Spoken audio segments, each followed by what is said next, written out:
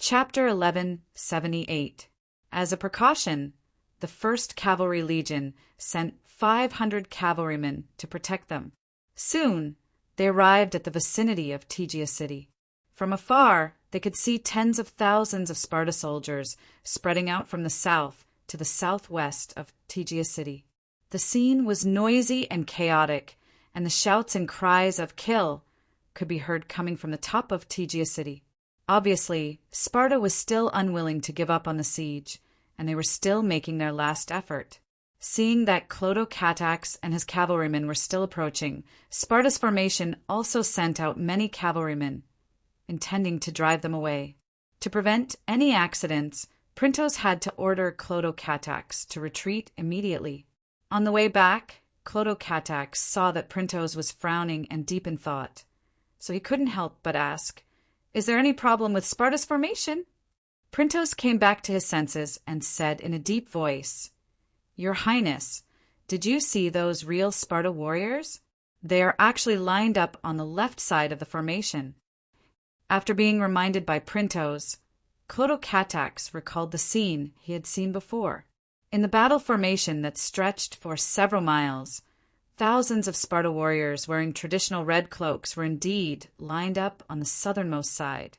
Clotocatax had spent some time in the staff office of the Ministry of Military Affairs, and he had participated in the study of previous battles that took place in the Mediterranean Sea. He knew that due to the small population, Sparta rarely fought independently in large-scale battles. Most of the battles were fought under the command of the Allied forces, and Sparta's own warriors would often be concentrated on the right side, relying on Sparta's traditional left-turn tactic to determine the final outcome of the battle. But this time, Sparta's warriors were actually concentrated on the left side, which was indeed unexpected. He thought for a moment and said, "Is it because of the defeat of Leuctra?" Sparta thought that their traditional tactics were no longer suitable, so they changed their formation? Or they just casually arranged a formation and pretended to engage us in battle, just to delay our rescue of Tegea? Printos knew that with Sparta's current situation, the only person who could lead and command such a large army was their old king, Agesilaus. He knew about the old general's past battles. Agesilaus' style was cunning and unpredictable, which was very different from the traditional generals of Sparta. This change in the battle formation that was different from the past definitely caught his attention, but he could not guess the real intention of the other party. He temporarily suppressed his doubts and said, "Your Highness, you are right. We should save Tegea first."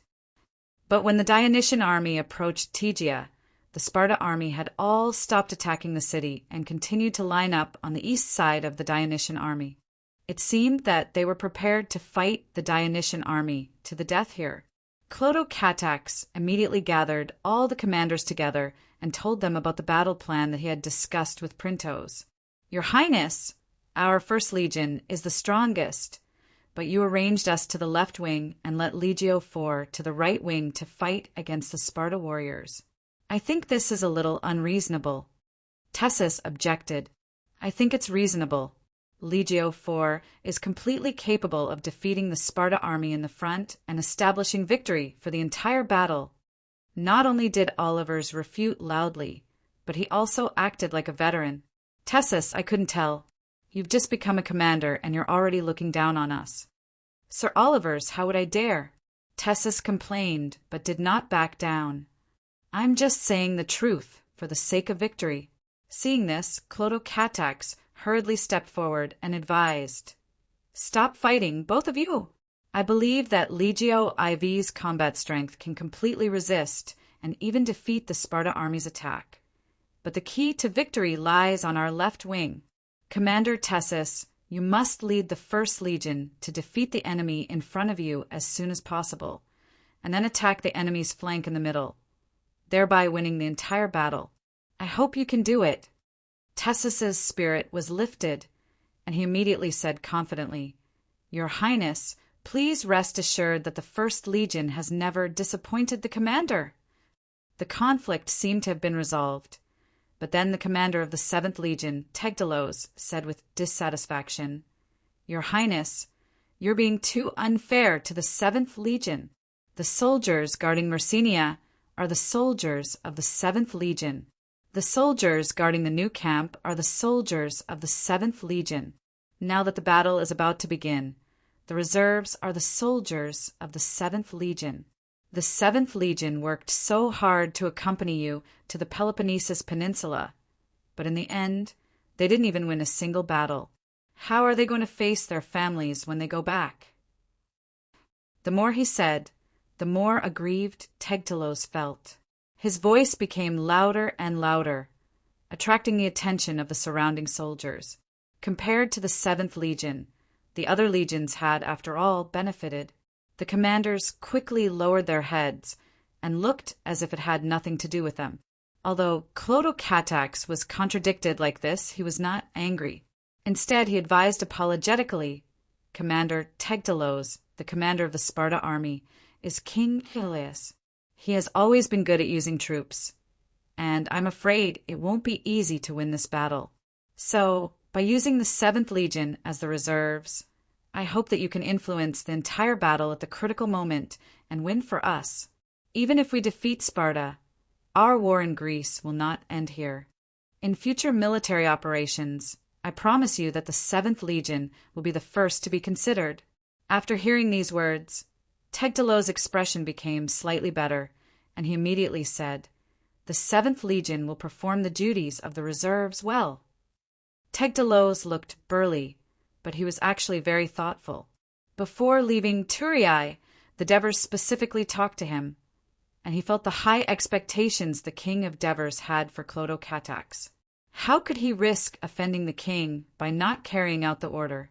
He was just taking the opportunity to make a scene to attract the prince's attention and earn more benefits for the 7th Legion. After all, compared to the 1st, 4th, and Legio VI, the 7th Legion did not have much of an advantage. Time is of the essence. All commanders, please return to your legions immediately after receiving your mission. Watching the commanders leave on their horses, Printos, who had been silent all this while, finally praised sincerely, "Well done, your highness!" Mukaloo, who was at the side, understood why Printos said that. As the commander of the Dionysian army, when faced with the doubts of his subordinates, he could resolve it with just one sentence. This was an order. After all, according to the military law of Dionia, once an order was given, the lower-ranking officers must strictly carry it out. However, Clotocatax still patiently persuaded these officers at this time.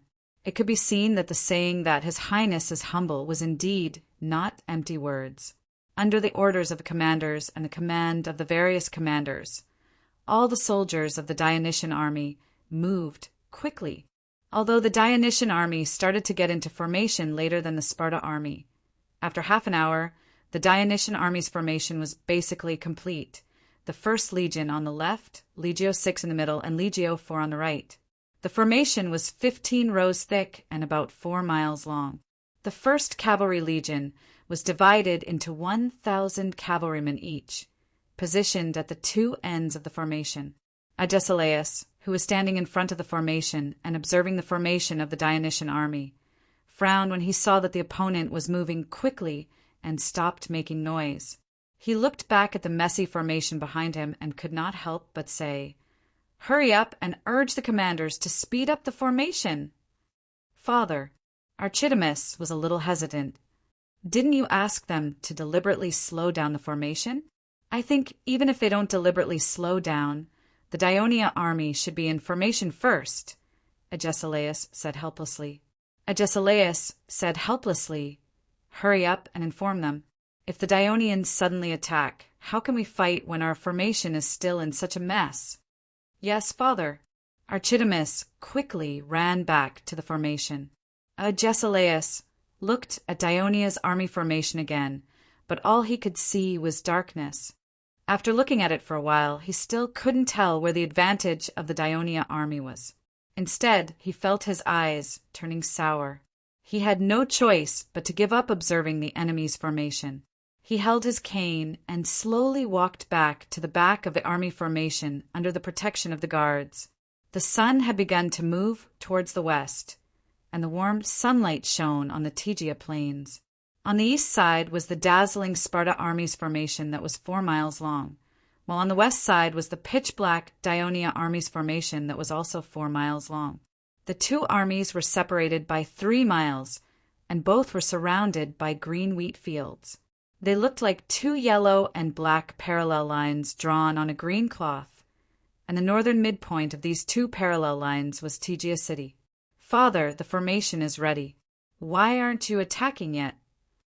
Archidamus hurried over and asked. "Don't rush, wait a while more." Agesilaus glanced at him and said calmly, "What are you waiting for?" "The soldiers have been waiting for half an hour. The sun will set if we wait any longer."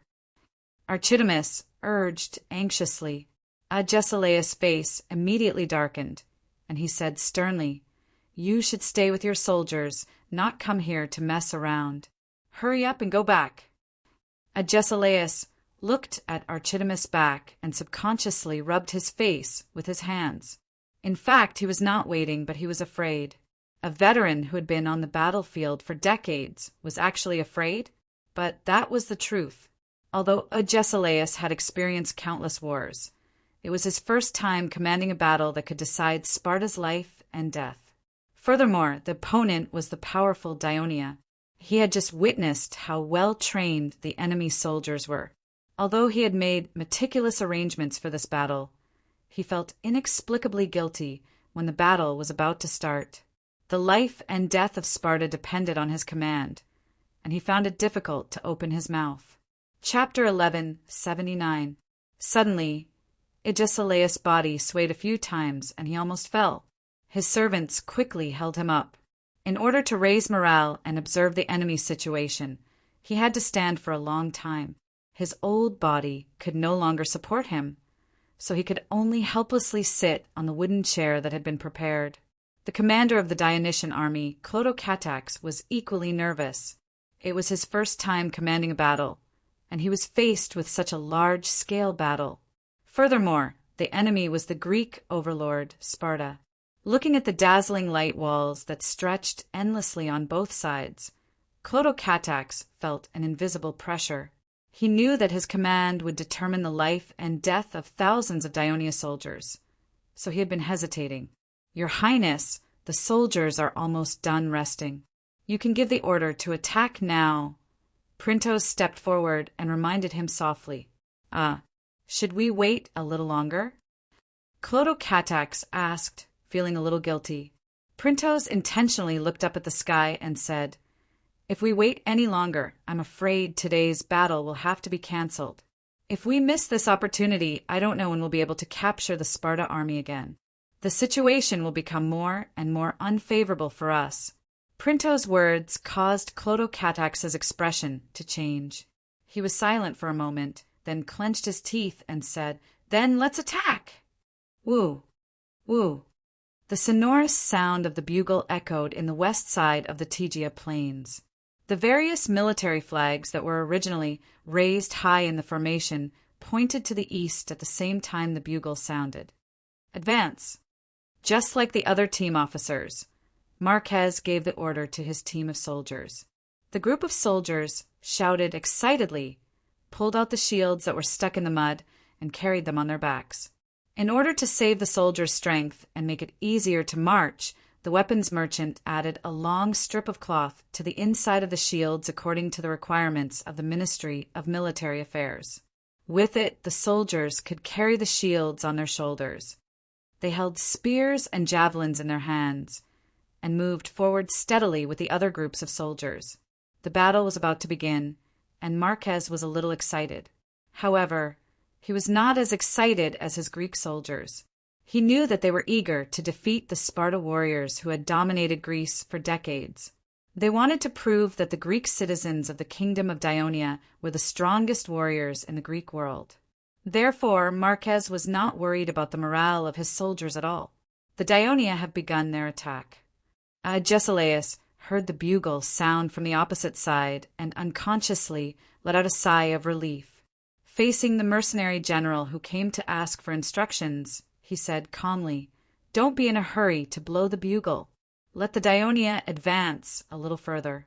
This way, when we engage in battle, the city of Tegea will be behind them. As the Daionia soldiers advanced slowly, rows of wheat sprouts fell to the ground. The originally straight line of the Daionia army gradually became more distinct. The light infantries with brisk footsteps had passed through the checkerboard formation of the heavy infantries and walked in front. Next were the cavalry on both ends. Even though they did not let the war horse gallop in order to conserve horsepower, they were still moving faster than the light infantries. The Daionia light infantries spread out in a loose formation at the front of the left, middle, and right flanks. When they were about 2 miles away from the Sparta army, Agesilaus finally gave the order to attack. The left flanks were the Sparta warriors in red cloaks, the middle flanks were mainly mercenaries, and the right flanks were mercenaries who had retreated from the siege not long ago. Other than the right flanks being 10 rows thick, the middle flanks and left flanks were increased to 20 rows thick. Both flanks were Macedonian cavalry. It seemed like Agesilaus had arranged the most traditional Greek phalanx formation and was about to engage in the most standard Greek heavy infantries with the Dionysian army. The only difference was that countless light infantries passed through the gaps in the formation and advanced forward in a loose formation. Agesilaus had some understanding of the Dionysian army. He knew that the Dionysian army was good at using light infantries to attack first to disrupt the enemy's formation. That was why he had specially instructed the mercenary general to recruit more light infantries in order to counter and weaken the Daionia light infantries during the battle. What did you say? The enemy has a lot of stone throwers. Clotocatax was surprised after listening to the scout's report. Yes, Your Highness. The enemy threw a large number of flying stones at our light infantries from afar, causing some soldiers to be injured. I think the Sparta people might have recruited some stone throwers from Rhodes. Advisor Mucilu made his conjecture and sighed regretfully. It's a pity that the original stone throwers in our first corps have all retired. Damn it, I should have asked my father to send some Bali people. Clotocatax was filled with regret. After the southern part of Iberia was incorporated into the kingdom of Daionia, the Bali Islands naturally submitted to Daionia. The Devers allowed them to govern themselves and generously promised to solve their food shortage problem. However, they also made a request. If the war required, the Bali Islands must provide no less than 2,000 stone throwers. Don't worry, Your Highness. The Spartans' light infantry is a temporary patchwork, and they are not as well trained as our soldiers. They are just taking advantage of the distance advantage. I think our light infantry will soon give them a taste of suffering, Printhos consoled. Clotocatax was skeptical, but at least he felt a little relieved. Not long after the light infantries of both sides fought, the cavalry of both sides also began to speed up. Although the tall wheat sprouts hindered the war horses to a certain extent, the cavalry had no time to think too much at this time. Soon, the cavalry of both sides collided. At both ends of the formation were 1,000 Daionia cavalry versus 750 Macedonian cavalry. Although the Daionia cavalry had the advantage in numbers, the Macedonian cavalry was as famous as the Thessaly cavalry in Greece. They were not weak in terms of horsemanship, fighting spirit, and combat effectiveness. Although the 1st Cavalry Legion was the first in name, it was different from the Infantry Legion. Its combat effectiveness could not be the best among the other legions. Even the newly established 5th Cavalry Legion, 6th Cavalry Legion, and 7th Cavalry Legion were stronger than it. The 5th Cavalry Legion was located in Iberia, and its main soldiers were from the conquered Lusitanian cavalry. The 6th Cavalry Legion was located in the Periver area, and its soldiers were all Gallic cavalry. As for the 7th Cavalry Legion, it was located in Hadrumetum, but it usually did not have a fixed number of personnel. Instead, it required the tribes of West Namibia to provide 3,000 to 4,000 cavalry when needed. It was the only light cavalry legion in the kingdom and the largest cavalry legion. Therefore, Cuttius, who took office the year before last, felt the pressure and increased the intensity of the cavalry training, Leds could no longer ride for a long time due to his age and injuries, so he chose to retire. At this time, the outcome of the cavalry battle could not be determined in a short period of time. When the news reached the command center at the rear of the Daionia army, in order to prevent Clodocatax from worrying again, Printos took the initiative to say the reason why His Majesty did not send too many cavalry back then was because he considered that Peloponnesus had many mountains and few plains, so there was not much room for the cavalry to play. Moreover, the army was already consuming a lot of food for the expedition across the sea, and the cavalry consumed even more food. The Greek cavalry was not strong to begin with, so only one cavalry legion was sent. It is not our main force for victory. The main force for victory is our infantry legion. Clodo and Catax looked forward with expectation. As the entire army continued to move forward, the dust that was stirred up had already begun to pervade the air, blurring the line of sight. On the contrary, the screams continued to be heard, becoming clearer and clearer. The Daionia light infantry, who had suffered some minor losses, sped up and shortened the distance between them and the enemy. Then the archers used their superb shooting skills that they had trained hard for many years to attack the enemy. The Cretan archers could only barely hold their ground. The javelins took the opportunity to rush forward, closing the distance to within 30 meters. They threw their javelins, but they were counterattacked by the large number of Thracian light shieldmen. Compared to the total number of Dionic light infantries, the 7th Legion's light infantries were left behind in the camp. The Spartan alliance had more than twice the number of light infantries.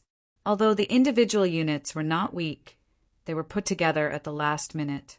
Not only did they lack tacit cooperation, but they also often hindered each other from time to time. Moreover, they lacked experience in large-scale battles with light infantries. That was why the Dionic light infantries, which had fewer numbers, had the upper hand by relying on their nimble movements and skilled tactical cooperation. As the distance between the two armies got closer, the Sparta coalition light infantry, who were worried that they would be squeezed in the formation, hurriedly retreated. On the other hand, the Daionia light infantry remained fearlessly in front of the formation. They turned to attack the Sparta heavy infantry, who were slowly moving forward. Although the arrows falling from the sky did not cause much damage to them, they could slow down their advance and disrupt their formation. However, the heavy javelins that were thrown at them posed a threat to their lives. The mercenary heavy infantry in front of the formation could not dodge the javelins. Before they could enter the charging distance, they were forced to run, causing the already crooked formation to become even more uneven. The Daionia light infantry quickly withdrew from the gaps in the chessboard formation at the back. The small squares quickly closed up and formed a unified formation. Then the commander shouted, "Prepare the javelins!" At this time, most of the Sparta coalition soldiers had rushed within 40 meters of the formation. The timing was just right. This was the result of the long and arduous training of the Legion of Dionysia. Chapter 1180. Accompanied by the roar of the Legion of Dionysia soldiers, nearly 20,000 javelins flew out, covering the sky. The charge of the Sparta coalition army stopped instantly, followed by continuous screams. The frightened Sparta coalition army soldiers had just removed their shields when they were shocked to find countless javelins flying towards them. Although before the battle, Agesilaus specifically reminded the mercenary generals to be careful of the Legion of Dionysia's heavy infantry throwing javelins when they approached, the mercenaries who had never fought with the Daionia were still unprepared. Taking advantage of the Sparta coalition army's formation being disrupted by the rain of javelins, the legionnaires shouted the name of Hades and launched a charge. The Daionia coalition army that was 4 miles long crashed into the Sparta coalition army like an avalanche. The Legio 6 soldiers were holding back their anger because they heard from the team officers that the commander ordered Legio 4 to fight the Sparta coalition army on the right flank, the 1st Legion on the left flank as the focus of the attack, and their Legio 6 was only in the middle to restrain the enemy. Why can't Legio 6 just restrain the enemy? The soldiers swore to let the young prince see the power of Legio VI, so they roared and concentrated all their strength on the long shield in their left hand, slamming hard into the enemy who was trying to restore their formation. The javelins in their right hand passed through the gap like lightning, accurately piercing the enemy hiding behind the shield. The Legio VI soldiers attacked with all their might from the beginning, causing the Sparta coalition army in the middle to be even more disorganized due to the javelin attack. The Legio IV soldiers held back in their charge because their opponent was the famous Sparta coalition army, so they had to be on guard. However, when the Spartans charged forward and started fighting, they realized that the Spartans' counterattack wasn't sharp. Under the fierce attacks of the soldiers, the Spartans seemed to be in a passive position. Although this made the soldiers heave a sigh of relief, they also felt a little disappointed. On the left flank, the 1st Legion army shouldered the heavy responsibility of winning the battle and also attacked with all their might. However, the mercenaries who had just been attacked by the rain of javelins tacitly retreated slowly, greatly reducing the charge of the 1st Legion army. At the same time, they launched fierce counterattacks from time to time during their steady defense, causing some casualties among the 1st Legion army's frontline soldiers. This forced the soldiers to stop advancing and began to patiently fight with the enemy. In general, the Dionysian army relied on the long-range attacks of the light infantry and the heavy infantry's javelin attacks to gain the upper hand from the beginning, causing the Sparta coalition army to be somewhat passive in the frontal confrontation.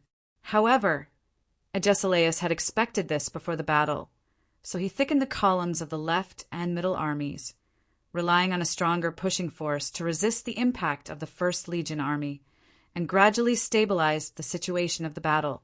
When the battle between the two armies returned to a stalemate, the scouts rushed back to the command center and reported to Clotocatax that the cavalry on both sides had defeated the Sparta coalition army's cavalry and were pursuing them. Clotocatax's nervous face finally revealed a trace of a smile. Although he knew that even if the cavalry won, the small number of cavalry wouldn't be able to play a big role in a war with tens of thousands of people, but it was still a good sign.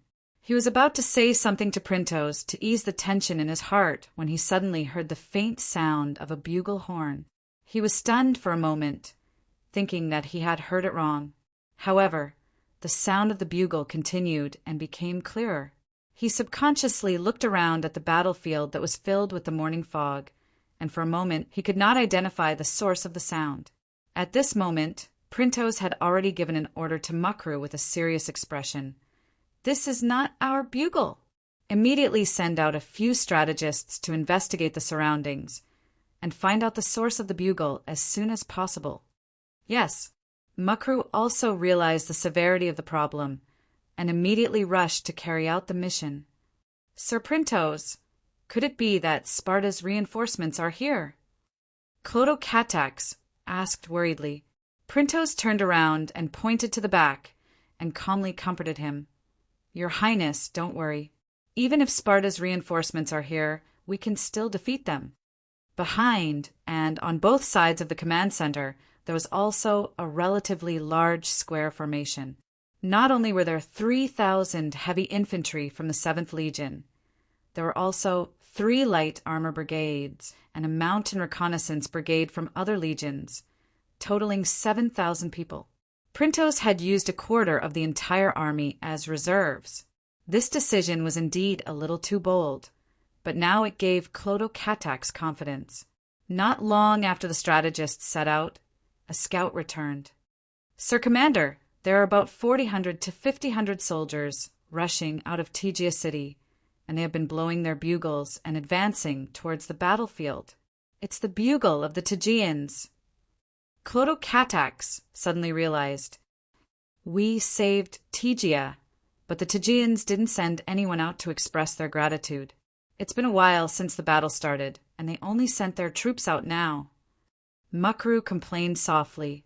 The Tegeans were attacked by the Sparta army before, and they probably suffered a lot of losses. With such a large-scale battle happening right at their doorstep, it's understandable for them to be vigilant. Clotocatax explained for the sake of the Tegeans.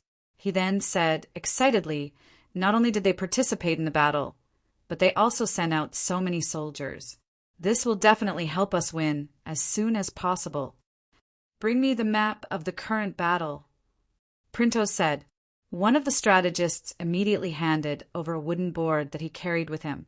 On it was a simple map of the battlefield that was drawn based on the information that Jinchi had gathered. Printos took a look at it, and his expression immediately darkened. Our cavalry has already defeated the Sparta cavalry, and you didn't make any corrections in time. Not in time. Information on the battlefield changes rapidly. If you're slow once, you'll be slow every time. How can you provide good support to the commander? Printos reprimanded. My lord, I was wrong. I'll correct it immediately. The strategist lowered his head in shame and wanted to take the wooden board back. However, Printos didn't give it to him immediately. Instead, he took the wooden board and asked the scout in a low voice, "Where are the Tegean army?" The scouts of Dionia had been specially trained. Not only were they good at riding, they had a strong sense of direction, sharp eyes, and were good at observing and estimating the number of troops. They were also good at recognizing and drawing maps. So, he only glanced at the wooden board for a moment before he pressed his finger on it without hesitation. They're here. Printos focused his eyes and saw that the Tegean army was behind the left wing of the Dionia army, and not far south of Tegea city. Your Highness, we should immediately send someone to inform the Tegeans and have them circle around the rear of the Sparta army and attack the right wing of Sparta, Printos suggested to Clotocatax while gesturing on the wooden board. Clotocatax immediately understood. He looked around and said, "In order to show respect to the Tegea people, Mukalu, I'll have to trouble you to make a trip there." "Yes, my lord." "Wait. Let the guide from Mandinia, Calasinos, go with you. It'll be easier to communicate with the Tegeans this way." It should be said that Clotocatax was very thoughtful.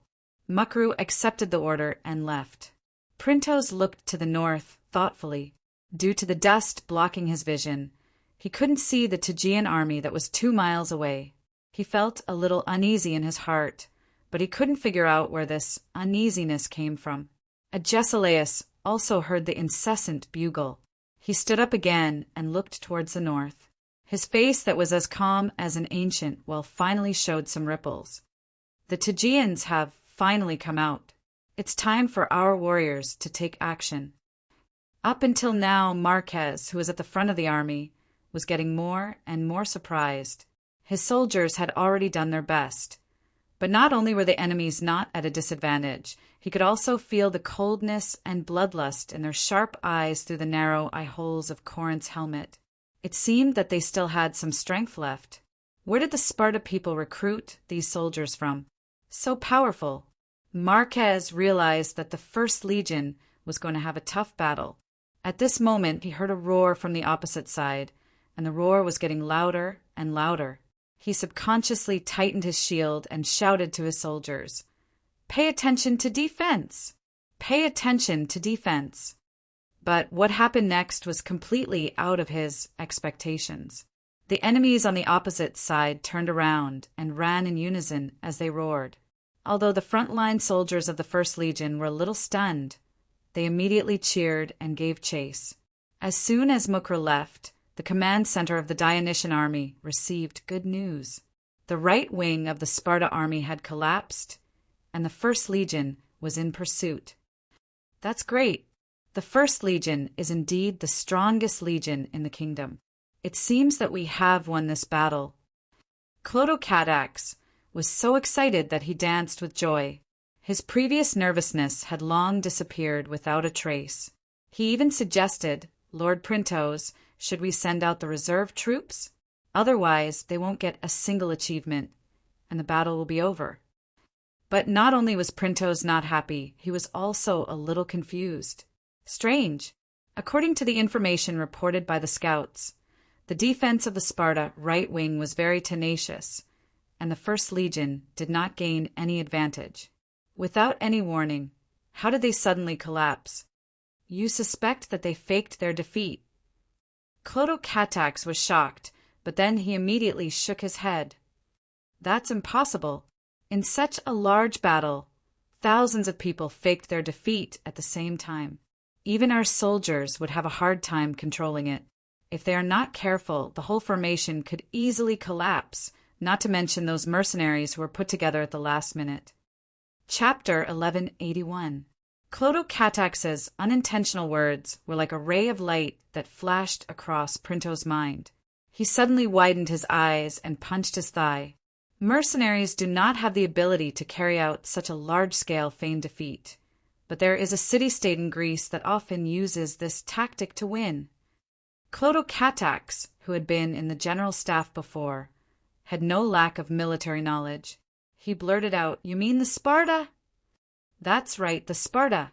We've been tricked by Agesilaus," Printos said angrily.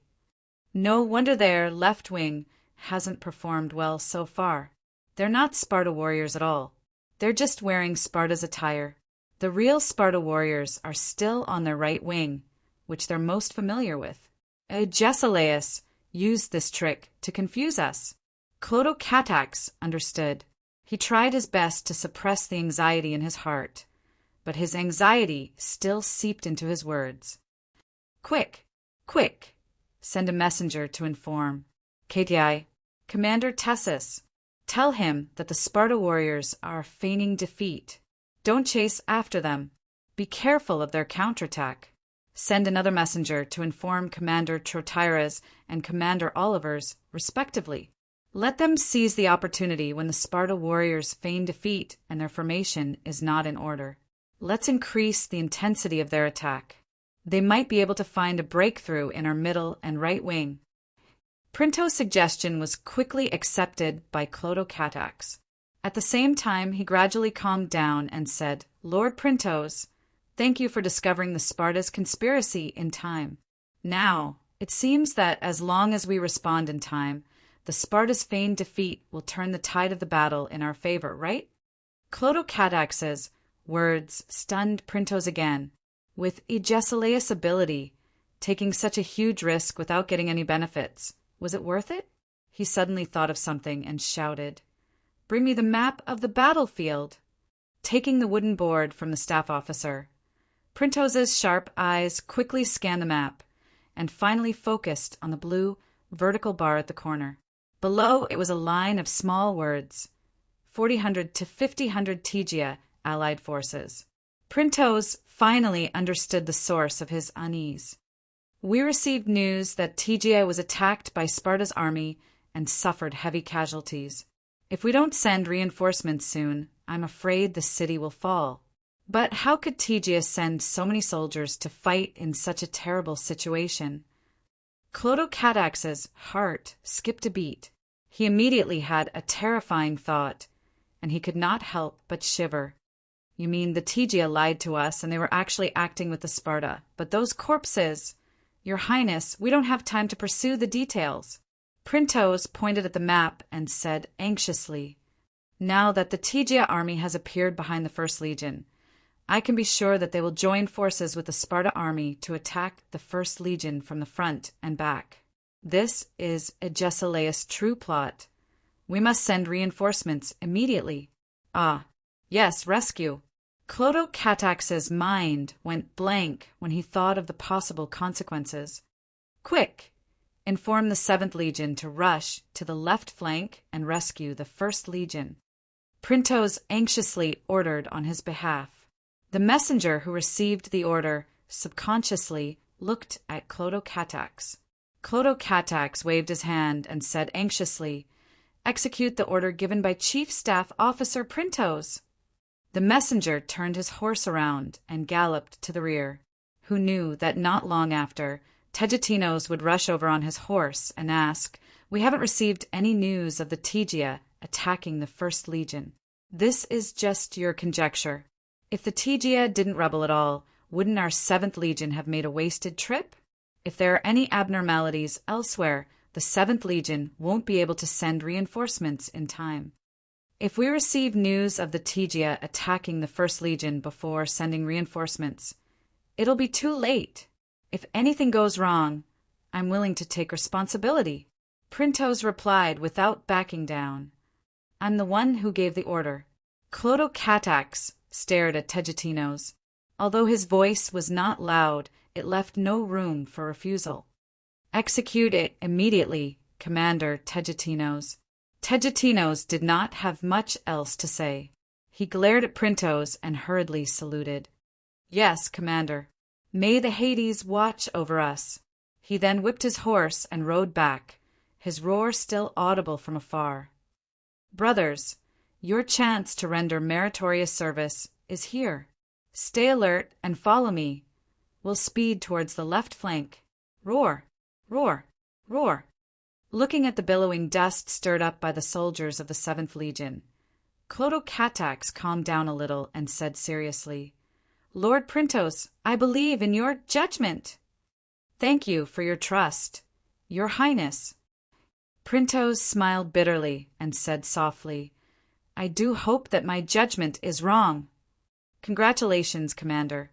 Our 1st Legion has defeated the enemy's right flank."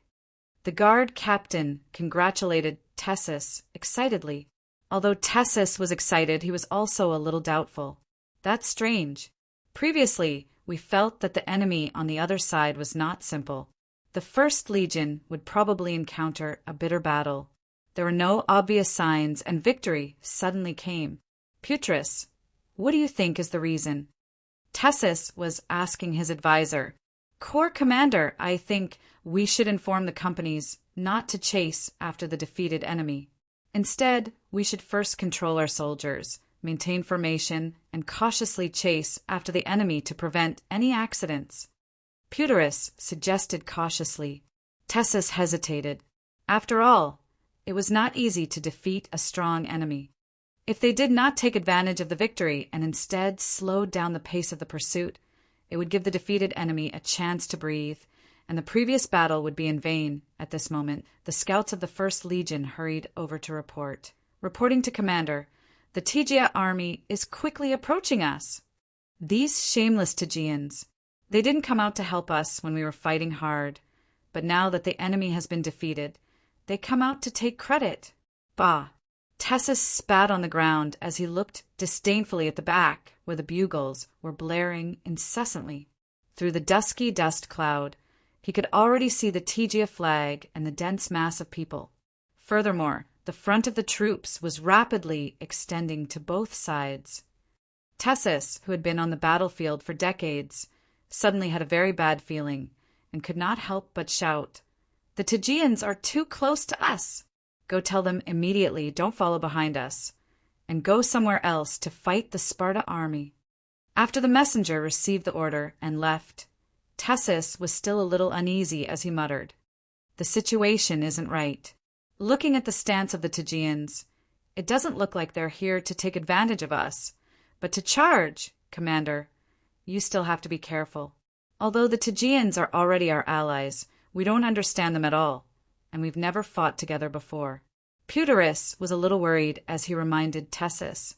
After listening to the advisor's words, Tessus finally stopped hesitating and immediately issued an order. "Inform the companies at the back of the army to immediately stop advancing, get into formation, and prepare for defense." 5 or 6 messengers spurred their horses forward at the same time, rushing to the front to give orders to the companies that were still running. "Commander, some of the soldiers are on defense and some are still chasing. If that's the case, the strength of our 1st Legion will be scattered. Why don't we just stop advancing?" Putris suggested again. Tessus did not expect to be faced with such a difficult choice in his first battle as a Legion commander. Part of the army on defense and part of the army chasing. Not only could it prevent danger, but it would also cause the strength of the army to be scattered, which was very risky. If the entire army stopped chasing and defended, what if the Tegians had no ill intentions towards the 1st Legion? Then the victory that was already in their grasp would fly away. What a pity. This was one of the reasons why Tessus had always been unwilling to be a Legion commander. Making a choice was too troublesome. But soon he didn't have to worry about it anymore, because he saw with his own eyes that the messenger who was blocking the Tegean army suddenly turned over and fell to the ground, motionless, with a javelin stuck in his body. The Tegeans are the enemy. Immediately blow the bugle, and the entire army will stop advancing," Tessus urgently shouted. Originally, he and his advisor had led the guards, scouts, mountain scouts, messengers, and buglers to closely follow the First Legion. But now that the situation was critical, they had to rush forward with all their might. Otherwise, the First Legion's command center would directly face the Tegean army's attack. Woo! Woo! At the same time as the bugle of the First Legion was blown, the Tegeans also let out a deafening roar and accelerated forward. At this time, they were less than 200 meters away from the First Legion's companies that were lagging behind. After receiving Tessus's order, the officers of these companies and divisions seized the time to gather the scattered soldiers and reorganize their formation. There was no time to form a unified defense line. Countless Tegeans surged over like a tide, rushing into the First Legion civ, seemingly wanting to drown all the soldiers of Dionia. Shield formation, defend. Brothers, don't panic. Persevere in defense. Our reinforcements will soon arrive. But in the midst of this chaos, the hysterical shouts of the officers of the First Legion resounded unceasingly. The small phalanxes stood erect like rocks in the tide. Apex. Chapter 1182. This was the scene that Mucrel saw when he arrived. His heart sank to the bottom. Oh no! The Tegeans have betrayed the Arcadia Union. The Mandinian guide, Calicinus, was also dumbfounded. The Tegeans have betrayed the Arcadia Union. General Mucrel, I can swear to Zeus that the Mandinian Union has no knowledge of this. Mucrel's face was gloomy.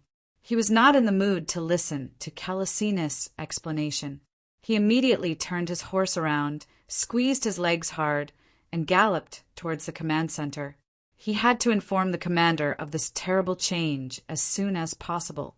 Calicinus looked angrily in the direction of Tegea City and followed Mucrel. As a platoon leader, when the 50 soldiers under him were excitedly chasing the enemy, Marquez had to try his best to control the whole platoon and not let the soldiers run away. This was a requirement of the Dionia military law. The First Legion was one of the most powerful legions in the Dionysian army, not only because the soldiers were very skilled in combat, but also because they had a strong ability to carry out military law.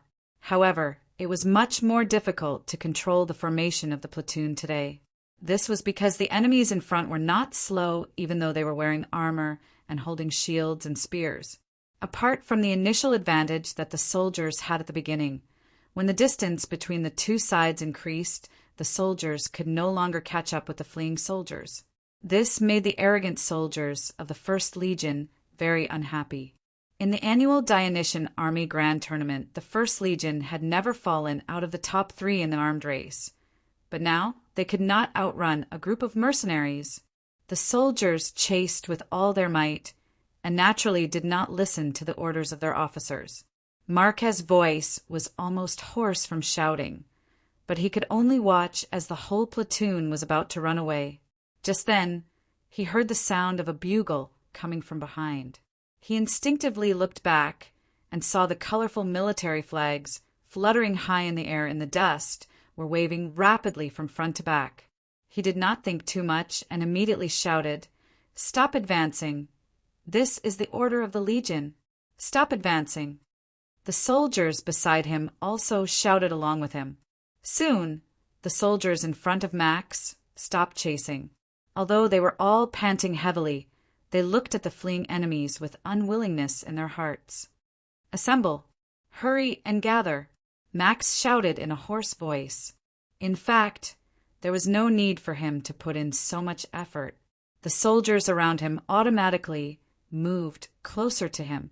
Some of them were not even soldiers from his division, but the white tassel on Max's helmet gave them a choice.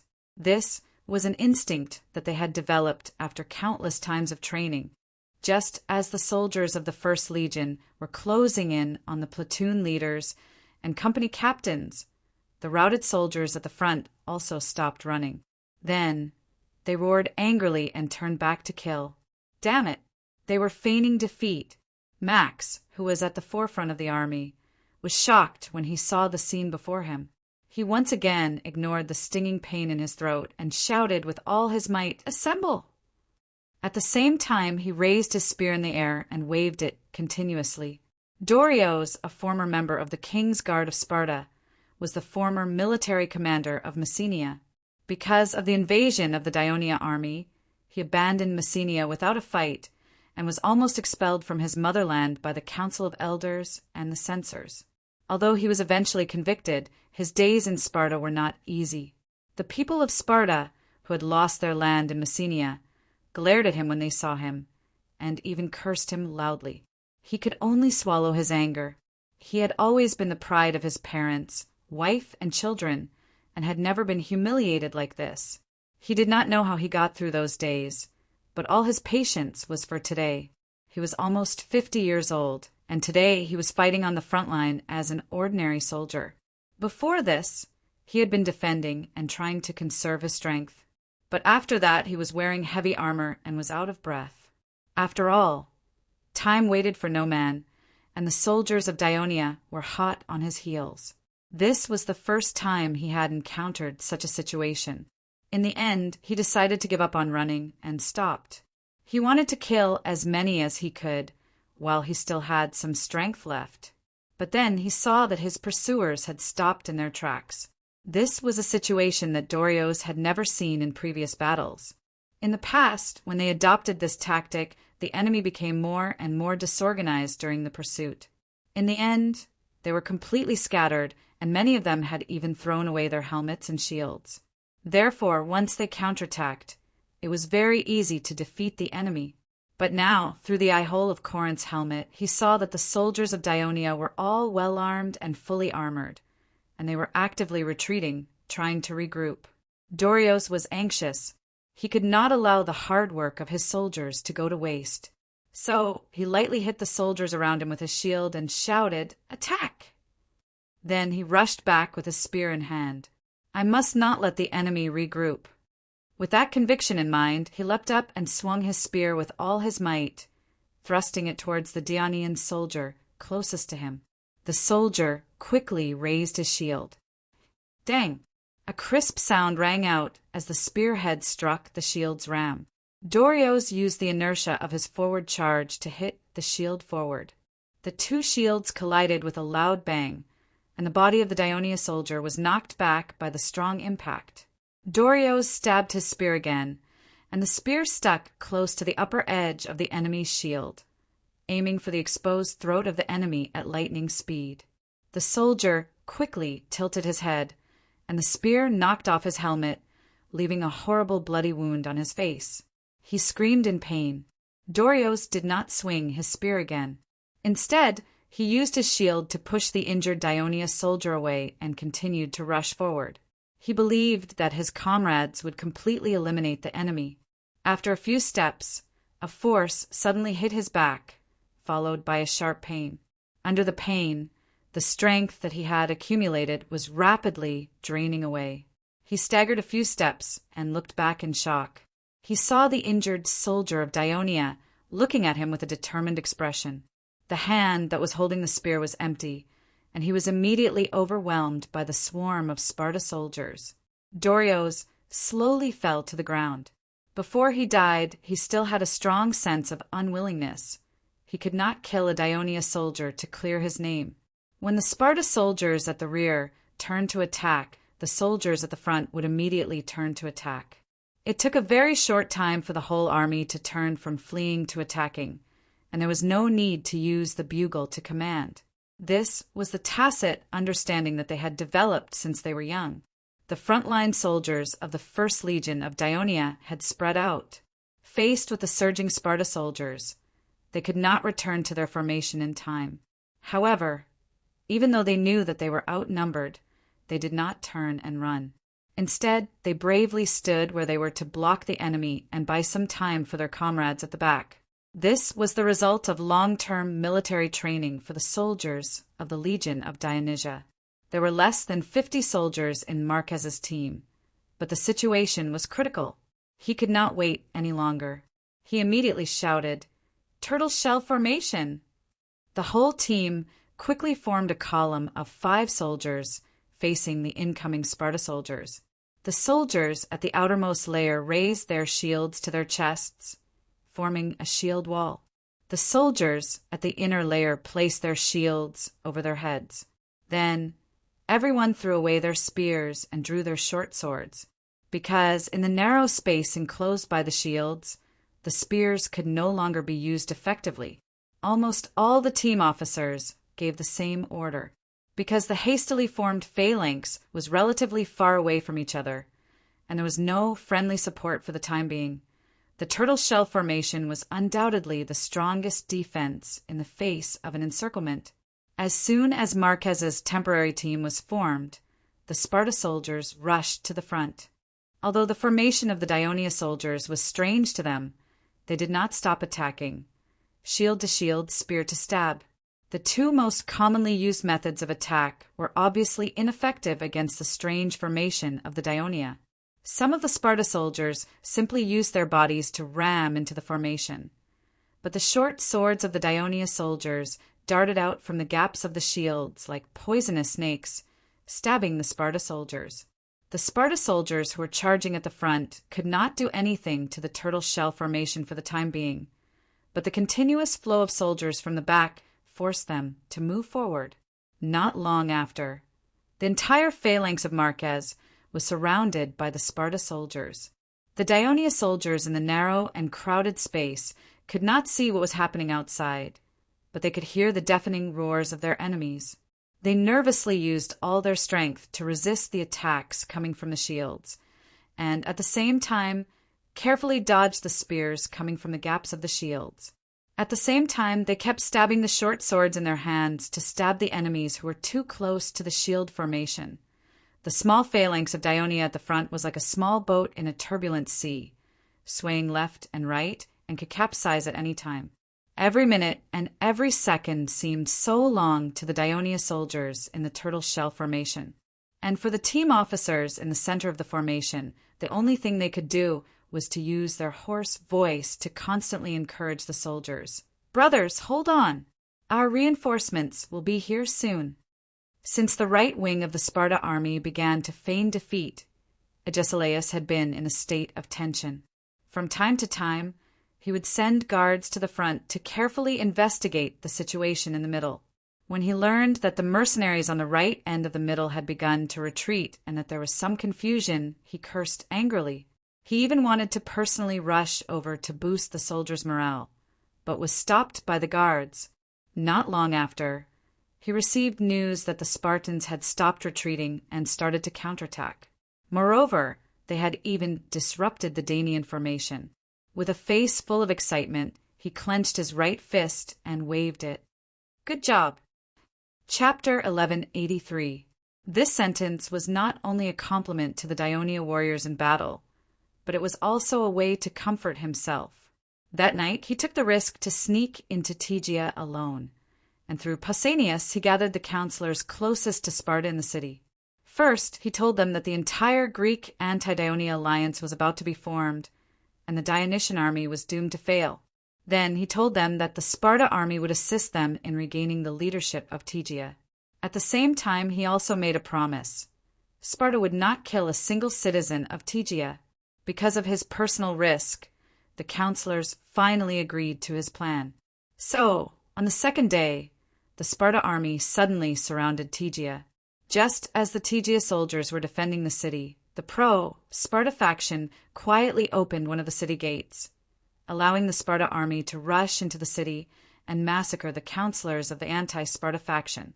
Since Tegea had always been an oligarchy with the support of Sparta, and the ordinary citizens had no power, the pro-Sparta faction regained control of the city, and soon the situation in the city was under control. Moreover, they began to pretend to defend and attack the city with the Sparta army. Because the entire city was surrounded and sealed, even if there were citizens who were dissatisfied, they could not spread the news. And considering that if the battle was lost, Tegea would definitely suffer the revenge of Dionia, so the pro-Sparta faction also made a promise to Agesilaus. They would send all the citizens of Tegea who could fight to attack the Dionia. now that the trap that Agesilaus had set for the Dionysian army had finally succeeded. He could finally breathe a sigh of relief. He could imagine how the battle would develop next. The scattered soldiers of Dionia on the left would be pincered by the Sparta warriors and the Tegea army. Even if they still had the strength to fight, they would soon be defeated. Then the Sparta warriors would take advantage of their victory and sweep through the middle, finally winning the entire battle. Agesilaus did not indulge himself for too long. He knew that the Dionysian army liked to leave a portion of their troops in reserve during a battle, so he immediately ordered the messenger, immediately informed the Thracians, let them follow the original plan, and attack the right flank of Dionia. Although Agesilaus firmly believed that before the Dionia's reserve troops arrived, Dionia's left flank would be defeated by the two attacks, he was still cautious and was prepared to stab the right flank of Dionia as well, completely disrupting the judgment of the Dionia's commander. This was because he had already received intelligence from the Arcadians that his previous plan had worked. Leotychides had been transferred away, and the new commander of Dionia was actually the son of the Devers' king. It was said that this young man, whom the Devers regarded as the heir to the throne, had little experience in commanding. In the face of such a complicated battlefield situation, it would be difficult for him to make a more appropriate response. He suppressed the joy in his heart and prayed to Zeus, hoping that he could give Sparta a great victory and reverse the current predicament of Sparta. Mukrut galloped on his horse. Halfway through, he saw smoke and dust billowing in front of him as countless soldiers in black armor rushed over with shields and spears. Mukrut hurriedly turned his horse to give way, and then sped towards the place where he could vaguely see the rustling of the purple and red helmets. When he got closer, it was indeed the person he was looking for. He quickly shouted, "Commander Tegetinos, where are you going with your troops?" "I'm leading the 7th Legion to the left flank." Tegetinos' tone was still indignant. "Your chief of staff suspects that the Tegea army has rebelled and wants me to rush to the 1st Legion's aid immediately." The Tegea army has indeed rebelled. They've already attacked the 1st Legion's formation from the rear, and the situation is dire. "Damn it, Printos was right," Tegetinos exclaimed, and immediately doubled his volume. "Brothers, the 1st Legion is in danger, and it's up to us to save them. Pick up your pace, and I'll kick the ass of anyone who's slow. Roar!" The soldiers shouted in unison.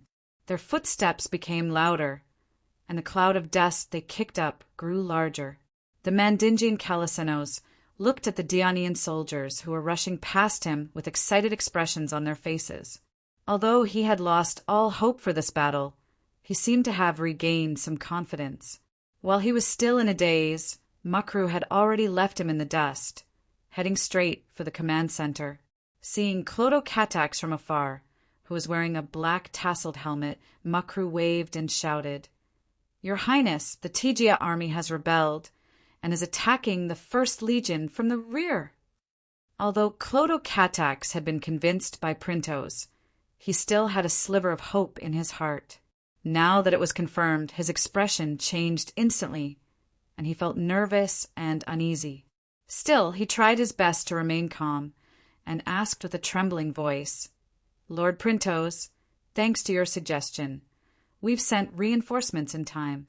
Do you think our left flank can hold?"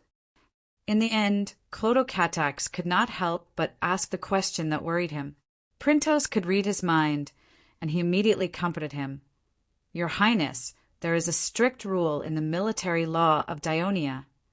When pursuing a defeated army, the heavy infantry must try their best to maintain the formation of squads and detachments, and must not be separated. The 1st Legion, as the model of the entire army, has always been firm in enforcing the military law. Even if we are attacked from both sides by the Sparta army, we will still be able to resist the enemy with our own phalanxes. Not only will we not be defeated, but our army is also used to fighting independently in small groups, and we may even have the upper hand in such a chaotic battle." "That's good." Clotocatax was skeptical. "Your Highness, I have another suggestion." "Go ahead." "The Sparta army has set up a trap here to fight us. They are well prepared, and we are in a more passive position. We cannot be led by the nose by the enemy. We must regain the initiative on the battlefield in order to win the final battle." After confirming that the First Legion was attacked from both the front and the back, Printos finally made up his mind to implement the plan that he had been brewing for a long time. With a solemn expression, he said in a deep voice, "I suggest that we send 3 light armor brigades to the north, bypass the left wing, and attack the flanks of the Sparta army. This is to further reinforce the First Legion, and at the same time, to eliminate the strength of the Sparta army as much as possible. Sparta does not have many young and strong citizens who can fight. For them, every one of them is precious. So in previous battles, they have used their allies and mercenaries. This battle involves the rise and fall of the city-state, so they have sent out so many Sparta soldiers. If we pretend to attack the right wing with all our strength, the commander of the Sparta army will definitely try his best to rescue them. After the light armor brigades have been sent out for a while, we will send out our last reserve force, the Mountain Reconnaissance Brigade, to attack the flank of the left wing of the Sparta army. That way, we can win the battle in one fell swoop."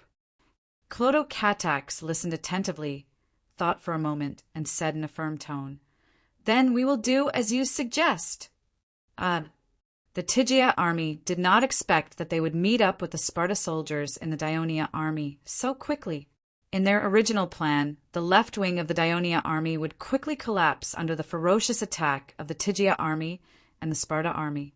Then the Tygia army would take advantage of the situation to chase after the defeated soldiers and finally win the battle. However, the reality was beyond their expectations. The left wing of the Dionia army did not collapse. Instead, it shrunk into small phalanxes and continued to fight. At that time, the Tygia army did not think too much about it and rushed into the Dionia army that seemed to be on the verge of collapse. It did not take long for them to realize that they had sunk into a swamp. Although most of the Tygia soldiers were heavy infantry, like the Sparta soldiers, they were different from the Sparta soldiers who had undergone arduous training since they were young. Wearing the Corinth helmet, they were more adept at frontal combat, and in this crowded and narrow space, they appeared to be too clumsy. To make matters worse, not long after the First Legion pursued the defeated soldiers, they quickly halted their advance due to the ambush of the Tygia army and switched to defense. At this time, the rear of the First Legion did not completely disperse. When they formed their phalanxes, not only were they well organized, but the distance between each phalanx was also relatively close. This was the basis for the First Legion to execute the phalanx tactic. Although Tessus's orders were not decisive at the beginning, he was after all an experienced soldier. He did not panic and lead his followers to hide in a random phalanx. Instead, he found the right direction and led them to a phalanx at the rear of the formation. When the Tygia soldiers rushed in like a tidal wave, he ordered the buglers to blow the bugle incessantly. Although the nearby phalanx soldiers couldn't clearly see the situation around them, they could hear the familiar bugles. Just like a ship sailing in the night that had spotted a lighthouse, they began to consciously move towards the direction of the bugles. Although every phalanx was moving very slowly, their unified movements made the Tedra soldiers squeezed in between the phalanxes feel that their movements were even more difficult. Soon, a greater disaster struck. The 7th Legion, led by Tigertinus, finally arrived, and they immediately launched a fierce assault on the Tygia soldiers. The rear of the Tygia army was mainly made up of light-armored soldiers who could not face heavy infantry in the first place.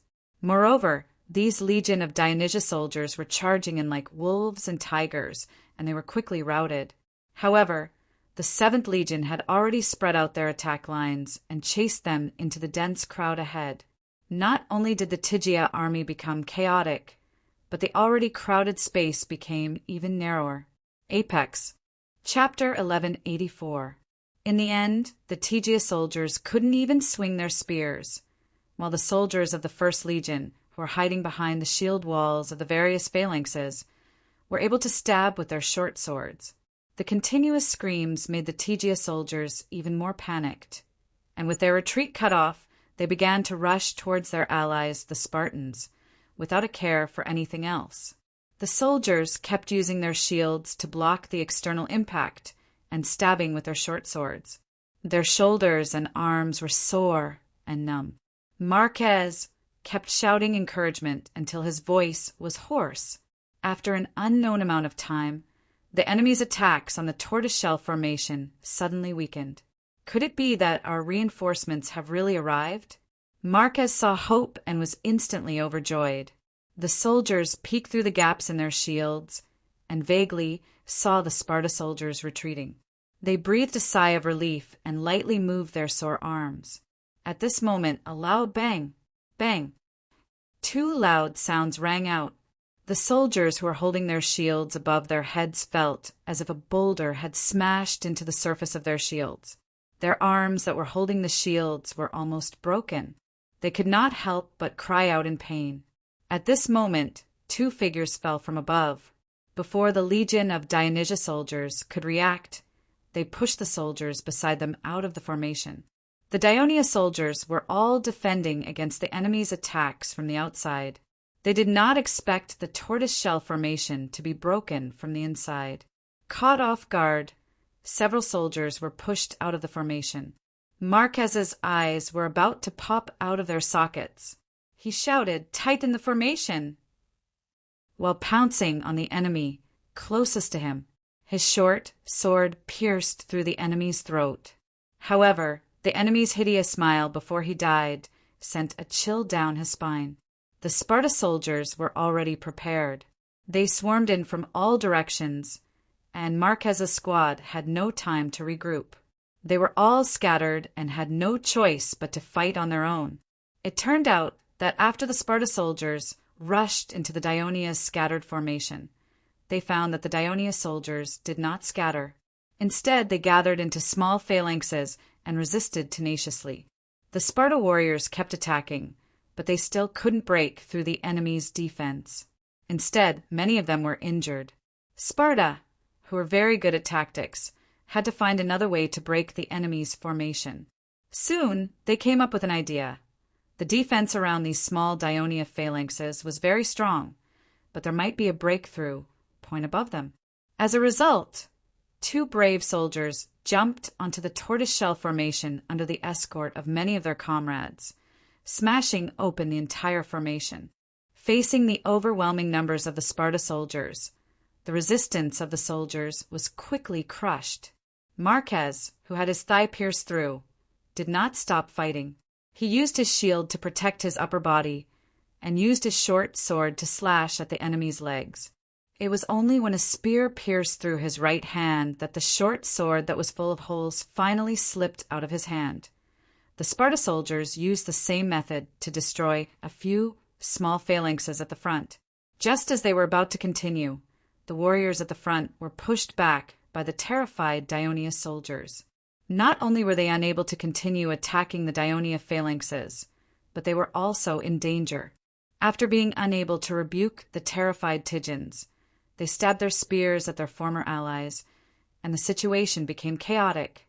Not long after, the rear of the Sparta army also began to stir. The marching speed of the Dionysia light infantry was naturally faster than that of the heavy infantry.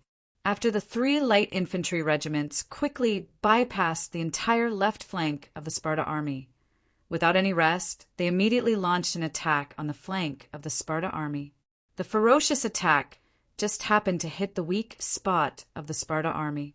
This time, among the 7,000 soldiers dispatched from Sparta's territory, there were only about 1,500 true Sparta soldiers, more than 1,000 elderly Sparta citizens, nearly 2,000 pariasis, and more than 2,000 black rogues.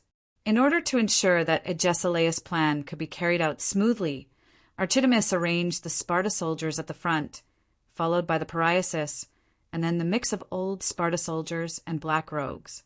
At the beginning of the battle, the mixed army of old Sparta soldiers and black rogues did not participate in the battle, but kept a certain distance from the fighting troops, because Agesilaus was worried that these black rogues, who had never received training in feigning defeat tactics, would instead become a hindrance.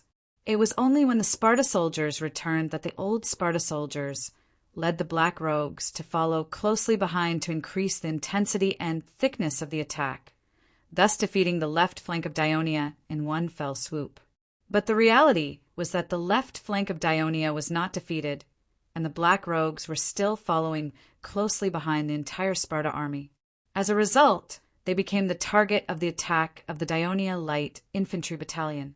Although the Council of Elders had promised the Black Rogues who participated in the battle that after the victory of the war, they would become free citizens of Sparta. However, the Black Rogues who vaguely knew that Sparta was now in a difficult situation were not too enthusiastic about this. But out of fear of Sparta, they pretended to be more obedient. But in the face of the ferocious attack of the Dionia soldiers, these Black Rogues, who only wore thin clothes and held simple spears, began to retreat after a short while, and along with them, some of the old Sparta soldiers who were still fighting began to retreat. Agelaus looked forward to the news of victory from the right flank, but the news that the guard sent out several times was that the Sparta soldiers on the right flank were still fighting. Agesilaus felt that he already understood the Dionia army very well, but he never expected that the Dionia soldiers could still fight for so long under the influence of Sparta's tactics of feigning defeat and then being attacked from both sides. While he was amazed at the tenacity of the Dionia soldiers, he also regretted that he only gathered information through oral rumors, or that his understanding of the Dionysian army was not comprehensive enough. Now he began to feel uneasy, because he knew that if they could not quickly defeat the left flank of Dionia, the weakness of the Sparta allied army would be exposed after a long time. The main weakness was the Tegea army, because the Dionysian army always had reserve troops during battles, and they would inevitably send their reserve troops to attack the Tegea army in order to achieve the goal of rescuing the left flank. Therefore, Phaeus hurriedly sent a messenger to stop the Thracians who were rushing to the south, preparing to rush to the north, bypass the Sparta army, and reinforce the Tegea army. However, just as these thousands of Thracian light shield men ran past his back, the scout hurriedly rushed back and shouted anxiously, "King Helios, it's bad! Our flank is being attacked by the Dionia army." Agesilaus was taken aback. He always thought that the Dionia commander would first send their reserve troops to attack the Tegea army closest to them, so as to achieve the goal of rescuing the left flank. However, at this time, the Dionia army actually bypassed the left flank and attacked the flank of the Sparta army. If the Dionia commander did not lose his mind, it could only mean one thing. The Dionia army had a considerable number of reserve troops and could attack from both sides at the same time.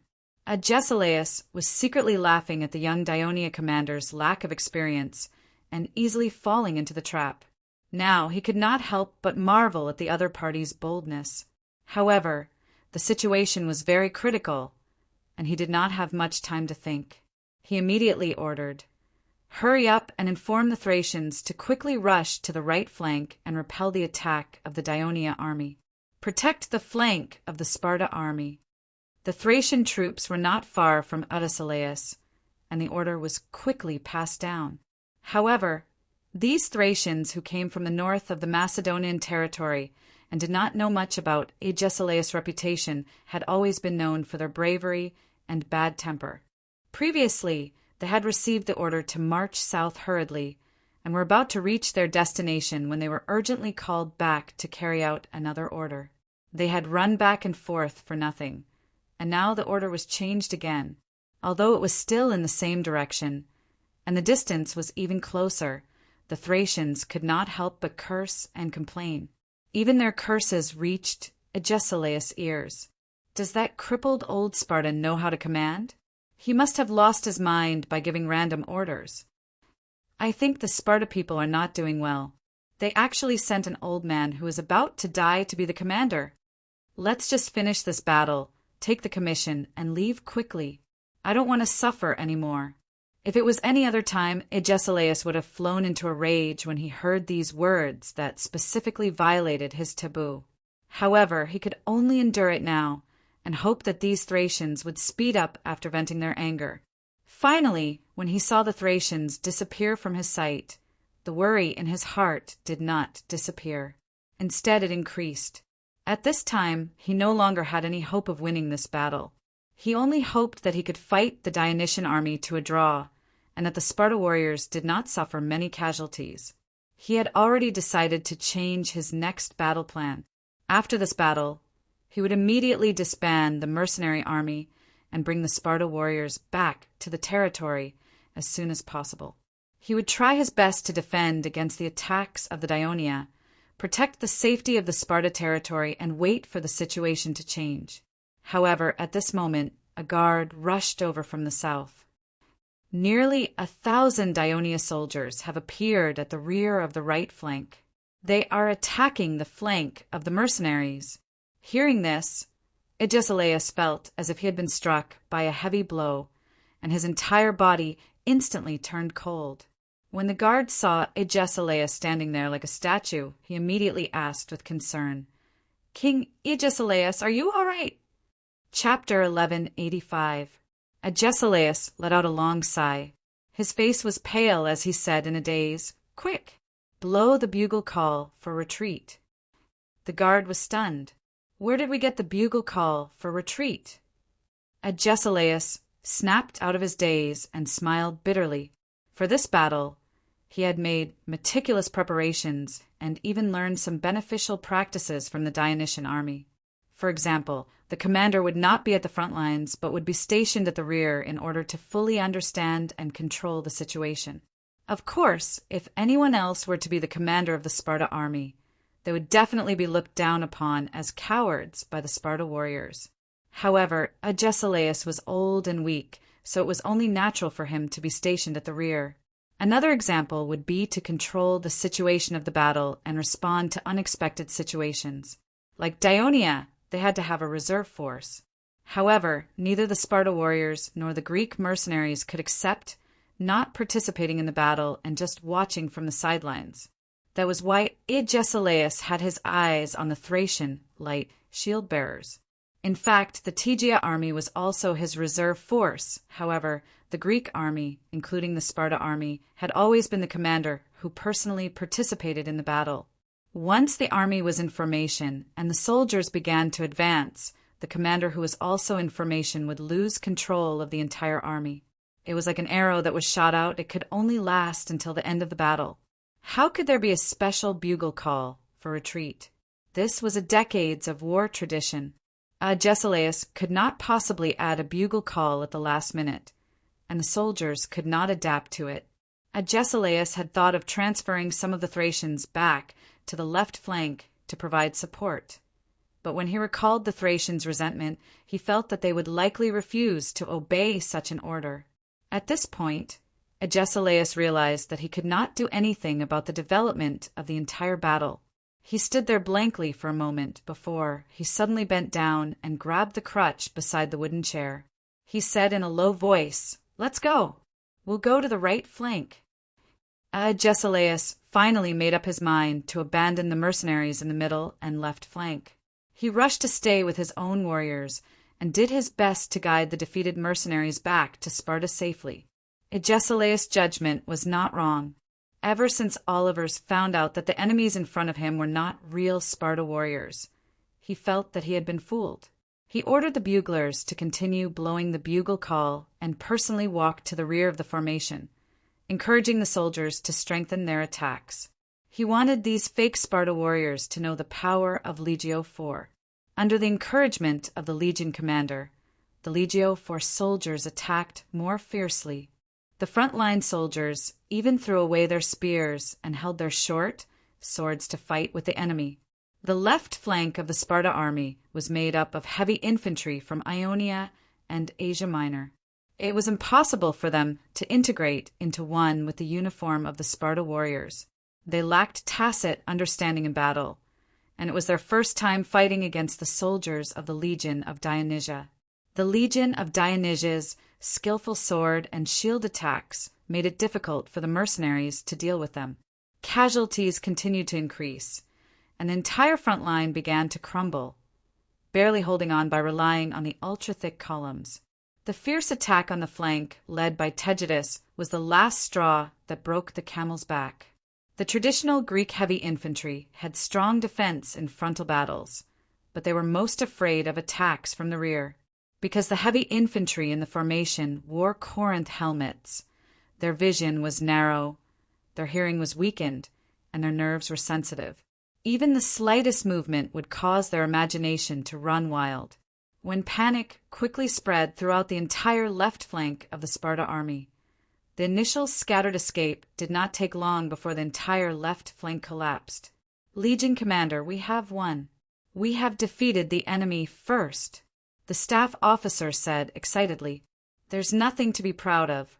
We have just defeated an army of fake Sparta warriors, Oliver said modestly, but there was a smile on his face. The collapse of the left flank of the Sparta army eventually turned into a rout of the entire army. Although the Thebes won the Battle of Leuctra, they did not gain much as they quickly retreated back to camp. However, the Dionysian army had always had a tradition of expanding their victory after victory. Under the suggestion of Printos, Clotocatax also sent messengers to inform the legion commanders to continue the pursuit and eliminate as many Sparta soldiers as possible. The Macedonian cavalry that was repelled by the 1st Cavalry Legion had been very tenacious. As soon as the Dionia cavalry stopped the pursuit, they would immediately stop running and pretend to return to the battlefield. This forced the 1st Cavalry Legion to continue the pursuit and could not leave to support the troops that were fighting on the battlefield. Now, the entire battlefield was filled with Sparta's defeated soldiers. The Macedonian cavalry finally stopped pestering them and retreated far away. The 1st Cavalry Legion also joined in the pursuit with peace of mind. The pursuit continued until the defeated soldiers finally escaped into the mountains in the east. This battle between the Dionysian army and the Sparta army had finally come to an end. At this time it was already dusk. The sun had exhausted its strength and was slowly sinking into the mountains in the west. Its gloomy, warm afterglow shone on the Tegea plains. The beautiful countryside that used to be filled with red flowers and green wheat was now littered with corpses and blood.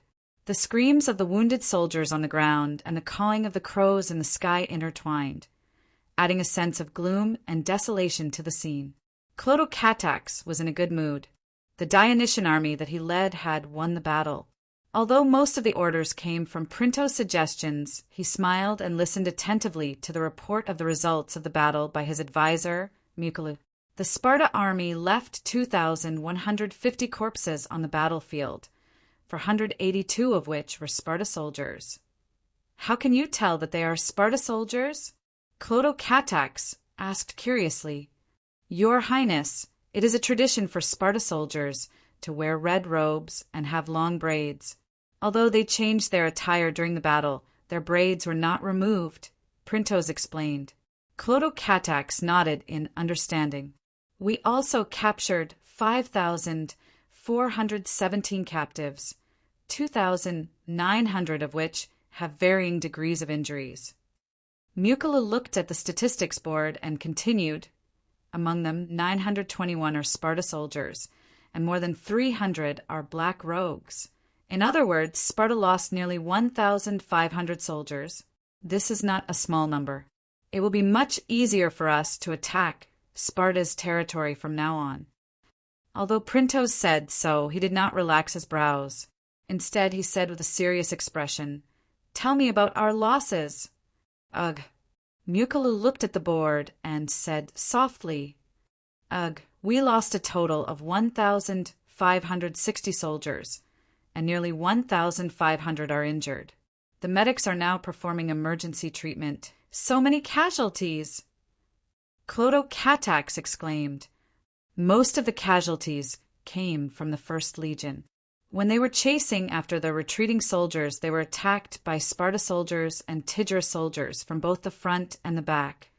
Mucilu was explaining when he was interrupted by Clotocatax. "My brother, 1st Legion's 3rd Battalion, Captain Adoris. How is he? Is he okay?" Clotocatax had been worried about Adoris' safety ever since he knew that the 1st Legion was facing real Spartan warriors and that they were being attacked from both the front and the back. However, he still remembered his father's warning: you cannot be biased on the battlefield. Therefore, he could only suppress this worry in his heart for the time being. Now that he knew that the First Legion had suffered heavy casualties, he could not help but ask, "Your Highness." Mukalu did not dare to look away from Clotocatax's concerned gaze. Instead, he turned to look at Printos and said with great difficulty, "First Battalion Captain Adoris died bravely in battle." As soon as he finished speaking, Clotocatax suddenly felt dizzy and his whole body fell off the horse. "Your Highness." Printos, who was prepared for this, hurriedly supported him. "Where's my brother?" "I want to see him." Clotocatax pushed Printos away and said anxiously, his voice sounding like he was about to cry. Clotocatax staggered past the rows of neatly placed bodies of Dionia soldiers. It felt like time was passing by very slowly. He asked anxiously more than once, "Why aren't they here yet? Why aren't they here yet?" Finally, the officer leading the way stopped and said in a heavy tone, "This is the body of 1st Battalion Captain Adoris." Clotocatax's heart skipped a beat. He fixed his eyes on the corpse lying not far away. What was different was that it was covered with a piece of white cloth, and Adoris's face could not be seen. Beside the corpse stood Tessus and several other officers of the First Legion. Clotocatax ignored the salutes of Tessus and the others. He walked over with heavy steps and slowly squatted down. His fingers trembled as he was about to lift the white cloth. "Your Highness, Adoris was seriously injured and his face is badly damaged. It's better if you don't look at him," Tessus, who was beside him, advised in a low voice. Clotocatax's heart trembled, but he became even more determined to lift the white cloth. He saw that Adoris's breastplate was broken, and there were many bloody stab wounds on his body. In the middle of his face, there was a bloody hole the size of an egg, which made his face unrecognizable and extremely horrifying. "Ah!" Clotocatax could not help but scream when he saw this. He immediately closed his eyes in pain, but he quickly opened them again and touched the face of the dead man without hesitation. Chapter 1186. At the same time, in Clotocatax's mind, Adoris' voice and smile kept appearing. "Clotho, I didn't expect father to send you to Peloponnesus. Don't worry, I'll do my best to protect you. Oh, by the way, this is your first time commanding an army. Don't worry, I'll give you my full support, Clotho. I'm here on behalf of all the soldiers to ask if there's any special plan for us to build the camp instead of going to war. Clotho, you finally ordered us to go to war. I'll fight with all my strength and bring you your first victory. Brother!" Clotocatax cried out in pain, and his tears flowed down uncontrollably. After a long time, he had to stop crying because it was time to cremate the bodies of the soldiers who died in the battle. Clotocatax stared blankly at Adoris's corpse as it slowly turned into charcoal in the raging bonfire. At this time, Tessus finally had the chance to tell him, "Your Highness, according to the memory of a seriously injured soldier of the 3rd Brigade, after the phalanx formation that Commander Adoris was in was broken by Sparta, he was stabbed by spears in his thigh and chest in order to save his men. His whole body was covered in blood, and he could not stand at all. But even though he was lying on the ground, he still waved his short sword and continued to kill the enemies. In the end, the angry Sparta soldiers stabbed him with spears. The Sparta soldiers should be cut into pieces." Clotocatax clenched his teeth and cursed. He clenched his fists so hard that his nails pierced his skin, causing blood to flow out, but he did not notice. "Your Highness, Commander Adoris's heroic performance did not bring shame to the glory of the First Legion, nor did it bring shame to his glory as the Prince of Dionia. He is the kingdom's hero. His soul will be blessed by Hades and go to Elysium." Printos comforted him softly. Clotocatax silently stroked the helmet of Adoris, and after a long time he said in a sad voice, "How am I going to face my parents, my sister-in-law, and my nephew when I go back?" Printos and Tessus were shocked. They looked at each other and thought of the same question at the same time. If the king of Devers knew that Adoris had died in battle, what would he do? After the war, Tessus had learned that the First Legion had suffered heavy casualties. At this moment, he resolutely said in a deep voice, "Your Highness, the First Legion suffered heavy casualties, and Captain Adoris died in battle. This is all my responsibility. If I hadn't made a mistake in my command and hesitated when I gave the order, it would have been impossible for the soldiers to be prepared in time." Although Clotocatax was grieving, he was still clear-headed. He waved his hand and interrupted, "Army Commander Tessus, this is not your responsibility. If you want to blame someone, blame the enemy for being too cunning and shameless. Lord Printos, we must not let go of those Sparta soldiers who escaped into the mountains." Clotocatax's words were full of hatred. He swore that he would not stop until the enemy was completely wiped out. This was the complete opposite of the gentle attitude he had shown before. Printos understood that Adoris's tragic death had greatly stimulated the young prince. He did not say anything but said, "Your Highness, rest assured. We have captured the Sparta army's camp in the sanctuary of Hercules and seized a large number of supplies. The Sparta soldiers have escaped into the mountains and have no food to eat. The situation will only get worse. Tomorrow we will quickly send the army south and seal the border of Sparta. They will be easily captured. The plan to attack Sparta's territory cannot be delayed for too long." Clotocatax said with hatred, "When can the army finish resting?" "Your Highness, it won't take too long. We can send part of the army into Sparta's territory the day after tomorrow," Printos said with certainty. "Part of the army? If we want to conquer Sparta, will we not have enough soldiers? The Sparta soldiers are the ones who do not have enough soldiers, not to mention that we have the infantry of the First Fleet in the south." "Very well. Then we will do as you suggested." Corinth Catax nodded and was about to say something, but he saw Muculu hurriedly walking towards him. "Lord Commander, Tegia has sent a messenger, asking to see you." "Tegia?" Clotocatax's face immediately darkened. His youthful face became a little twisted with anger. "These shameless traitors still have the face to see me. We came to save them, but not only did they betray us, but they also used our trust to launch a sneak attack on our army. The Tegia are the culprits who caused the heavy casualties of the First Legion and the death of my brother. I will not forgive them." Tessus could empathize with the young commander's anger. If the Tegia army did not launch a sneak attack from the rear, and if it was just the Sparta army feigning defeat, he believed that the First Legion would not have suffered too much even if their formation was not in order. It was precisely because of the attack from the front and the rear that he had no choice but to shift the First Legion into a defensive position, thus putting them in a completely passive state. Thus he also spoke with resentment. "Lord Commander, after the Sparta army was defeated, the Tegia army was completely surrounded by us. Very few of them managed to escape, and we have more than 2,500 captives.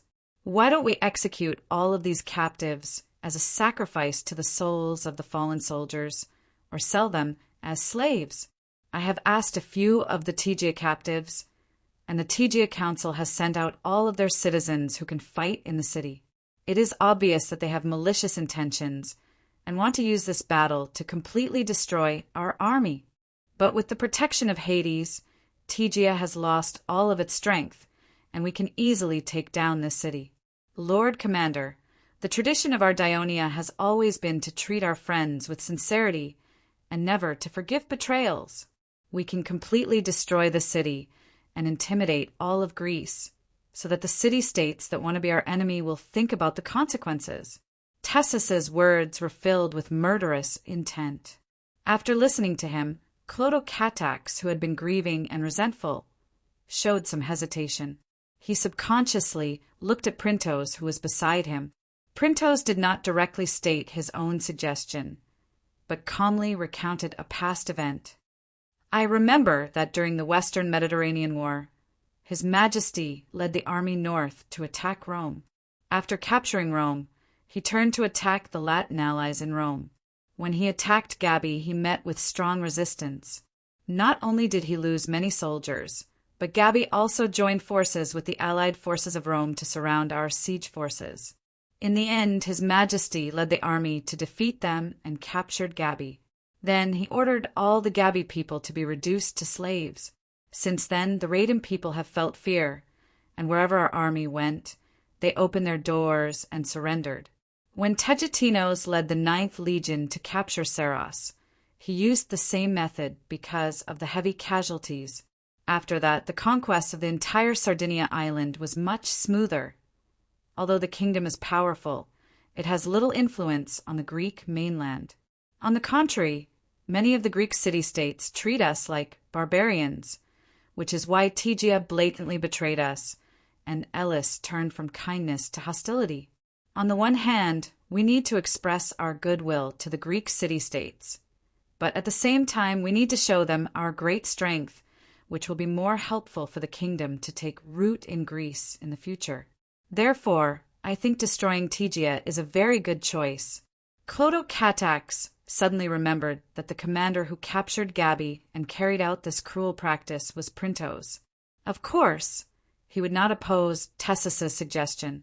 Tessus Catax frowned and fell into deep thought. After a while he murmured, "If we get rid of the Tegia people, will we occupy this territory ourselves? If that's the case, it will seriously affect our relationship with the Arcadia Union." Printos blinked and did not speak. He had never thought about this problem because he felt that it should belong to political and diplomatic affairs and not within the scope of a military staff officer's consideration. Fortunately, Clotocatax did not ask again, but continued to frown and think for a while.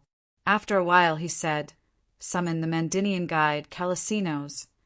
Calisinos came in front of the young commander, feeling very nervous. As a bystander, he witnessed the whole process of the battle. Not only did he see the countless bodies of the Sparta soldiers lying in the fields, but he also saw hundreds and thousands of prisoners being escorted by the Dionia soldiers. Among them, there were even some Sparta soldiers with long braids. This gave him a great shock. He was not present at the Battle of Leuctra, so he did not know what the situation was like. But this time, the Sparta army had nearly 30,000 soldiers, and they had the full help of the Tegia people. It could be said that they were the most powerful force that Sparta had in the past few decades, but they were still defeated by the Dionysian army without the help of the Arcadia army. After this battle, there was no doubt that Dionia would conquer Sparta, and the betrayal of the Tegia people had put the Arcadians in an awkward and dangerous situation. Sure enough, as soon as Clotocatax opened his mouth, he was shocked. Dionia fulfilled the covenant and painstakingly came to rescue Tegia, but they betrayed us, causing many of our soldiers to die. Tegia must pay for this. We have decided to immediately launch an attack on Tegia City.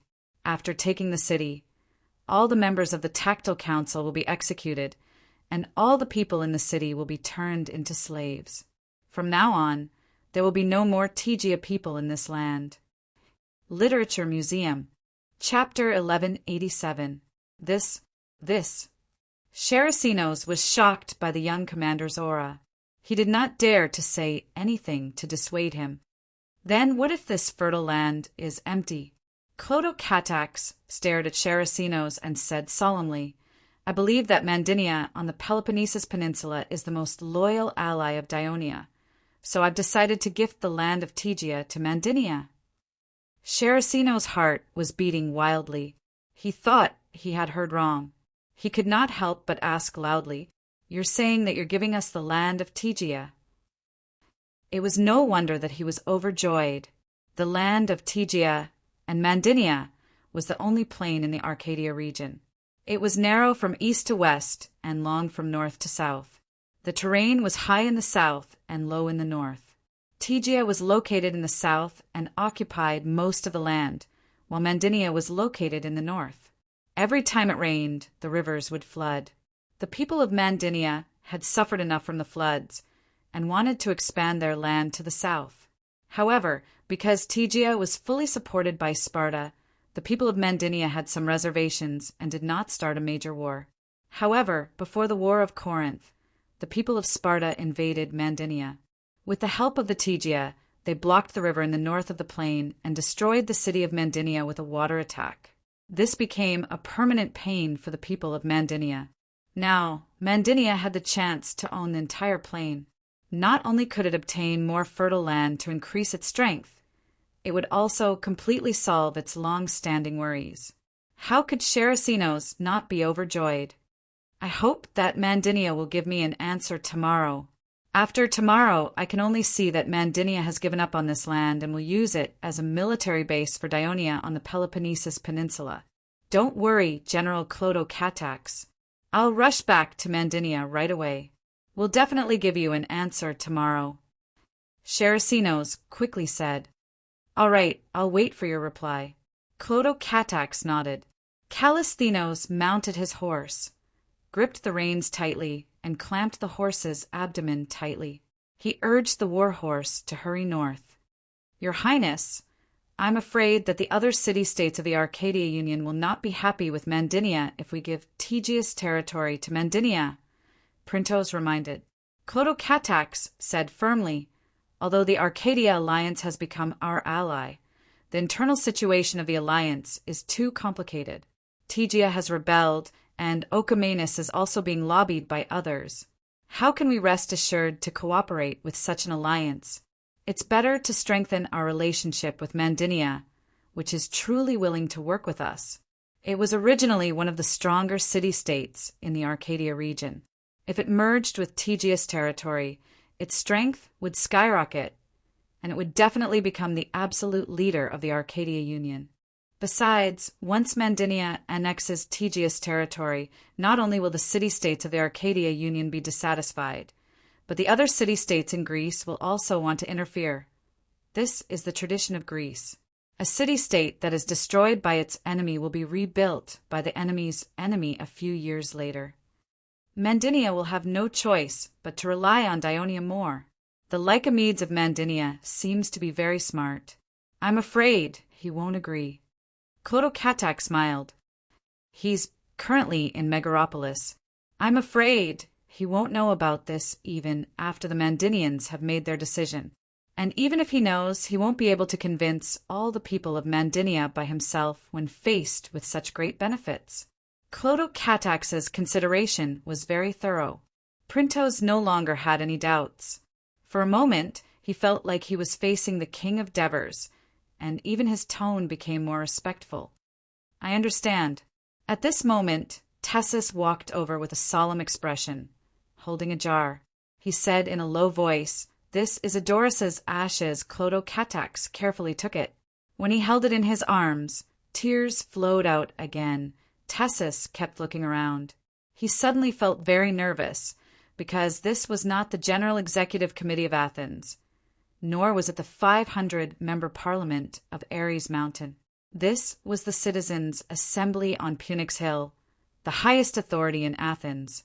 Looking at the layers and surging heads, listening to the noise that shook the sky and made one's heart palpitate, the people of Athens claimed that when they held a citizens' assembly, the number of people often exceeded 5,000. It seemed that it was not an empty statement. At this moment he saw the chief general of Athens, Callistratus, walk to the center of the hall. He raised his right arm high and said in a loud and penetrating voice, Citizens of Athens, the citizens' assembly has officially begun. Gradually, the surrounding citizens of Athens stopped talking, and the whole hall fell silent. Callistratus continued, In the last meeting, we discussed the issue of the Dionysian army invading Peloponnesus for no reason. Today, the envoy of Dionia has also rushed to Athens and wants to communicate with us on this issue. Let's hear what he has to say first. When Callistratus pointed his finger at Tessus, the nervousness in his heart disappeared at that moment. He stood up and walked step by step to the center of the hall in the past Sparta, Corinth, Thebes, Megara, Agos. Almost all the Greek city-states in the world had sent messengers here to stand in front of the critical citizens of Athens explaining their city-state's position, whether it was for war, for alliance, for trade, or just because a citizen of a city-state had broken the law in Athens. Numerous famous Athenian scholars had delivered stirring speeches here, such as Solon, Demosthenes, Aristophanes, Themistocles, Common, Pericles, Alcibiades, Socrates, and so on. Whether it was in the Dionia Academy or in the Ministry of Foreign Affairs, Tessus had learned a lot about speeches in Athens from his teacher, Ansatanos. Over the years, he had traveled back and forth to various alliances and tribes in the western Mediterranean. Although he had received a satisfactory reply from the Thebes a few days ago that the Thebes would remain neutral, Tessus knew that it was the Thebes' intention to do so, and it had nothing to do with him. Today, it was finally time for him to show his strength. Tessus stood in the center of the hall, his eyes sweeping across the indifferent faces around him, and a sense of pride rose in his heart. He took a deep breath, feeling the abundant breath flowing between his chest, throat, mouth, and nose. Then he opened his mouth and said, "Citizens of Athens, on behalf of the 2,000,000 citizens of the kingdom of Dionia, excluding women and children, I extend my sincere greetings to you." His first sentence caused a commotion among the people of Athens around him. 2,000,000 citizens. Is it true? Including the overseas territories, Athens has no more than 15,000 citizens. How can Dionia have more than 10 times the number of Athens? First of all, I would like to correct a mistake made by Lord Callistus. Dionia sent troops to Peloponnesus to fulfill the covenant and help the Thebes fight against the Sparta army. In this regard, I admire the people of Athens. When the city of Thebes was occupied by the Sparta and the Democrats of Thebes were in danger, it was you who bravely reached out to help them. The Thebes recaptured the city, but faced the attack of the Sparta army. It was you who fearlessly formed an alliance with the Thebes in such a bad situation. Not only did you provide them with material assistance, but you also sent your fleet to directly participate in the war, threatening the rear of the Sparta army.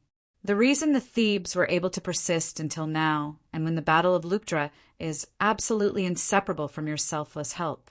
Although Dionia formed an alliance with the Thebes later, we, Dionia, detest Sparta, the main culprit of inciting wars in Greece and causing the entire Greek people to live in peace. We, Dionia, also empathize with the fact that Sparta continues to bully Athens after the War of Peloponnesus. They even invaded your territory during the Great King's contract.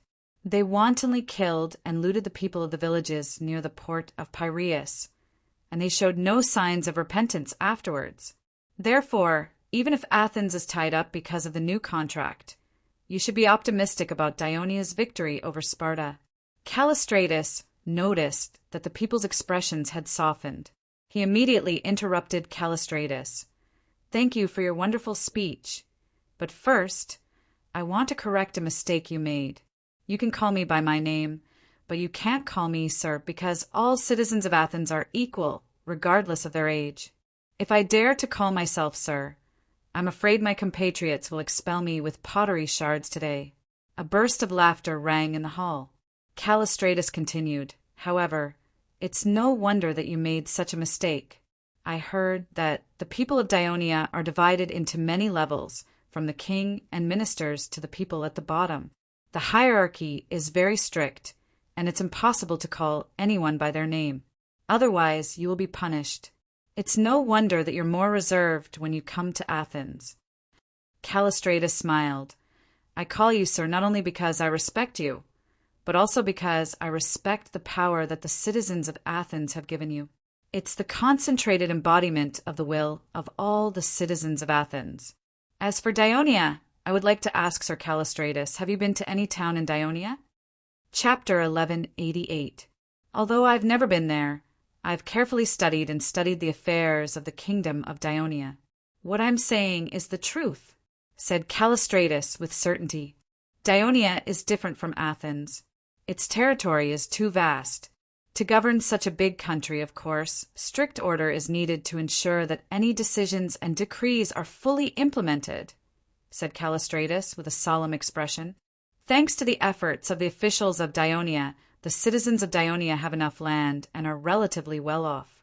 Not only do they have enough bread for 3 meals a day, but they can also often eat meat, drink in taverns, soak in hot springs, watch football matches in arenas, watch plays in theaters, and watch beasts in zoos. The citizens of Dionia live a rich and colorful life. They are also very hospitable.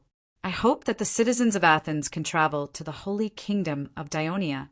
They will definitely be warmly received by them, which will help to remove the misunderstanding between our two countries and promote friendship. His words caused a hushed discussion among the citizens of Athens. At this moment, a man stood up from the front of the hall and shouted, "Isn't it because you have annexed the city-states of Greece and plundered their wealth that the citizens of Dionia can have enough land? While the citizens of Dionia are enjoying themselves, have they ever thought of the people of Greece who have lost their homes and are suffering from hunger and cold?" Callistratus remembered that the person who spoke was a student of Isocrates and could not help but nod. Callistratus asked in surprise, "How did you come to this conclusion?" "It's the truth, don't deny it." Callistratus laughed.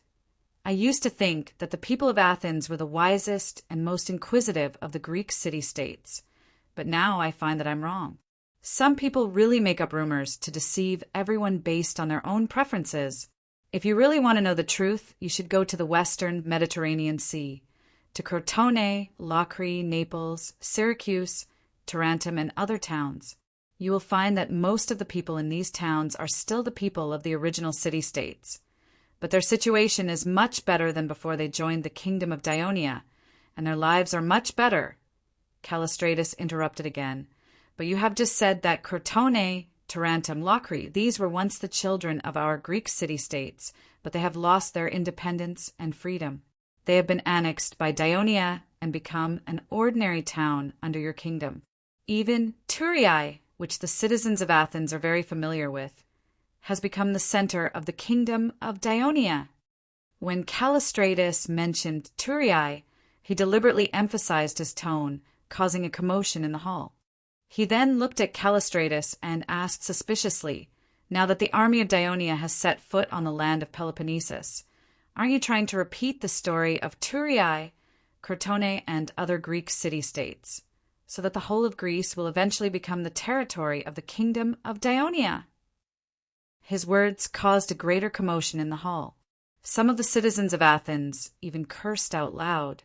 Callistratus' face twitched, but he did not immediately defend himself. Instead, he stood there without a change in his expression.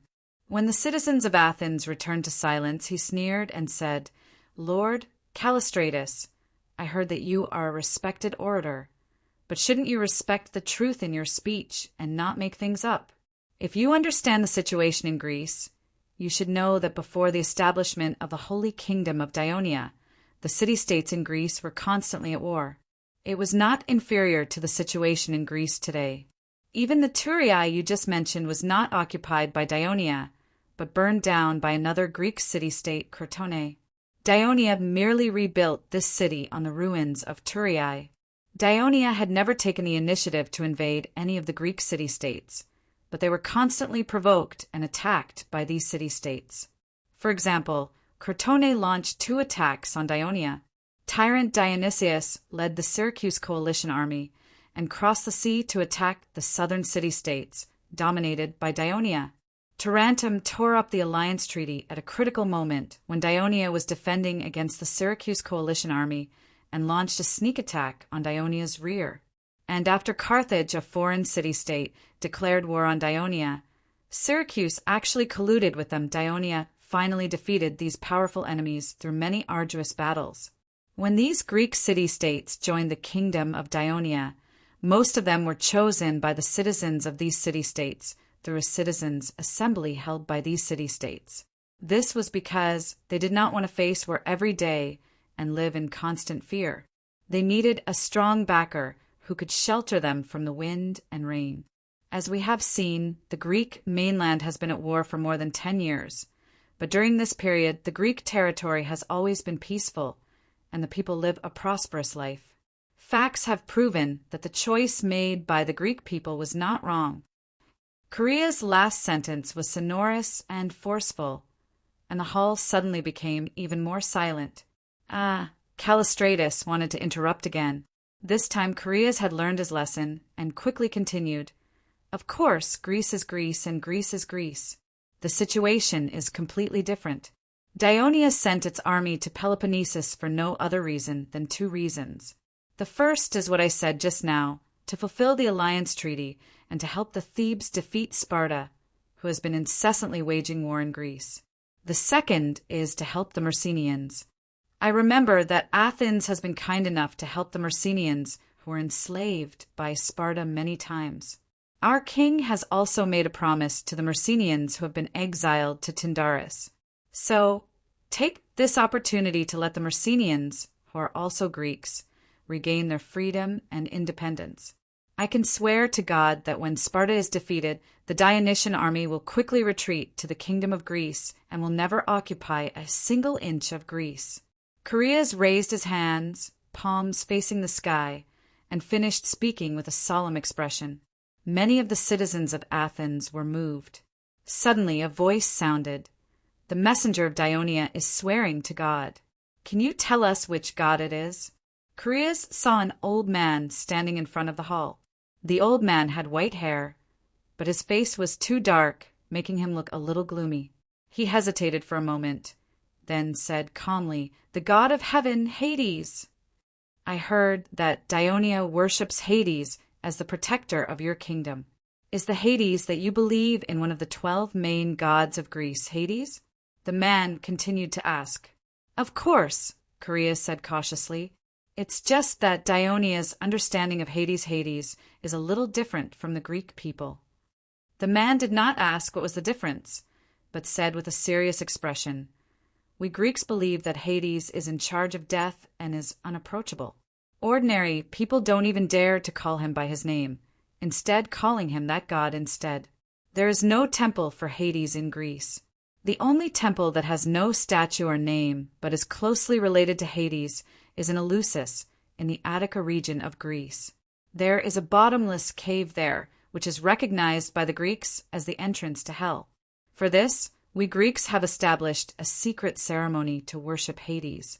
Almost all the famous people in Greece have participated in this ceremony. I know about the Eleusis ritual." "No, you don't. You Dionia, people don't know about it at all." The man roared. The Eleusis ritual originated in Athens and was tacitly approved by Hades, so it is widely respected by the Greek people.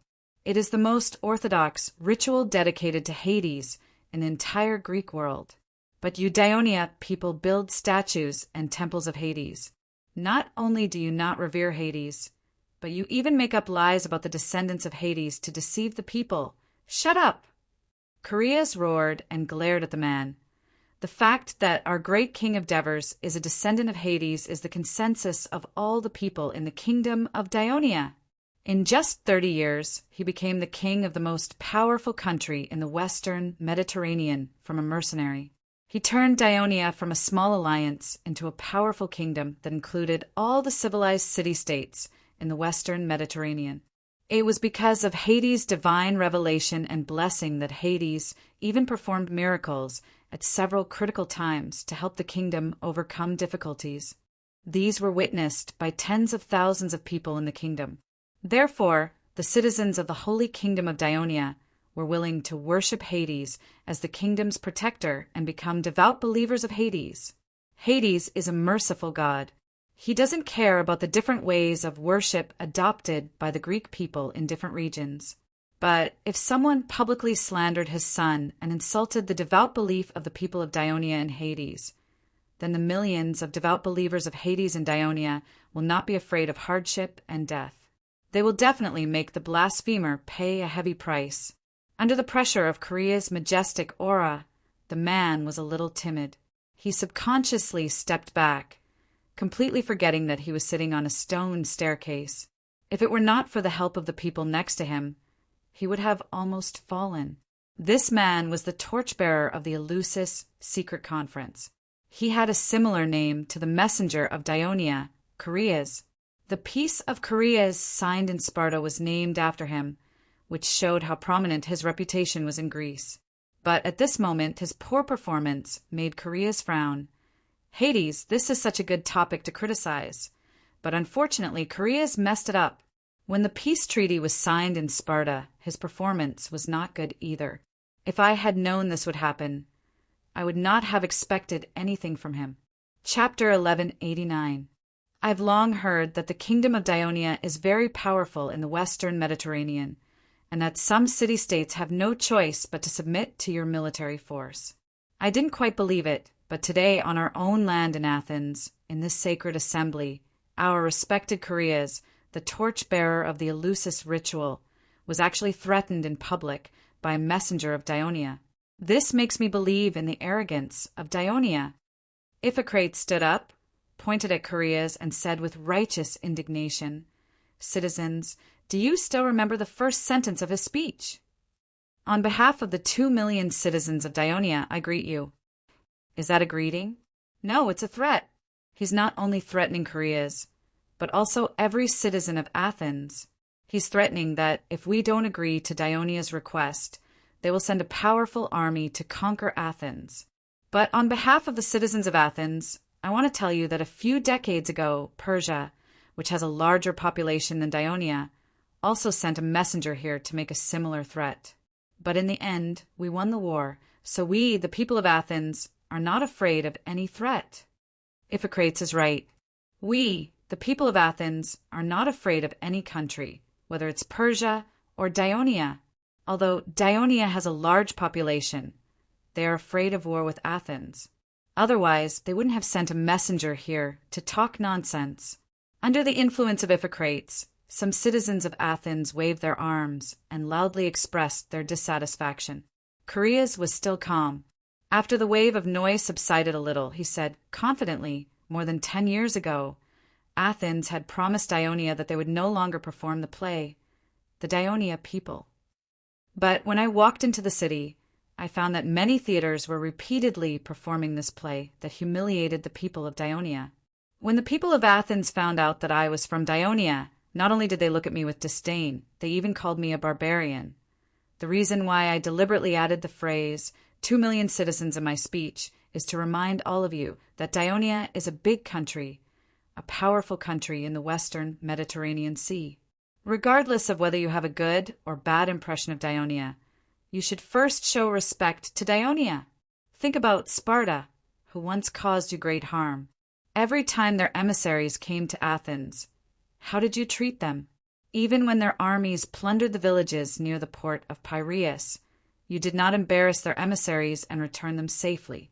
Every time a war broke out between you and Sparta, no matter if you had the upper hand or the lower hand, you would always choose to end the war peacefully with Sparta. Isn't it because Sparta is the most powerful city-state in Greece, and you have to carefully consider the consequences of going to war with it? Now, the Sparta that you have been treating with caution is struggling to hold on against the attack of the Dionysian army. Therefore, in the face of a holy kingdom of Dionia that is stronger than Sparta, shouldn't the people of Athens show respect and treat everything related to Dionia seriously? Korea's words were deafening, causing some of the citizens to ponder. When the fleets of Dionia are flaunting their prowess in the waters of Athens and their allies, intercepting merchant ships and threatening the maritime safety of Athens, you still want us to show respect to Dionia. Isn't that too much? Another general, Koreas, suddenly stood up and spoke. Koreas finally showed a hint of nervousness. The people of Athens had indeed mentioned this problem that had been giving him a headache. Indeed, the arrogant behavior of the first flotilla was undoubtedly exacerbating the tension between the two countries. He had also written a letter to the commander of the expeditionary army, Crotocatax, expressing his opinion, hoping that the prince could dissuade the Sicarian from suspending patrols in the Aegean Sea at this stage to avoid further provoking the people of Athens. However, judging from the current situation, Crotocatax had not been able to persuade the arrogant Sicarian, so he had to rack his brains to answer this problem that had been giving him a headache. However, just as he was preparing his words to better appease the dissatisfied citizens of Athens, Koreas Stratus spoke again, Citizens, we all know that the reason why the barren land of Attica can feed so many people and prosper to this day is not because of the abundant products on the ground, but because of maritime trade. Through maritime trade, we can buy enough cheap food to meet the needs of the people. Through maritime trade, we can earn enough money to live a prosperous life and pay enough taxes. Therefore, the prosperity of maritime trade is related to the survival of Athens. However, in the past few years, the maritime trade in Athens has been shrinking, and the income of the merchants has been decreasing. Many workshops have begun to reduce production or even close down. The number of unemployed people in the city of Athens and the port is increasing, but the price of food is gradually rising. Do you know why? Korea's straightest words were like a burning torch thrown into a pot of oil, and the entire hall immediately boiled over.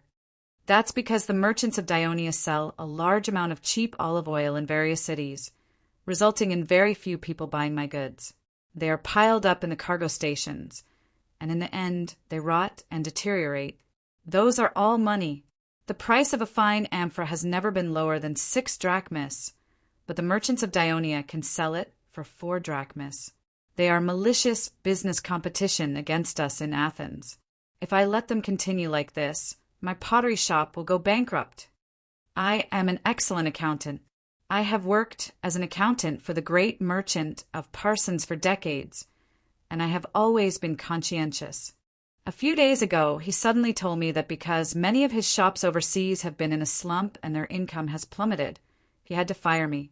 Several old people who have worked for him for many years also left with me. I was very dissatisfied with him, but now I know that it is all the fault of the merchants of Dionia. Wave after wave of condemnation continued to hit Koreas in the middle of the hall, causing him to feel great pressure. He frowned, and his mind turned quickly thinking of ways to resolve the anger of the citizens of Athens. However, at this moment, he heard Korea's straightest, deep, and powerful voice. "Thank you for the speech you made to the citizens of Athens. We are all clear about the thoughts and demands of Dionia. Next, we will discuss whether we should continue to be friendly with Dionia or help Sparta. Or should we help the Spartans? That's an important issue, so please wait, I still have something to say."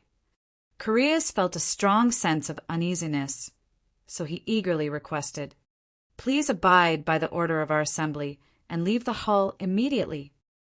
Koreas looked at him indifferently and said firmly. Koreas wanted to say something, but stopped. In the end, he sighed helplessly. Before the guards arrived, he took the initiative to leave the center of the hall. Although he was a little disappointed, he still faced the insults of the citizens of Athens with his head held high and walked out of the Athens assembly that he had once looked forward to.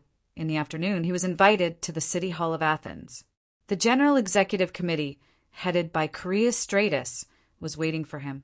Koreas said to him solemnly, "On behalf of all the citizens of Athens, we officially inform you that Athens has decided to join the Greek alliance and help Sparta resist the invasion of Dionia." Although Koreas was already mentally prepared, the resentment in his heart had not dissipated. He sneered coldly, "Your efforts to manipulate the entire citizen assembly have not been in vain. Congratulations, you have finally achieved your goal." Koreas appeared very calm. He said frankly, "You are indeed eloquent, but there will definitely be a war between Athens and Dionia. This is unavoidable. Choosing this time to start the war is the best time for Athens. It seems that you are very confident in Athens' victory." Koreas sneered again. "I know that Dionia is very powerful." Koreas looked at Koreas with a deep gaze. His words were forceful. "But has Dionia always been powerful? When you resisted the invasion of Dionysius's army, when you learned that Carthage had declared war on you, didn't the relatively weak Dionia feel the same as today's Athens? Dionia, which has only been founded for a few decades, dares to take risks again and again. Do you think that Athens, with its glorious history, does not have the same courage?" He paused for a moment, and then said with some meaning, "In the assembly this morning, You used Sparta to incite the emotions of the citizens of Athens many times. But let me tell you the truth. The facts of the past few decades have proven that no matter how tyrannical Sparta is, it will not do much harm to the fundamental interests of Athens. However, Ionia has not yet fully entered Greece, and Athens has already been greatly affected. For the independence, freedom, and prosperity of Athens, the citizens of Athens have the same courage as during the Greek War. Chaereas was silent for a while, then stared at him and said with a little respect, "Then let us decide the winner on the battlefield. I hope that, after the war, I can still sit with you and discuss the future of Athens." After that, he bowed slightly and then strode out of the city hall. Chaereas looked at the back of Chaereas as he left, and his face suddenly became solemn. He turned to the others and said, "Next, we have to hurry up and talk to the people of Persia." "Teacher, bad news. Bad news." Aurelius barged into the room, out of breath. Chapter 1190. Plato frowned, put down the pen in his hand, and said, "Don't panic, Aurelius. I've said before that you should try to remain calm in everything you do, because only by remaining calm can you think rationally. Especially you, I've said it many times, but you always forget it. Teacher, it's like this. At today's assembly of 5,000 people, the resolution to join the Greek alliance and declare war on Ionia was passed." Aurelius said, panting. Plato was not surprised, but shook his head gently. "Didn't I say it before? Judging from the current situation in Athens, it's only a matter of time before Athens declares war on Ionia. These stupid people of Athens are always easily driven by anger and lose their minds. The assembly, which holds the highest power in the city, has become a place for them to vent their emotions. This is the flaw of the so-called democratic system of government. Teacher, and Aurelius gulped. He wanted to continue speaking, but he was replaced by a more steady voice. Teacher, the General Assembly has also passed a resolution saying that you've committed treason and you're to be tried. Septimus walked into the room and said with a sad and indignant expression, "I once went on stage to defend you, but I couldn't stop it from passing." Plato looked at his proud disciple and saw that there were several bruises on his face and his chin was swollen.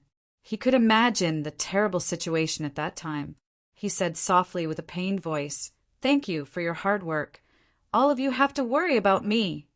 You're our respected teacher. This is what we should do."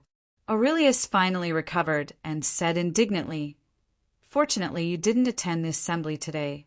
The situation at the scene was terrible, especially Esocrates. Esocrates, in particular, wrote a speech and had his students read it at the meeting. It was full of slanderous words about you, but the ignorant people listened to him. Spirippus went on the stage to defend you, but the irrational people called us traitors and attacked us with pottery shards. I can imagine how bad the situation was." Plato's expression became serious. "I also participated in the assembly that called for the trial of teacher Socrates. Teacher, scholar Socrates didn't listen to your advice and believed that the assembly would give him a fair trial, but in the end he lost his life. You mustn't." Sputhippus tried to persuade him. "I know what you want to say. Don't worry, I'm not teacher Socrates." Plato lowered his head and looked at the manuscript on the desk. He gradually made up his mind and said firmly, "I won't participate in that so-called fair trial. I haven't finished my exploration of the polity, and I still have books to write. I don't want to die so soon, so I've decided to leave Athens first." Septimus was obviously relieved, but it was Aurelius who said, "Teacher," and said, but Septimus and said hesitantly, "If you leave now, the ignorant people will, Esocrates will. Time will, and will. Plato say, Teacher, where are you going after leaving Athens?" Septimus asked again. "Since Esocrates said that I'm colluding with Ionia, I'll go to Thurii and study at their Thurii Academy for a while." Plato said hopefully, "When we return to Athens, we can make the academy better." "Teacher, I'll go with you." "Me too." At this moment, the chief general of Athens, Callistratus, was meeting with Persia's envoy Datis in his home. Datis had been staying in Sparta's territory, but when the Daionia army captured Messenia and the First Fleet began to blockade the coast of Sparta, Datis felt afraid. He was worried that he would not be able to escape when the Dionysian army attacked Sparta's territory in the future. So he used the excuse of supervising and coordinating Persia's transport of mercenaries and supplies to Sparta. In the end, he ran to Corinth, and because the First Fleet of Daionia attacked Corinth port, he felt uneasy and soon came to Athens. "Congratulations, General! Your proposal has finally been passed at the assembly." Datis congratulated Callistratus. Callistratus said seriously, "You're mistaken. This proposal was made by the executive committee of the generals. It's the common will of the majority of the citizens of Athens." At this point he smiled. "I believe that your king will be very happy when he learns of this news." "That's hard to say," Datis said insincerely. "The king of Persia hopes that Greece can maintain peace. If he learns that a major war will break out here again, I'm afraid that the peace treaty of Callias that he has worked so hard to urge you to sign will not be implemented. I'm afraid he will be very angry." Callistratus sat up straight, looked at Datis with a sharp gaze, and said seriously, "Let's all speak the truth. Didn't the king of Persia ask the Greek city-states to sign the treaty because he wanted us to join forces to defend against Daionia? And now his wish is being fulfilled. The Greek city-states are forming an alliance to fight against the invading Dionysian army. I believe that if you report this news to the king of Persia, he will be very happy and will reward you greatly." Datis did not respond, but he could not help but show a slight smile on his face. Callistratus continued, "But if this newly formed alliance is defeated by the Daionia and the Daionia takes control of Greece, I think it will not be a good thing for Persia. When that time comes, I'm afraid that the king of Persia will—" Datis's face immediately darkened. "What do you mean by that?" "Don't misunderstand," Callistratus said with a sincere expression. "I just want to tell you that the interests of Persia, Athens, and you and I are the same when it comes to defeating the Daionia. Athens needs your help." Datis was stunned for a moment. Then he smiled meaningfully. "What help can a small messenger like me give to Athens?" "In the few days that you have been in Athens, I believe that you have learned that we are facing financial difficulties. The treasury is short of money and cannot provide sufficient funds for the army. Without money, we cannot build an army. Even if the other city-states join this alliance, if they see that Athens has not taken any action, I'm afraid that they will hesitate. If this situation drags on, the situation will only be advantageous to Daionia. Isn't the reason why the king of Persia hopes that the Greek city-states will unite to defend against Daionia precisely because Daionia has the strength to pose a threat to Persia? Now that Daionia has discovered our intentions, they will definitely send more troops to Greece. Sparta was previously defeated in the Battle of Leuctra, and now that they have lost Messenia, their strength has been greatly weakened. Even with your help, I don't think they will be a match for the Dionysian army. Now, the only one who can rally the Greek city-states and defend Greece is us, Athens. Therefore, we hope to receive the full support of Persia, not only in gold and silver, but also in the navy." Callistratus said earnestly in a deep voice, "We currently lack warships and cannot fight against the Dionysian fleet. Once we start a war with Daionia, Daonia's fleet will inevitably blockade Sarone's Bay. It will be very difficult for Athens to obtain war supplies from outside, so we need the support of Persia's navy. As long as Persia fully supports Athens, I promise you that Athens will make Greece a solid fortress against Daionia." Datis looked at the somewhat emotional Callistratus and could not help but gasp. Athens wants to replace Sparta. Countless thoughts flashed through his mind, and Datis fell into deep thought. Callistratus didn't rush him. He just waited quietly.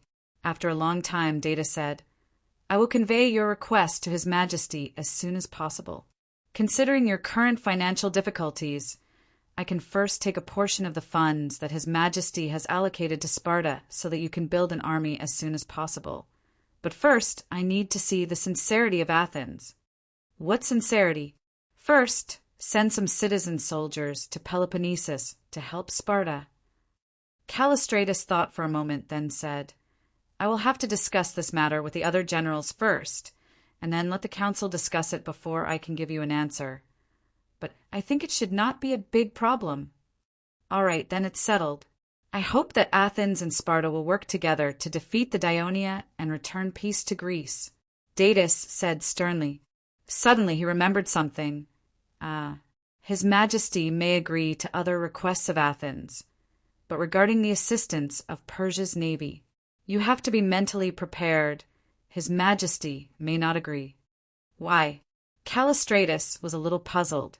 During the Corinth War, in order to suppress Sparta, the governor of Pharia, Pharnabazus, asked Canaan to lead the Persia fleet to attack Sparta.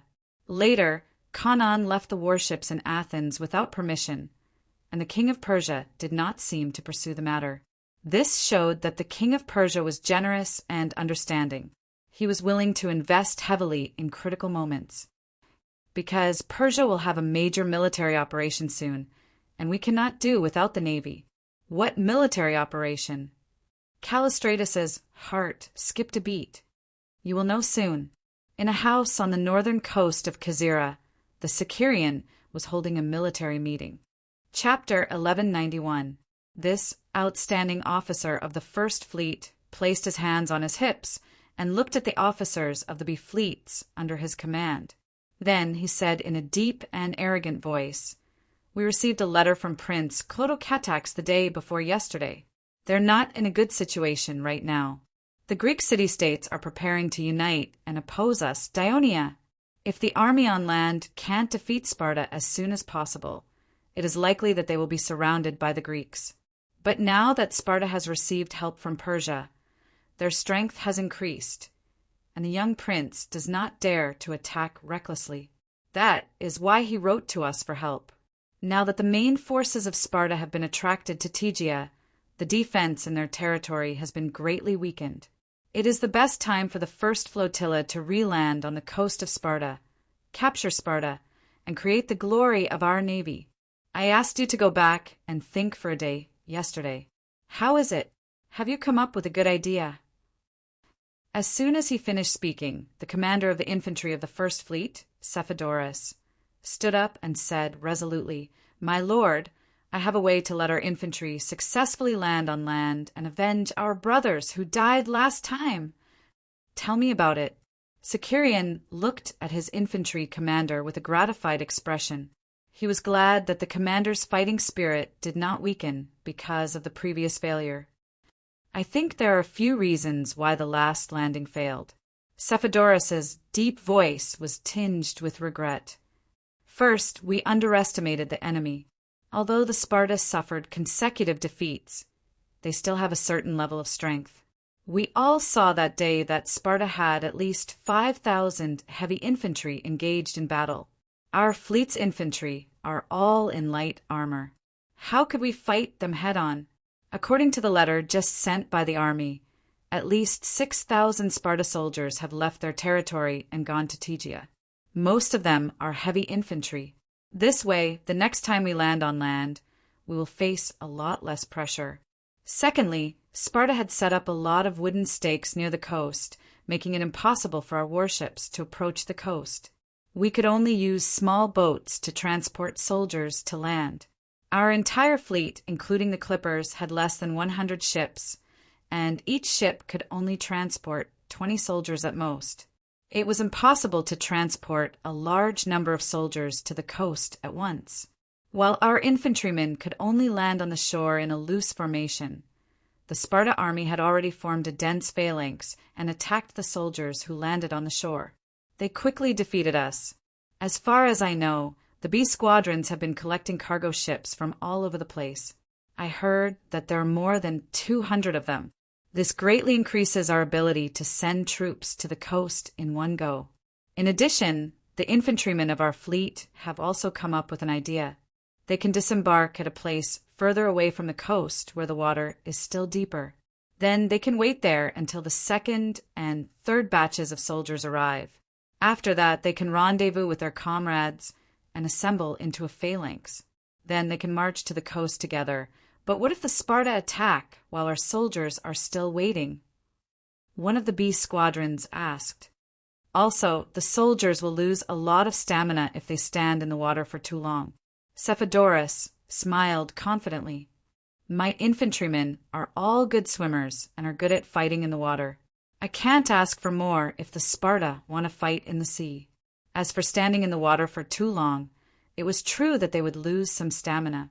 However, it was still better than having a small number of people and hastily launching an attack before they could even get into formation. Also, we weren't familiar with the sea conditions of Ligonia last time. During the landing, the wind and waves suddenly became stronger, and the cannons on the warships couldn't aim accurately. That's why we couldn't help the infantrymen of our fleet. I believe that this situation won't happen again. Sicurian listened attentively. When Cephodorus suddenly stopped talking, he quickly asked, "Is that all?" Cephodorus straightened his chest and said loudly, "Of course not. I suggest that you change your strategy when attacking Sparta this time. It's best if you can use the strategy that His Majesty the Devers used during the Battle of the Trionta River. Send a small group of soldiers to cross the river first, and then attack with the main force." The Battle of the Trionta River? Sicurian eyes lit up as he thought carefully. Do you have any specific measures? I've been carefully surveying the entire coast of Sparta's territory for the past few days. Cephodorus pointed at the simple map of Sparta's territory on the wooden table and said, "The center is the focus of Sparta's defense, and it's also the focus of our infantrymen's attack. The promontory on the west is an extension of the Taygetos Mountains. There's no place for us to land, but Sparta still hasn't let down their guard there. They have to be wary of our sneak attack in Messenia. The promontory on the east is an extension of the Parnon Mountains, and it's narrower than the one on the west. There's also no place for us to land, but Sparta rarely patrol this area. Now that the main force of Sparta has been transferred to Tygia, they don't have enough people to defend the east. I have a few spots that I have my eyes on. I have a few spots in mind. We can choose soldiers who are good at climbing to swim there, climb over the rocks, climb up the cliffs, and then lower the ropes so that the soldiers can climb to the promontory. I think the mountains are high and the forests are dense enough to hide 200 to 300 soldiers in a short period of time without being discovered. On the second day, our main force will attack from the front, and they will attack from the side and rear of the Spartans. We will definitely be able to defeat the Spartans. I think this is a good idea. It can be implemented. Sicurian immediately expressed his support. Let's follow Cephodorus' suggestion and come up with a new landing plan. Everyone, give your suggestions and perfect it. We must succeed in the next landing battle. Xenophon was old and did not have much sleep, so he woke up early.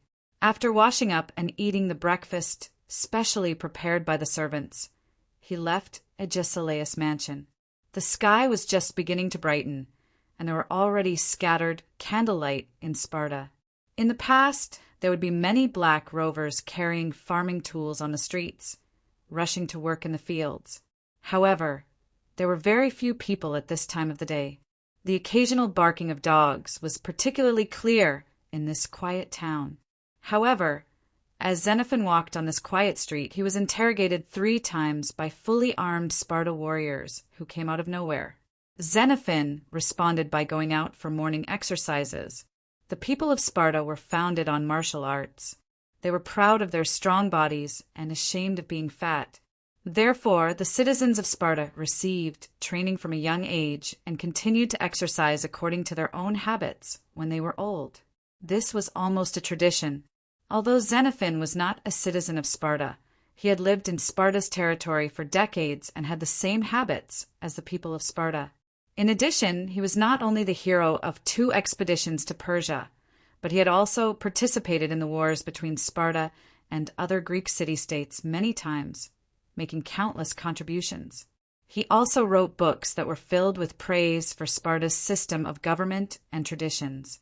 Therefore, he was an honored guest of Sparta and enjoyed quite a bit of popularity among the citizens of Sparta. Moreover, When Sparta faced a crisis this time, he took the initiative to stay in Sparta and was willing to fight alongside the people of Sparta.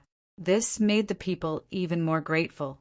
Therefore, not only did the Sparta warriors on duty not make things difficult for him, but they also kindly reminded him to be careful during his morning exercises and not to stray too far from the city to avoid accidents. Strictly speaking, Sparta was not a city. Although there were many shrines, houses, and a large population, it did not have city walls. The closer one went to the center, the more houses there were, and the further one went to the periphery, the fewer houses there were. When he saw the fields in the east and west, it meant that Xenophon had already left the city. Xenophon quickly walked south along the road on the east bank of the Orotas River. After more than 3 hours, the sky was already bright. His legs were sore, and he saw countless tents in front of him. He knew that he had arrived at his destination. When the people of Sparta received the news that the Dionysian army had invaded Messenia by sea, under Agesilaus' suggestion, they shifted the focus of their defense to the coast. They built a camp on the coast and placed the main force of the mobilized army there. At the same time, they also organized a large number of Pariasis and Helots to work with the warriors to nail stakes and build sentry towers near the coast. It was because of this series of decisive measures that the Sparta army successfully thwarted the landing of the people of Dionia. This camp by the coast had no walls or trenches. This was because it served the purpose of the warriors to rest and prepare for battle at any time. It was not intended to be a fortress. Once the Dionia army successfully landed, it would be meaningless for the Sparta warriors to stay in the camp, because everyone knew that Sparta had no city walls. The Dionysian army could bypass the camp and directly attack Sparta. That would be a disaster for Sparta. Therefore, instead of fortifying the camp, it was better to spend time on the facilities to prevent the Dionia fleet from landing. Xenophon saw groups of Sparta warriors lying outside the tents, basking in the sun, and some gathered together, happily playing a ball game unique to Sparta. Seeing this, Xenophon temporarily breathed a sigh of relief. The reason why the Sparta warriors dared to be so relaxed was that there had been no signs of the enemy so far today. Yesterday, the warships of Dionia had approached the coast on a large scale, and the army in the camp was preparing for battle urgently. Perhaps it was because they saw that Sparta was heavily guarded, and the warships of Dionia finally left after a long stalemate at the coast. Chapter 1192. Xenophon strolled over, and the Sparta warriors greeted him when they saw him. "Xenophon, you're here again." "Don't worry, old man. With us guarding here, the Dionia people won't be able to come ashore. You old people over 60 can rest at home." "I say, Xenophon, the reason you come here every day is not because you're afraid that we can't defend the coast, but because you're afraid that we'll capture a lot of Dionia captives and not give them to you." "Ha ha ha!" Xenophon was not annoyed by the joking of the warriors. He smiled and said, "Do I need you to send me captives? I'll catch them myself." "No, you won't have the chance." A Sparta warrior joked. "The Council of Elders has decreed that old people over 60 can only stay at home. As a last resort, I think you'd better go back to the city to hear our good news." The soldiers roared with laughter again. Xenophon liked this atmosphere. He could feel the confidence of the warriors in defeating a powerful enemy, so he patted his chest and said loudly, "Although I'm over 60 years old, I'm not any worse than you young people. If you don't believe me, come out and fight me." As he spoke, he lifted his clothes and got into a wrestling stance. The warriors booed and pushed each other, but no one was willing to stand up and fight him. They all felt that it was embarrassing to fight an old man. At this moment, a loud bugle sounded in the camp. "Enemy alert!" The warriors reminded each other loudly and quickly ran back to their tents. Soon they put on their armor, picked up their shields and spears, and lined up in groups of 10 in front of the tents. Then, under the leadership of the team officer, they ran out of the camp and ran to the coast. In just a quarter of an hour, Xenophon's surroundings became empty. He could not help but sigh. If only the Sparta army defending the coast were all warriors like this. Unfortunately, there were only about 300 young and strong Sparta warriors here, although there were more than 500 old Sparta warriors between 50 and 60 years old who were not weak in combat. They were assigned to the camp as team officers among the Pariasis and Helios. So as Xenophon moved on, he saw the old warriors shouting and the Periasian soldiers and helots scurrying about in disheveled armor. He furrowed his brows and quickened his pace. He passed through the camp and stood on a higher ground, looking forward. Under the sunlight, the tide was still glistening. Apart from the flying seabirds, it looked very calm. There seemed to be nothing out of the ordinary. However, Xenophon did not let his guard down. Sparta had built several 5-meter-tall sentry towers by the sea, and the sentries on the top of the towers would naturally discover the enemy before he did. Sure enough, after a while, some small black dots appeared at the farthest point of his vision. Not long after, the black dots turned into sails and then into warships. Then they quickly covered the surface of the sea in front of him, heading straight for the bay where he was. During this process, groups of Sparta soldiers ran to the seaside one after another. Under the command of the team officers, they lined up in an arc-shaped formation along the flat shore. The warships of Dionia stopped less than a mile away from the coast. They lined up in a row, lowered their sails, dropped their anchors, and tried their best to stay in place. This scene was not much different from yesterday. Could it be another feint by the Dionysian fleet? Xenophon was puzzled.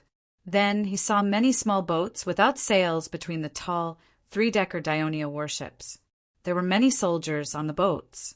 Taking advantage of the high tide, the boats, pushed by the tide and the shallow draft of the water, allowed them to cross the underwater barricades and continue to sail towards the coast. This time, the Dionia were really going to disembark. Xenophon was shocked. The Sparta commander on the coast apparently also noticed the enemy's intention. The bugle sounded again. Hundreds of Peliaci sailors rushed to the dozen or so small and medium-sized warships anchored on the beach and pushed them into the sea. Sparta suffered a crushing defeat in the naval battle with Athens last year. There were still more than 20 warships anchored in Laconia Bay. When the Dionysian fleet arrived, they had to push all of them ashore to prevent them from being completely destroyed.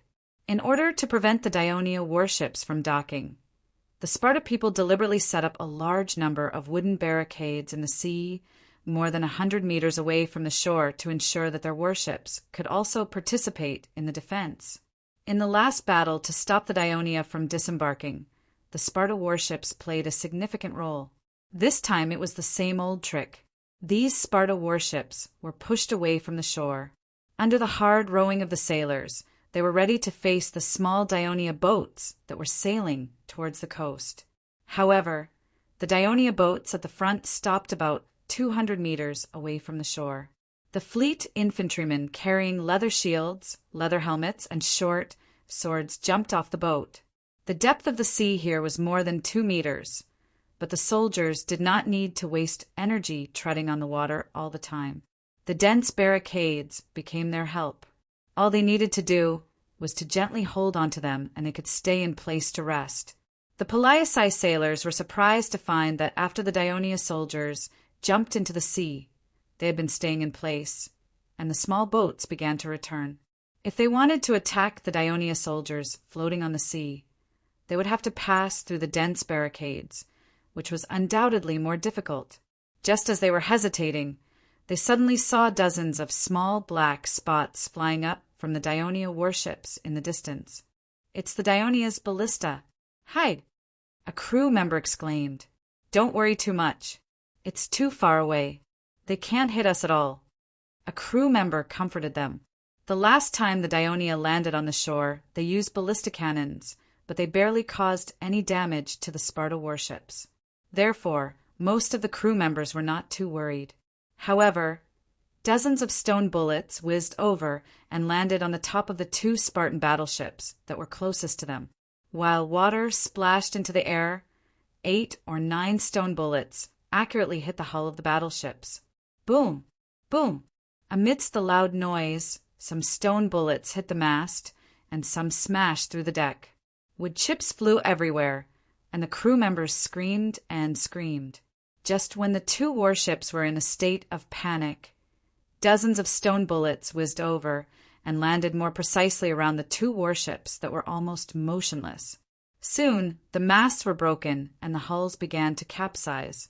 After learning from last time's experience and brainstorming by the commanders of the B squadrons, he specifically chose today, when the wind and waves were calmer, as the day of attack. He no longer scattered the 40 ballistic cannons he borrowed from the land army across the 40 warships. Instead, he had the 5 Raven warships closest to the center of the coast move horizontally towards each other and connect them with the Raven suspension bridge. The 40 ballistic cannons were then concentrated on the decks of these 5 warships. Under unified command, they would use the smallest type of stone bullets. This would increase the range and concentrate their attacks on a single target instead of fighting separately like last time. This greatly increased the accuracy of the ballistic cannons. The confidence of the Dionia ballistic cannons was greatly boosted after the first 2 volleys of ballistic cannons hit the enemy's warships. Under the command of the squad officer, they concentrated their attacks on the scattered Sparta warships one by one. The commander of the defense of the Spartan territory was Eudamidas, the brother of Phobidas, and a general with outstanding military achievements. At this moment, he was standing on the shore and paying close attention to the enemy's situation. He did not expect that the Dionysian soldiers would go into the sea so far away from the shore and stop at the sea area where the wooden stakes were blocking the ships. They converged with the soldiers on the small boats that kept coming from behind. Be it the warships or the archers on the watchtowers on the shore, they could not attack them for the time being. He also did not expect the ballistic cannons on the Dionia warships to be so accurate today. Less than half an hour after the Sparta warships left the beach, 7 or 8 warships were either sunk or destroyed beyond use. Eudamidas had no choice but to order the remaining warships to be stranded on the beach. Unexpectedly, he saw the ballistic cannons of Dionia firing again.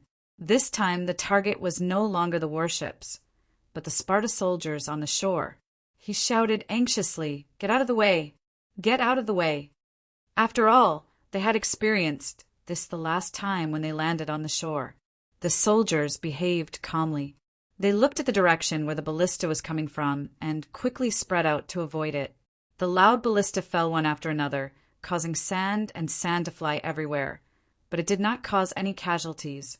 However, when the ballistic cannons of Dionia turned to attack the other troops on the shore, there was an immediate commotion, resulting in casualties. Under such circumstances, Eudamidas had no choice but to order, "All troops, retreat out of the range of the ballista." As a result, there was a distance of about 100 meters between the front line of the Sparta army and the beach. Eudamidas made up his mind.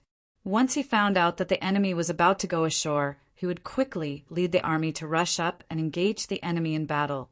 Since the two sides were so close together, the ballistic cannons would naturally be useless. Just when he was having a headache over the new landing tactics of the Dionysian army, he received 2 pieces of bad news in a row. The Lagonda Pass fortress was fiercely attacked by thousands of Dionia soldiers from the west. At the same time, many Dionia soldiers also appeared on the coastal path of the western cape of the Lagonia Bay. They were trying to take down the southern fortress of Port Ischen. Since Agesilaus led the main force north and Messenia had been relatively peaceful, there were less than 100 soldiers guarding these 2 important defensive positions, and most of them were Pariasi. Chapter 1193. Although the 2 fortresses were strategically located, they had been built decades ago during the Messenian riots. Over the decades, the Messenians had been relatively tame, and there had not been any major riots. During the Peloponnesus War, the Messenian Hercules were mainly rescued by the people of Athens. Therefore, the 2 fortresses had fallen into disrepair and were severely damaged. It was not until the Dionysian army invaded Messenia that Sparta urgently repaired the fortresses.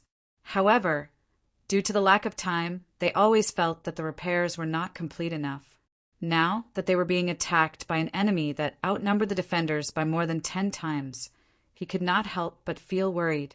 Therefore, even though the Dionia were about to land on land, he still sent 200 soldiers from each side to reinforce them.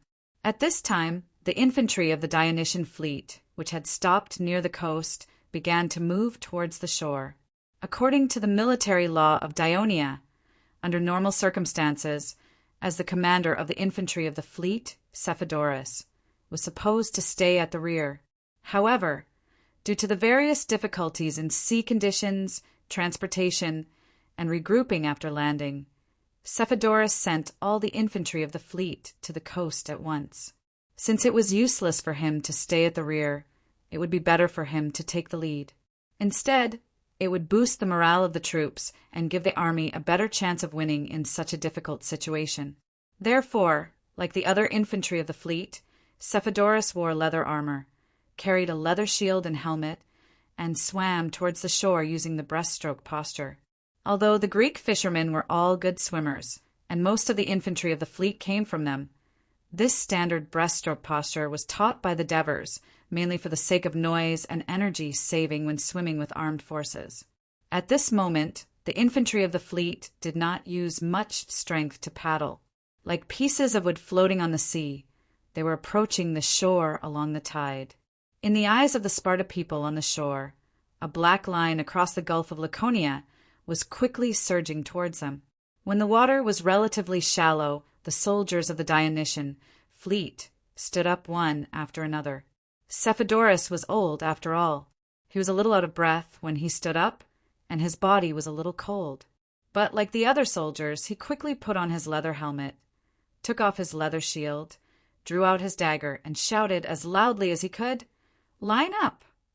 His voice could not travel far in the raging tides, but all the infantrymen had been briefed on the entire landing plan beforehand, and they were now consciously rearranging their formation. The infantrymen had gathered according to the battle formation when they were in the sea, and now, after a little rearrangement, a dense formation that was 3 miles long and 5 columns thick appeared in front of the Sparta army. Eudamidas was taken aback by the speed with which the Dionia got into formation. His attempt to take advantage of the Dionia's disorderly formation to launch an attack failed. He immediately realized that the Dionia had come prepared this time. They wanted to take advantage of the absence of Sparta's main force to attack Sparta's territory with all their might. "I won't let your conspiracy succeed." Eudamidas swung his spear forward and shouted angrily, "Attack!" Under the leadership of Eudamidas, the Sparta army began to run forward. When they stepped on the soft beach again, dozens of stone bullets whistled towards them again. Some of the Black Rock soldiers were in a commotion, but under the fierce scolding of the Sparta officers, they had no choice but to continue to run forward in panic. They only breathed a sigh of relief when the stone bullets fell behind them. Cephodorus led the soldiers forward steadily. Because the water had reached their crotch, they could not run. Fortunately, they were pushed forward by the tide, so they were not too hindered. When the water gradually receded from their waist to their feet, and the infantrymen's legs had just regained freedom, the enemy had already rushed in front of them. The infantrymen of the fleet had neither javelins nor shields to defend themselves. They could only raise their shields and short swords to fight the enemy head-on. The Sparta army consisted of nearly 300 Sparta warriors, more than 500 Sparta veterans, 2,000 Balaisai soldiers, more than 4,000 Blackrock soldiers, and more than 9,000 infantrymen of the Dionysian fleet. The first fleet of Dionia had nearly 280 Raven warships, with each Raven warship carrying 40 infantrymen. The first fleet had more than 10,000 infantrymen. Although the last landing had cost them thousands of casualties, Sicarion did not hesitate to send out all the infantrymen of the fleet. Finally, the battle began on the coast.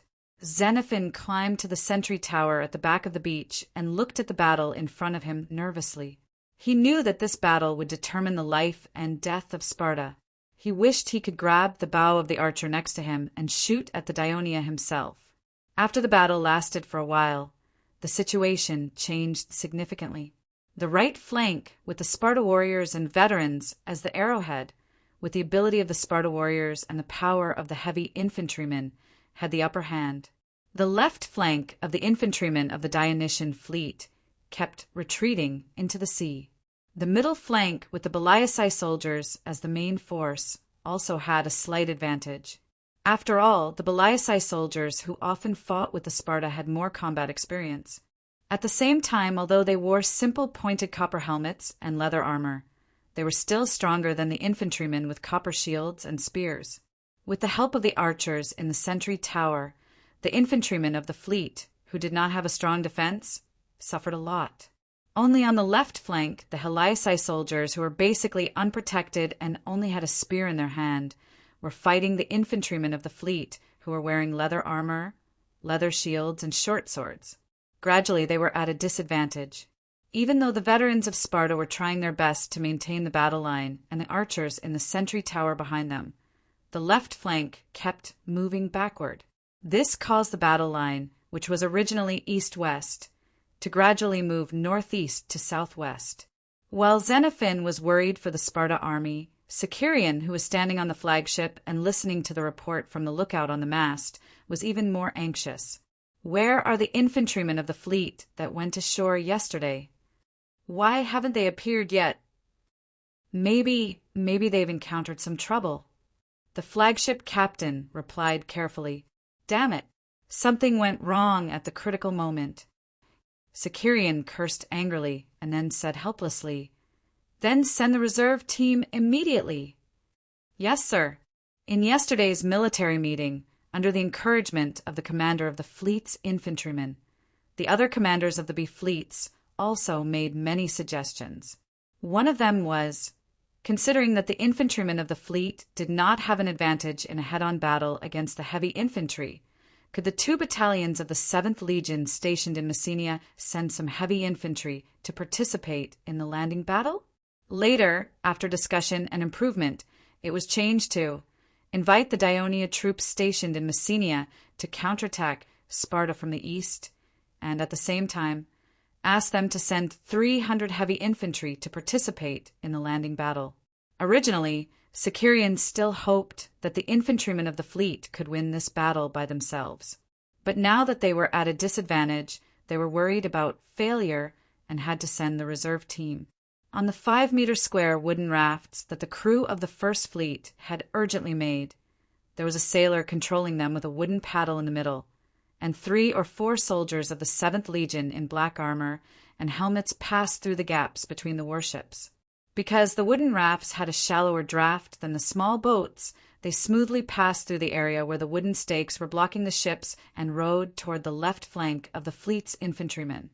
Oh no! The reinforcements of the Dionia! Xenophon saw this scene from the watchtower and was very anxious. Sparta did not have any extra soldiers to stop the enemy's reinforcements. What should they do? Xenophon was panicking. Suddenly, he saw a group of black rogues moving supplies in the camp. In his desperation, he rushed down the watchtower and rushed to the camp, wanting to organize these black rogues to reinforce the Sparta army at the front. The dozen or so veteran Sparta soldiers who were in charge of guarding the black rogues in the camp knew that the situation was urgent and immediately agreed to Xenophon's suggestion. But then there was a problem. Even if they organized these hundreds of black rogues, how could they fight without weapons? The Sparta were very strict with the black rogues. Even the black rogues who were going to fight were only given weapons before they went into battle. After the army left for battle, there were still so many black rogues in the camp. Of course, they would not leave weapons behind. After an urgent search in the camp, they only found a dozen broken spears. Xenophon had to ask the black rogues to take away the wooden poles that supported the tents. With promises and threats, he forced the black rogues to reluctantly follow him to the right flank of the Sparta army. Previously, the fierce attack of the Sparta warriors had caused some casualties in the left flank of the fleet's infantrymen. For the sake of honor and the survival of the entire fleet, they could only keep retreating to relieve the pressure from the enemy. The deeper they retreated into the sea, the weaker the attack of the Sparta warriors. The reason was simple. The surging tide and the soft bottom of the sea had a greater impact on the clumsy Sparta warriors who were wearing heavy armor. They had to spend part of their energy to maintain their balance, but the infantrymen of the fleet were used to it. Under such circumstances, the left flank of the fleet's infantrymen gradually recovered a little. Then the soldiers of the 7th Legion arrived one after another and immediately attacked the flank of the Sparta warriors. Under the attack, the Sparta warriors fought bravely without flinching. They knew that their home was behind them, so they could not retreat. Xenophon led the black rogues across the beach and rushed to reinforce the right flank. In the battlefield that was shrouded by the sound of tides, fighting, and screams, he was so anxious that he did not hear the exclamation of the archers on the watchtower not far from him. Enemy reinforcements again. In the east. In the east. Chapter 1194. Between yesterday afternoon and dusk, under the cover of the first flotilla's feint attack, nearly 400 infantrymen quietly boarded the eastern cape of the Gulf of Laconia. They hid in the mountains and planned to rest for the night before heading north the next morning to the beach, where the main force of the infantrymen would land. Unfortunately, they bumped into a shepherd who was herding sheep on the mountain. To prevent their whereabouts from being exposed, they detained him. Unexpectedly, the shepherd came from the small town of Minoa, not the city of Minoa on the island of Sicily in the kingdom of Ionia, but a small town on the edge of Sparta's territory, mainly populated by Pariathae, which was not far from the mountain where the infantrymen were hiding. At the request of the family of the missing shepherd, the residents of Minoa went up the mountain to look for him the next morning. To prevent being discovered early, the infantrymen had to avoid the Minoan residents and take a detour. When they hurried to the battlefield, the battle between the two sides was in full swing. Although the infantrymen of the fleet were anxious, the temporary commander of this surprise attack didn't blindly command his troops into battle. He stood high in the forest, carefully observed the situation on the battlefield, and quickly came up with an action plan. 50 soldiers with torches rushed to the campsite behind the battlefield, and he led more than 300 soldiers to attack the left flank of the Spartan army and attack the rear. His move quickly produced results. The Heloths, who were already struggling to hold on, were attacked from the rear and began to retreat. When the retreating Heloths saw the fire in the camp behind them, they screamed in horror, and panic quickly spread among the Sparta army. The Heloths and Pariathae fled in all directions, and only the Sparta warriors continued to fight. Seeing that the situation was hopeless, Xenophon sighed and joined the fleeing ranks. He had to hurry back to Sparta, and maybe he could give some advice to the panicking Sparta elders. When Sicerian boarded a boat to the coast, the battle on the coast was not completely over. More than 360 Sparta warriors, including some veteran warriors, formed a circular formation and continued to fight despite being surrounded by the infantrymen and the soldiers of the 7th Legion. After Sicolian understood the situation, he believed that the Sparta army was completely surrounded. Of course, they would resist stubbornly. Thus, he gave the order to open up a path to the north. The order was quickly carried out. He had thought that Sparta would retreat quickly so that the soldiers could pursue them. However, Sparta was still fighting, and it didn't seem like they had any intention of retreating. Sicerian thought for a moment and ordered his soldiers to retreat, distancing themselves from Sparta. He was not worried that Sparta would take the opportunity to counterattack, because the Ionia soldiers not only had an absolute advantage in numbers, but also in physical strength. After all, the infantrymen of the fleet were light armored soldiers, and the soldiers of the 7th Legion joined the battle later. The Sparta warriors, who had been fighting with all their might until now, did not have much stamina left. They were only relying on the compact, circular defensive formation to support themselves. Once they switched from defense to offense, it would be difficult for them to maintain their formation. The Ionia soldiers slowly retreated cautiously, while the experienced Sparta warriors remained where they were. They stood close to each other, shoulder to shoulder. The outermost row of warriors were all in a horse stance, with one hand holding a round shield and the other holding a spear. Half of their bodies were hidden behind the round shield, with only half of their heads sticking out from the top edge of the round shield. Their cold gazes pierced through the narrow eye holes of their helmets, looking out vigilantly. Their comrades behind them not only used their shields to support them, but they also extended their spears above their right shoulders to help them fight against the enemy. The entire Spartan formation was like a hedgehog that had no choice but to huddle together in the face of danger. However, when both sides left the battle and the sounds of fighting disappeared, they could clearly hear their rapid breathing. The bronze shields in their hands were trembling slightly due to the lack of strength. Around the circular formation were the corpses of the Sparta soldiers. There were also a few wounded soldiers who had been repeatedly trampled during the battle. They were so badly injured that they could not move at all. All they could do was let out a low, mournful cry.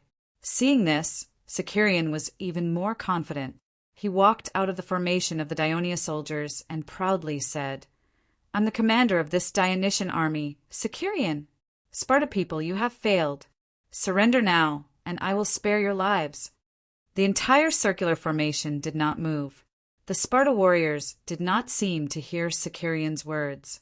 After a long while, Eudamidas, who was in the center of the formation, said loudly, We can surrender. We can also allow you to occupy Port Ischen and Port Hillers, but you must swear to God that you will not lead your army into the city of Sparta."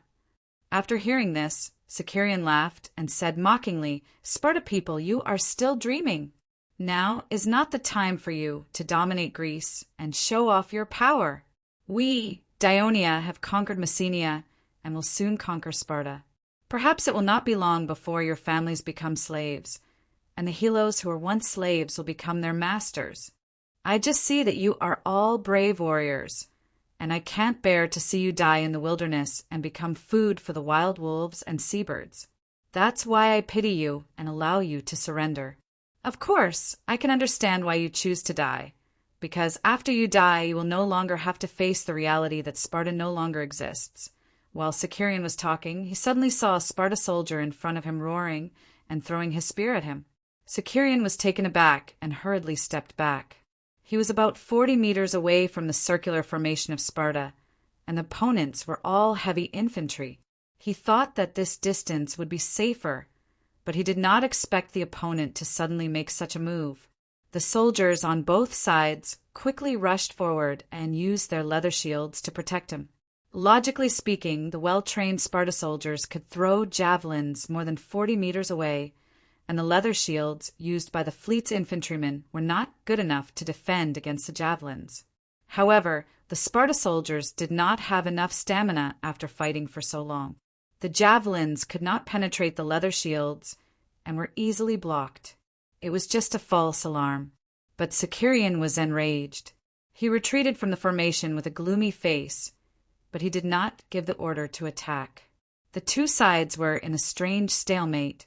After a while, the Sparta soldiers saw the Dionia soldiers retreating again, and they even made a big gap in the direction of the sea. Then, less than 100 meters away, they saw 6 wooden shelves placed side by side, and some Dionia soldiers were operating something behind them. Although the Sparta soldiers had not seen the details of the ballista with their own eyes, they felt uneasy. "Fire!" The ballista commander released the bowstring, and the spring arm suddenly contracted. Stone bullets whizzed out and accurately smashed into the circular formation of the Sparta soldiers in the small arc shields flew. Blood splashed, limbs were broken, chests were smashed, and heads were smashed. The originally perfect defensive formation was instantly turned into a horrible and bloody scene. The extremely dense formation of the Sparta soldiers allowed the ballista to fully unleash its power. The commander of the Sparta army, Eudamidas, did not even have the time to scream before he fell into a pool of blood. The surviving Sparta soldiers immediately realized that they would only be sitting ducks if they continued to stand their ground. Fight to the death with the Dionia! They roared and swarmed toward the ballista soldiers. The Dionysian army, who had been waiting for the Sparta soldiers to do this, quickly closed in. At the end of the battle, none of the Sparta soldiers surrendered. All of them were dead. The landing battle of the first flotilla was the final victory, but Sicarion was not too excited because he saw many bodies of the fleet infantrymen when he came ashore. Hurry up and cremate the bodies of the soldiers, but keep their belongings and earn safe. Hand them over to their families in one piece in the future. Use the boats to bring the medics ashore and treat the wounded soldiers as soon as possible, said Sicarion in a low voice. He looked up at the sky and then back at the tide. The tide is going to ebb soon. Order all the crew to remove the wooden stakes in the sea and open up a channel for our rations to be transported in and unloaded at Hillersport. Otherwise, the infantrymen of the fleet will not have anything to eat tonight, and we will have to rob the Spartans. Understood, sir. I'll do it immediately. The subordinate took the order and left. Only then did Sicarion look forward and shouted in high spirits, "Follow me to Sparta!" During the landing battle of Sparta on the coast, the Dionysian army suffered more than 1,500 casualties, most of which were injured. The casualties were mainly caused by the attacks of the Sparta soldiers on the left wing and the long-range shooting of the archers on the coast. The Sparta army suffered about 2,000 casualties, of which all the Sparta soldiers were wiped out. Most of the old Sparta soldiers also died in battle, resulting in the loss of the main combat force in Sparta's territory. Due to the stubborn resistance of the Sparta soldiers, Sicarion was delayed on the coast for a long time.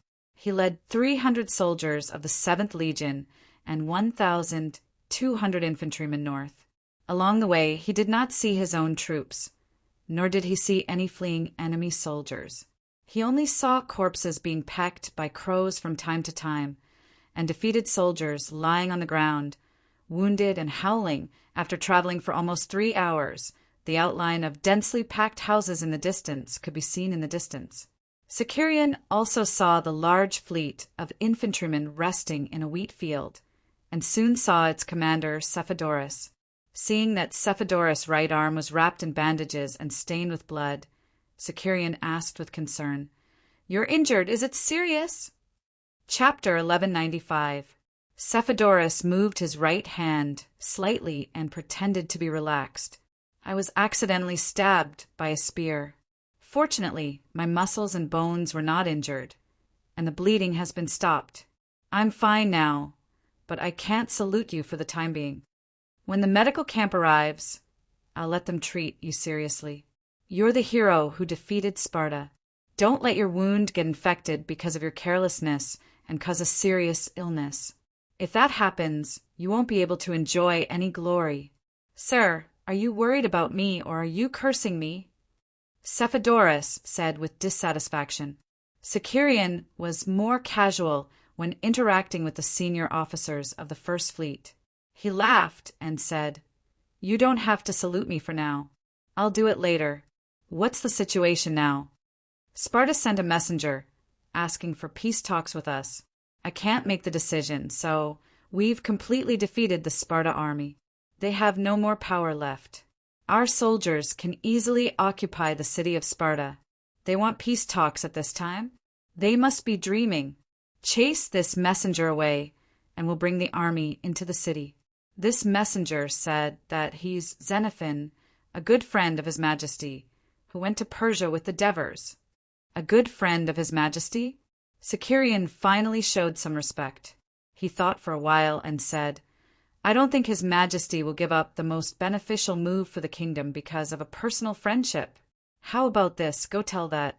Say, Xenophon, that Dionia will not accept the peace talks unless Sparta surrenders immediately." Cephodorus accepted the order and quickly returned. "Sir, he agreed to surrender to Sparta. But the Dionysian army cannot enter the city of Sparta and harass the people of Sparta." Xenophon, who followed Cephodorus closely, said loudly. Sicarion raised his head and looked at him from the corner of his eyes. He sneered, "You won't let us enter Sparta, and you won't be able to capture the people of Sparta. What kind of surrender is this?" "Sparta surrenders to Dionia and gives up all the city-states they control, only keeping Sparta's original territory. They can even accept some reforms that Dionia has made to Sparta's government. Also, Sparta and Ionia will maintain unity in offense and defense. No matter who Ionia goes to war with in the future, Sparta must fight alongside Sparta. General, during the Peloponnesus War, Athens finally lost and surrendered to Sparta. The conditions that they accepted are almost the same. Now, Sparta's surrender conditions are even harsher. It's enough to show our sincerity. Isn't that enough? Xenophon said calmly, the conditions that you mentioned, did Sparta agree to them? Sicerion was still suspicious. They have given me full authority. They won't object. Xenophon said confidently.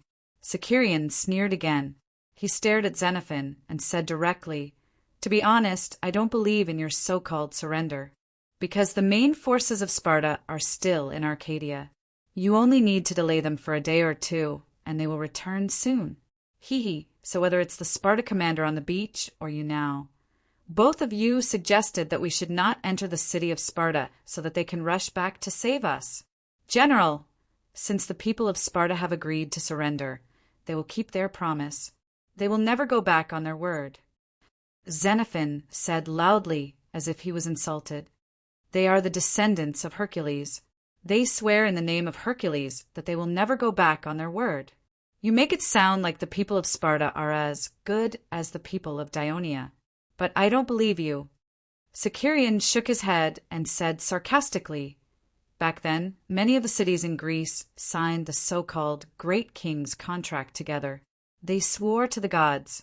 But not long after, the people of Sparta broke the contract and suddenly attacked the city of Thebes. Then, what should we do to make you believe us? Xenophon was at a loss for words, but he quickly asked anxiously. Sicerion ignored him and turned to Cephodorus. The soldiers have rested enough, right? Gather them immediately and enter the city of Sparta. Capture all the people of Sparta. Yes. Xenophon panicked. He went forward and grabbed Sicirion's sleeve. He said earnestly, wait. General, you can't do this. Sicirion waved his hand forcefully. And capture him too. The fleet infantrymen and soldiers of the 7th Legion who received the order quickly formed a long and loose horizontal formation. They stepped across the wheat fields, vegetable fields, vineyards, and sparsely populated thatched houses. When they were approaching the densely packed houses, they were surprised to see many old people, women, and even children in between the houses. They were all holding spears, short swords, and even wooden sticks. They were glaring at them. The entire Dionysian army stopped advancing. After hearing the news, Sicirion was silent for a moment. Then he said in a low voice, as expected of the country of Sparta, which was founded on military might, since they have picked up their weapons, they are the enemy. He told the soldiers that they could not be careless, nor could they be merciful. They had to attack them immediately. But if they put down their weapons and stop attacking, you can no longer kill them. You can only capture them. Do you understand? Understood. In the king's office in the palace of Thurii, the Devers were listening to the report of the chief of intelligence, Aristaeus. Your Majesty, we have received a secret report from Greece in the past 2 days. The General Assembly of Athens has passed the decision to join the Greek alliance and is ready to declare war on us.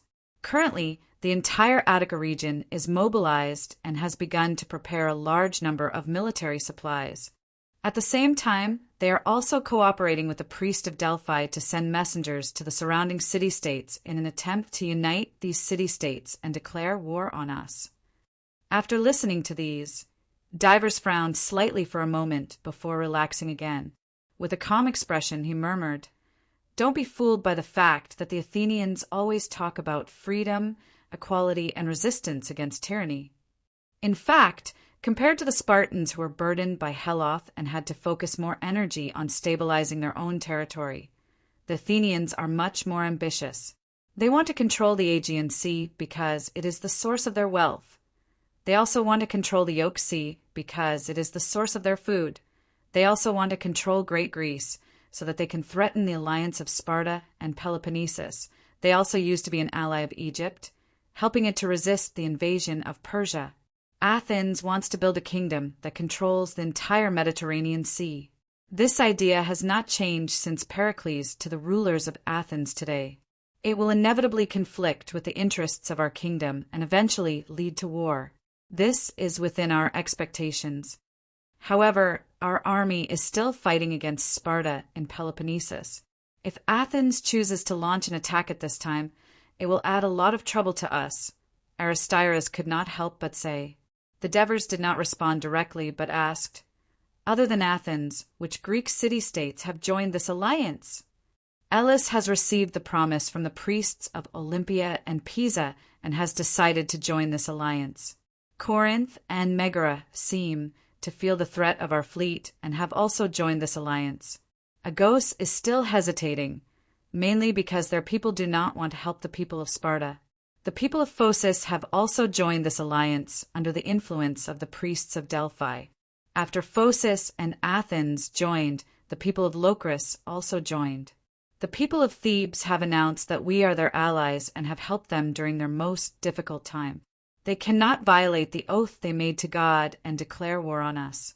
However, they will not point their spears at their neighbors who have helped them, so they remain neutral. Under the influence of the Thebes, most of the city-states of the Piotia alliance have also chosen to remain neutral. The priests of Delphi and the emissaries of Athens have gone to persuade the people of Thessaly. Now the intelligence shows that Iazon is still hesitating and has not expressed his position. In addition, Athens has also sent emissaries to the western part of central Greece in an attempt to rope in the natives of Acarnania and Aetonia. As for the specific situation, we have not received any news yet. The general situation is like this. After listening to the more detailed introduction of Aristira's, the Devers tapped the table with his hand and said in a low voice, "Pelopidas of the Thebes has secretly sent a letter to me, explaining to me the reasons why the Thebes have to make this choice. Considering the current environment that the Thebes are in, they have already taken a lot of risks by choosing to remain neutral. I can understand that. Athens has officially joined this alliance that opposes us, which means that most of the Ionian city-states that are led by Athens will declare war on us. Although that Iazon is still watching, I think that since he has the ambition to become the overlord of Greece, he should know that this is the only chance for him to defeat us, Dionia, and achieve his goal. He will eventually join us." At this point, his tone became unusually strong.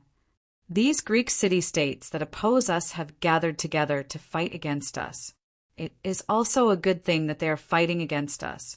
We can save time and eradicate them all at once, completely controlling the Greek mainland."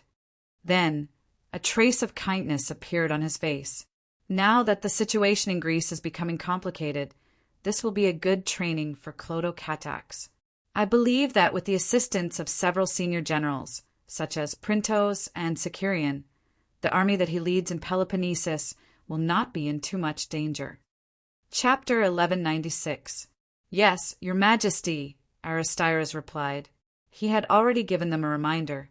As for what the king of Devers would do in the future, it was none of his concern. By the way, have the Macedonians joined this alliance? The Devers suddenly thought of Thessaly's neighbor, the legendary kingdom in his previous life. He could not help but ask, "Oh, I heard that Athens has also sent an envoy to Macedonia, but King Martin is seriously ill. I heard that he cannot even get out of bed, so he rejected the request of the envoy from Athens. Now the situation in Macedonia is a little chaotic. There is also the threat of Thessaly's people in the south. Under these circumstances, the king of Macedonia does not dare to risk sending his army south to fight. Macedonia is still a weak country at this time." The Devers sighed and mumbled. At this moment, there was a knock on the door. "Come in." Henoboris stood at the door and said, "Your Majesty, Prosus is here." "Your Majesty, I'll take my leave first," Aristira's immediately said tactfully. "Thank you for your hard work. After you go back, continue to pay close attention to the movements of the various cities in Greece and report to me at any time," the Devers said seriously. "Yes." After the chief of intelligence of the kingdom left, The Devers specially tidied up his appearance before saying to Henoboris, "Herne, go and fetch him personally." "All right." Henoboris nodded knowingly. As soon as Leotychides walked into the office, the Devers welcomed him warmly. "Your Majesty." Although he was not wearing armor, Leotychides still gave a very formal military salute. After the Devers returned the salute, he gestured for him to sit down. Then he sat on the wooden chair opposite him and asked with a smile, "How have you been resting these days?" "I'm bored out of my mind. I still hope that I can have something to do." Leotychides' dull face revealed a trace of pleading. "Actually, neither I nor the Ministry of Military Affairs care about your past identity. There are many people in the Senate who used to be a king, a chief general of a city-state, or a tribal leader. Many of them used to be enemies, but now they are citizens of Dionia, contributing their strength to the kingdom. Moreover, you have made a lot of contributions to the kingdom over the years." After sighing, Devers stopped smiling and said seriously, "But you have been concealing your true identity, and this concealment has a great impact on this military operation. This is why I decided to transfer you back and temporarily suspend you from the Ministry of Military Affairs. It's indeed my fault for concealing my true identity. I have no opinion on the punishment given by the Ministry of Military Affairs," Leo said seriously when he mentioned the pros and cons. "Now I have a question." Devers gently patted the armrest. "Should I call you Persosus from now on, or Leotychides?" Leotychides did not hesitate and immediately answered, "Persosus has become a thing of the past. I am now a citizen of Persosus and Ionia, and Persosus will be my family name, which will continue to be passed down." Devers smiled and said, "2 days ago, an emissary from Egypt came to Turii and told me a piece of news. The Persia army is gathering in large numbers in eastern Phoenicia, and they intend to invade Egypt. Pharaoh Tanis of Egypt hopes that when the Persia army invades Egypt, we, Dionia, can send reinforcements to Egypt." When Leotychides heard this, he subconsciously grabbed the armrest. Sure enough, Devers looked at him and said slowly, "Egypt is our ally. During the war in the Western Mediterranean, they selflessly provided us with a large amount of food, so that we could survive the most difficult period. Now that they are in trouble, of course, we should lend a helping hand and fully support them. In addition, Persia regards Dionia as an enemy. During the war in the Western Mediterranean, they had sent reinforcements to help Carthage. In the past 2 years, they have also incited the city-states in Greece to unite against us. Therefore, helping Egypt and attacking Persia is a good thing to kill 2 birds with 1 stone. The Council of Ministers of the Kingdom has passed the resolution to help Egypt. After discussing with the Ministry of Military Affairs, I think you're the most suitable candidate to be the commander of the reinforcements. Are you willing to accept this appointment and go to Persia to fight?" Of course, Leotychides, who had been idle for a period of time, was willing to accept this appointment. However, he still suppressed the impulse in his heart and asked first, "Your Majesty, may I know which legions the kingdom will send as reinforcements?" Devers praised Leotychides for being able to remain calm in such a situation. He said loudly, "Currently, we're considering 3 legions from Sicily as the main force of the reinforcements, with the Second Fleet providing support at sea. In addition, considering that Egypt's territory is vast and flat, which is conducive for cavalry to gallop, we're prepared to let the African Light Cavalry Legion participate in the expedition. Considering that the Persia army mainly relies on projectiles, we'll also recruit 2,000 Bali slingers. What do you think? Are you satisfied with this arrangement?"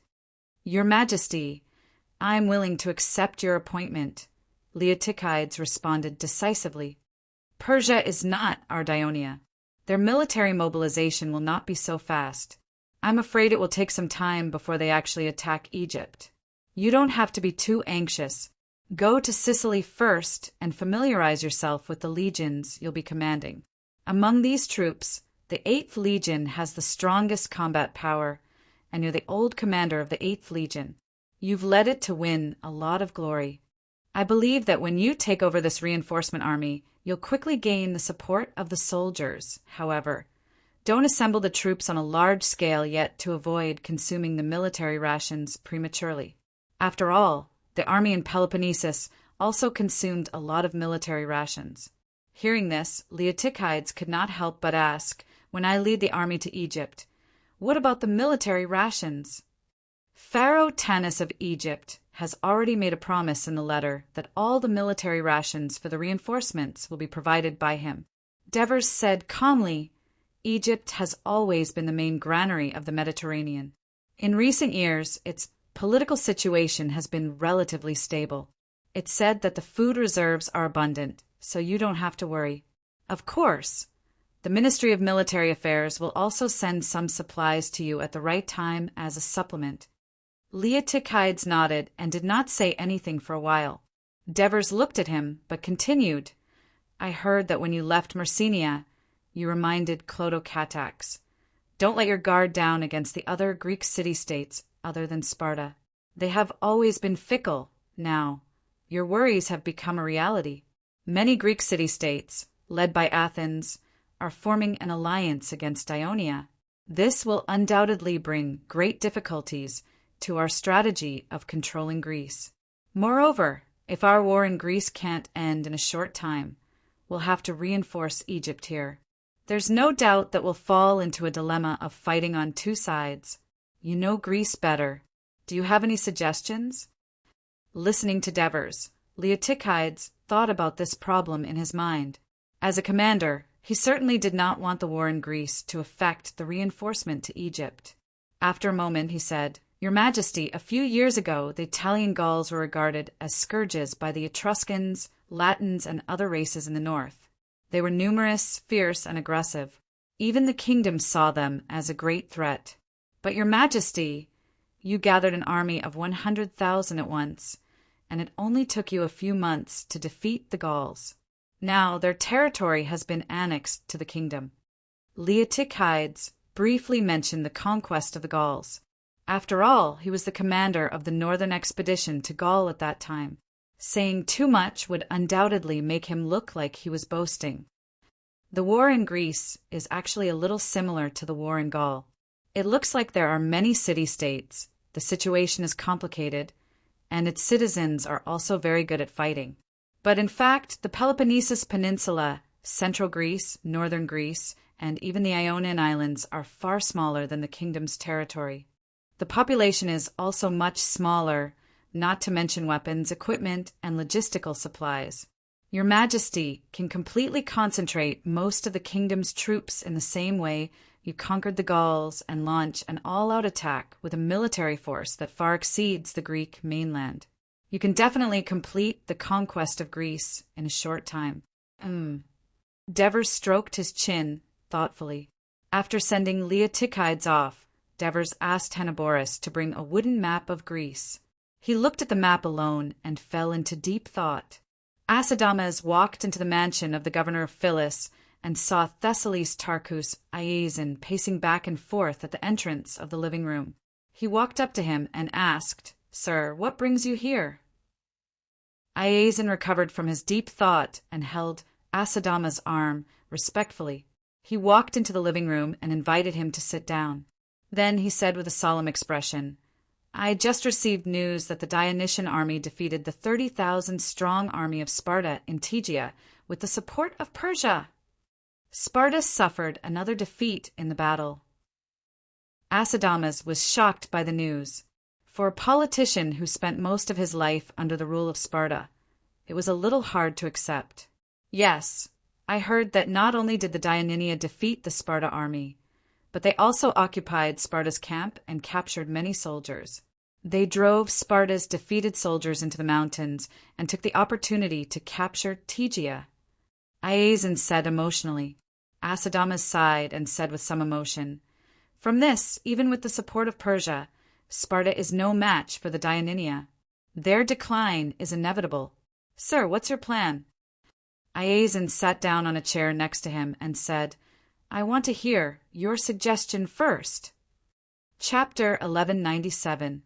Acidamas thought about it and said, "Ever since Dionia invaded Myrcenia, I've spent some time investigating Dionia's situation. In the end, I discovered that this kingdom of the Western Mediterranean has actually controlled all the forces along the coast of the Western Mediterranean, becoming the undisputed overlord of the Western Mediterranean. In the last 2 wars, the kingdom sent 100,000 troops and 600 to 700 warships to fight, and they were able to maintain the offensive for more than half a year. Their strength is amazing.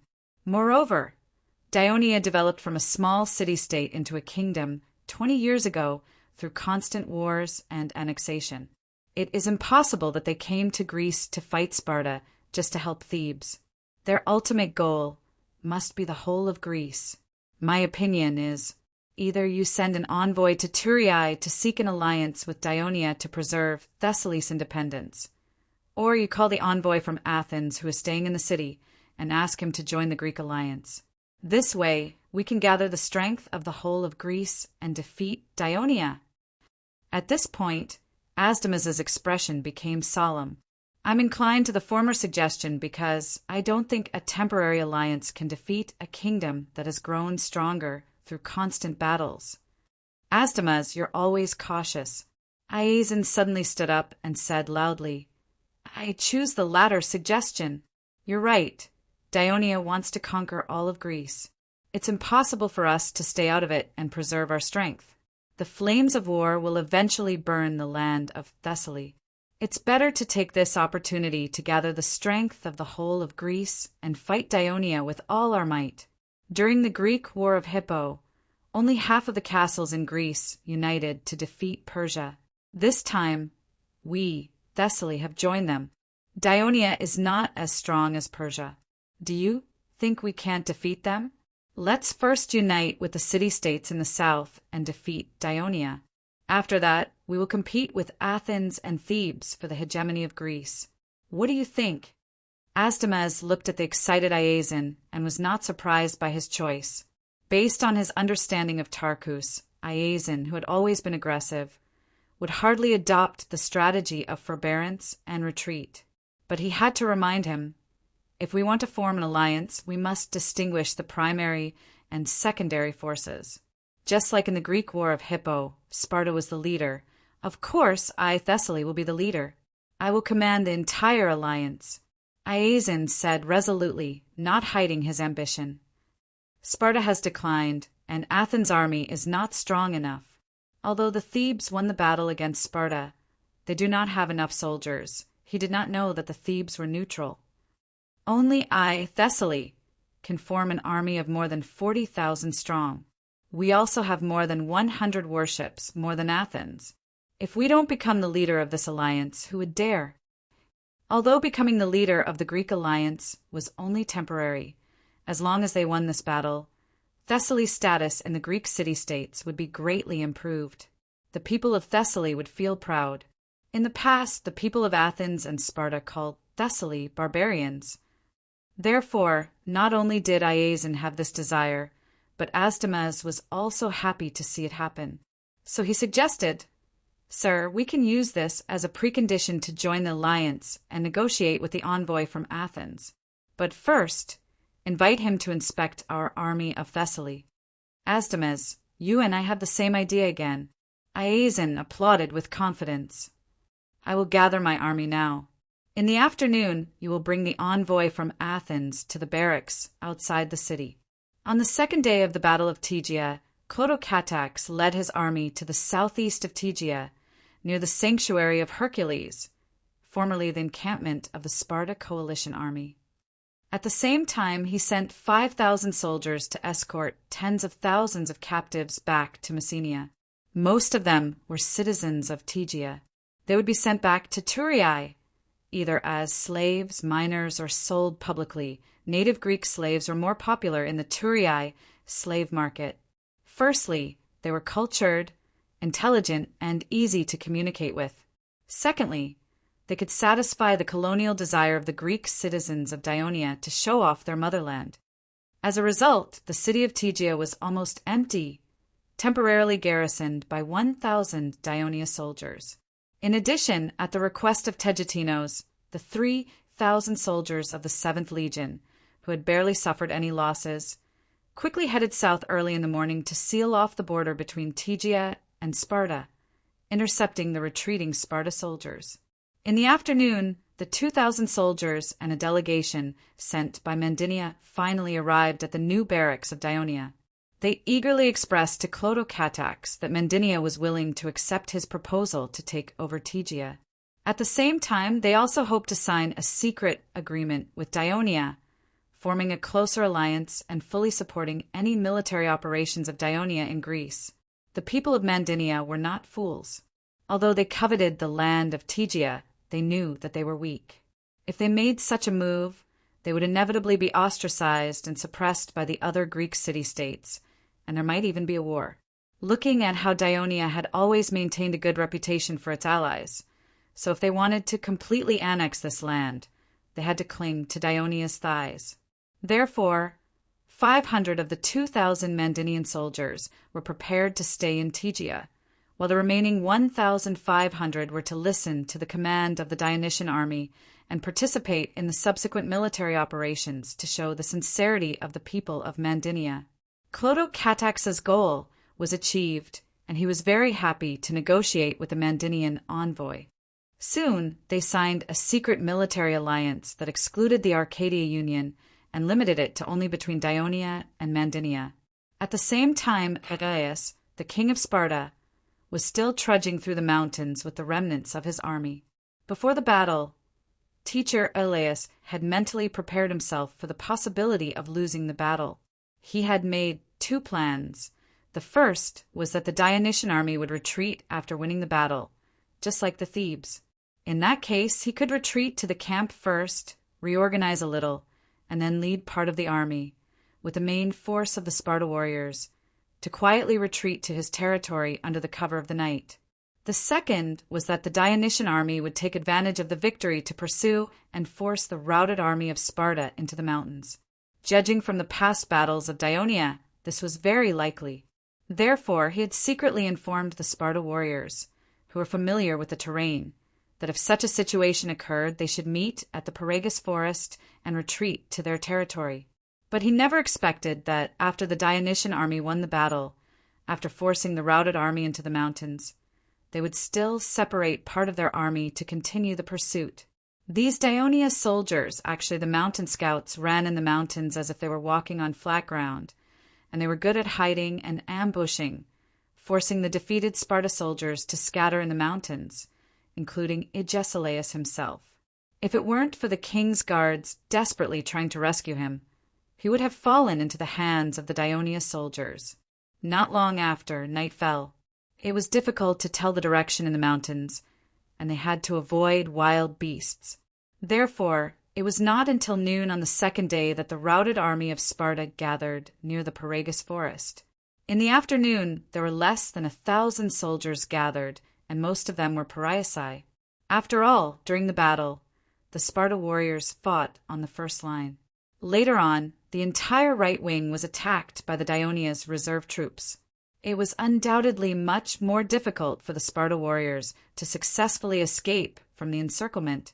More importantly, Agesilaus did not see his son Archidamus appear.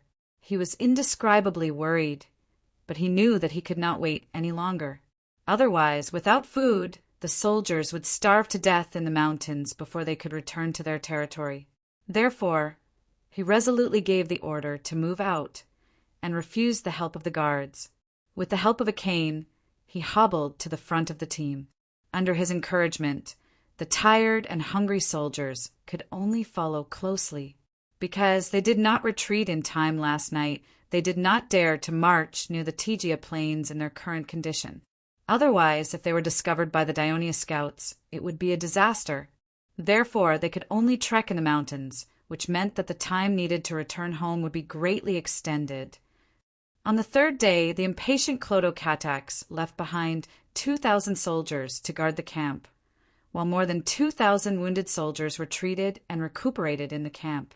He gathered 15,000 Dionia soldiers and 1,500 Mandinia soldiers and marched south.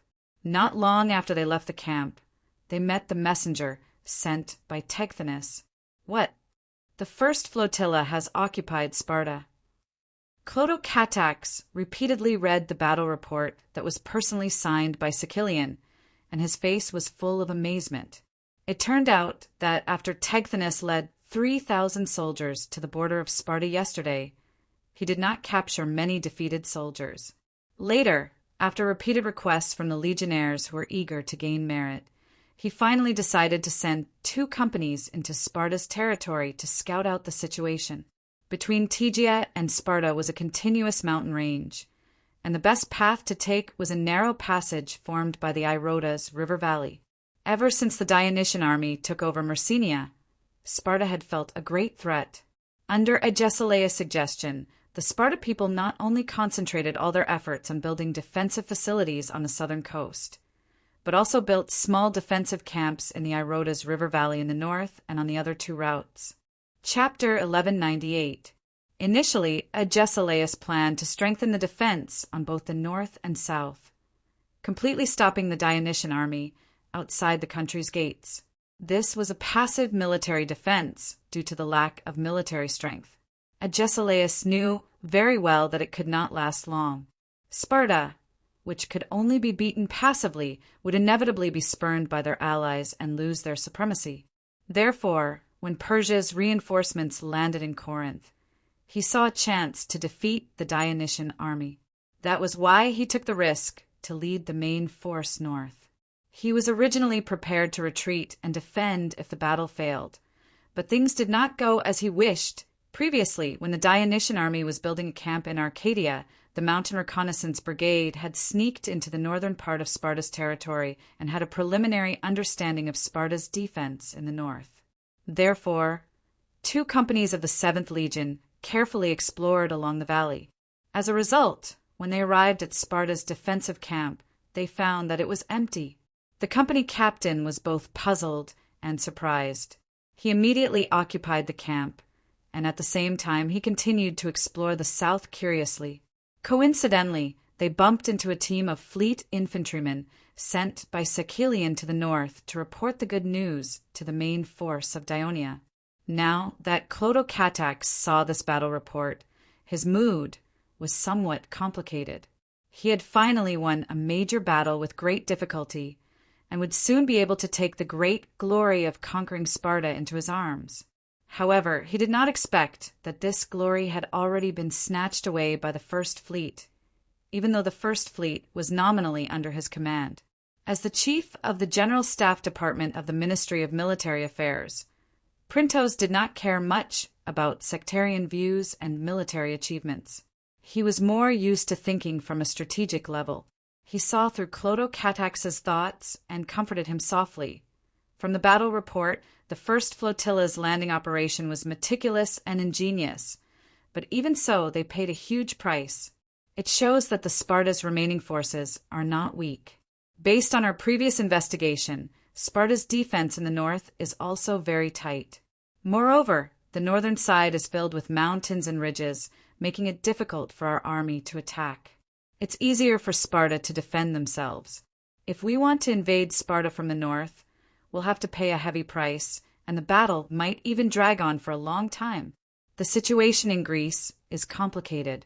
The longer it drags on, the more disadvantageous it will be for us. Fortunately, the Sicilians strictly followed your orders and launched the landing operation in time. This gave us enough time to deal with the challenges of the other Greek city-states. After listening to this, Clotocatax was silent for a moment. Suddenly, he laughed at himself and said frankly, "Lord Printos, I admit that I am a little jealous of the first flotilla's conquest of Sparta, but I think the first flotilla's success has little to do with my orders. The main reason is Lord Sicilian's ability. No wonder my father praised him as one of the best military commanders in the kingdom. But you are right. It is a good thing for our army and the kingdom that the first flotilla was able to conquer Sparta so quickly.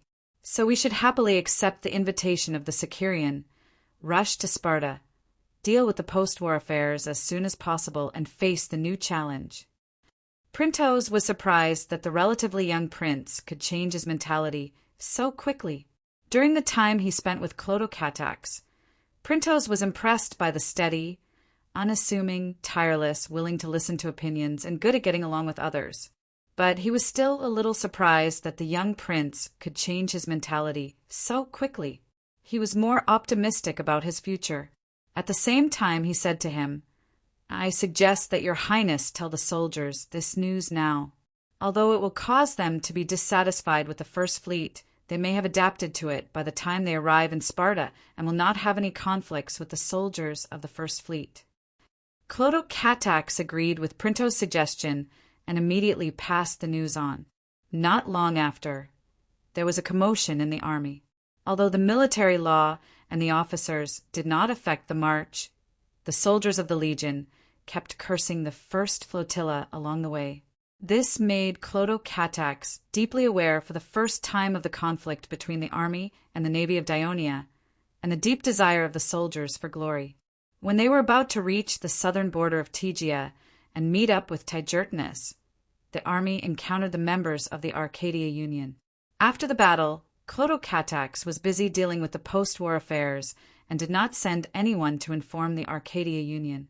The Mandinian guides were eager to rush back to their motherland to inform the council of the decision of the Dionia commander, so they did not go to Megalopolis. On the second day, the members of the Arcadia Union saw the huge crowd of people returning from Tegea and passing through the territory of Megalopolis. There were Dionia troops and thousands of prisoners. They went up to ask and found out that the Dionysian army had fought a large-scale battle with Sparta the day before, and they had won the battle. Of course, they were also surprised to find out that during the decisive battle between Dionia and Sparta, the people of Tegea suddenly betrayed the Dionysian army and attacked the flank of the Dionysian army, causing a lot of trouble. So the enraged Dionysian army captured Tegea after the battle, captured the people who were still alive, and wanted to send them back to Messenia. The members of the Arcadia Union were shocked by the cruel decision made by the people of Dionia. After all, there were 3 members of the Arcadia Union among them. Despite their repeated requests and protests, the soldiers of Dionia in charge of escorting the prisoners refused to release the prisoners. So, led by Lycomedes, the members of the Arcadia Union had no choice but to rush to Tegea to plead with the commander of the Dionysian army. Coincidentally, they met halfway. Faced with the request of the members of the Arcadia Union, Clotocatax felt a headache coming on. After the battle that day, he was too angry because of Adoris's defeat and gave such an order. After a day, his emotions had calmed down, and he regretted that the order was too cruel. However, the order had been carried out, and it was welcomed by the soldiers. Changing it casually would only weaken his authority, so he could only ignore it and accept it. Now, there were people who had suffered so much that they wanted an explanation, and this made him feel very awkward. Printos saw his dilemma and offered to meet the members of the Arcadia Union on his behalf. Clotocatax expressed his gratitude. Printos rode his horse and rushed to the side of the road. As soon as he saw the members of the Arcadia Union, his face turned as cold as frost, and he said angrily, "People of Arcadia, it was your request that won our trust. That was why the kingdom formed an alliance with you. So when Mandinia was besieged, we sent our army to help. On the way, we learned that another ally, Tegea, was also attacked by Sparta and was in imminent danger. So, in order to save Tegea, we ignored the fatigue of the march and fought against the Sparta army. Who knew that it was a conspiracy? Those damned people of Tegea. They colluded with Sparta and set up a trap. They even ambushed the rear of our army during the battle, causing the army to pay a heavy price of more than 3,000 casualties. Moreover, our great king of Devers' son, General Adoris, died in battle. The people of Tegea collectively betrayed the alliance and violated the sacred oath. Of course, they must be punished severely. Even if this punishment could appease His Majesty's anger due to grief, it is still unknown. Anyone who understands the history of Dionia should know that we, the Holy Kingdom of Dionia, keep our promises. But we also hate betrayers. Now that Tegia has betrayed us at such a crucial time, we cannot help but express our deep doubts about whether your city can still honor the alliance. The members of the Arcadia Union were shocked by Printo's attitude. They did not expect that Tegia's betrayal would cause such serious consequences. More than 3,000 casualties, which was equivalent to the young and middle-aged population of Dionia. Even the son of the king of Dionia died in battle. Now, the Dionysian army had defeated the allied forces of Sparta in the battle, which had already demonstrated the strength of Dionia. The members of the Arcadia Union, who were beginning to fear the king of Dionia, were really worried that the king of Dionia would vent his anger on their city. They all began to express their stance. We, the people of Mandinia, are mortal enemies with Sparta, and we are the initiators of this alliance. We will never betray Dionia like Tegia.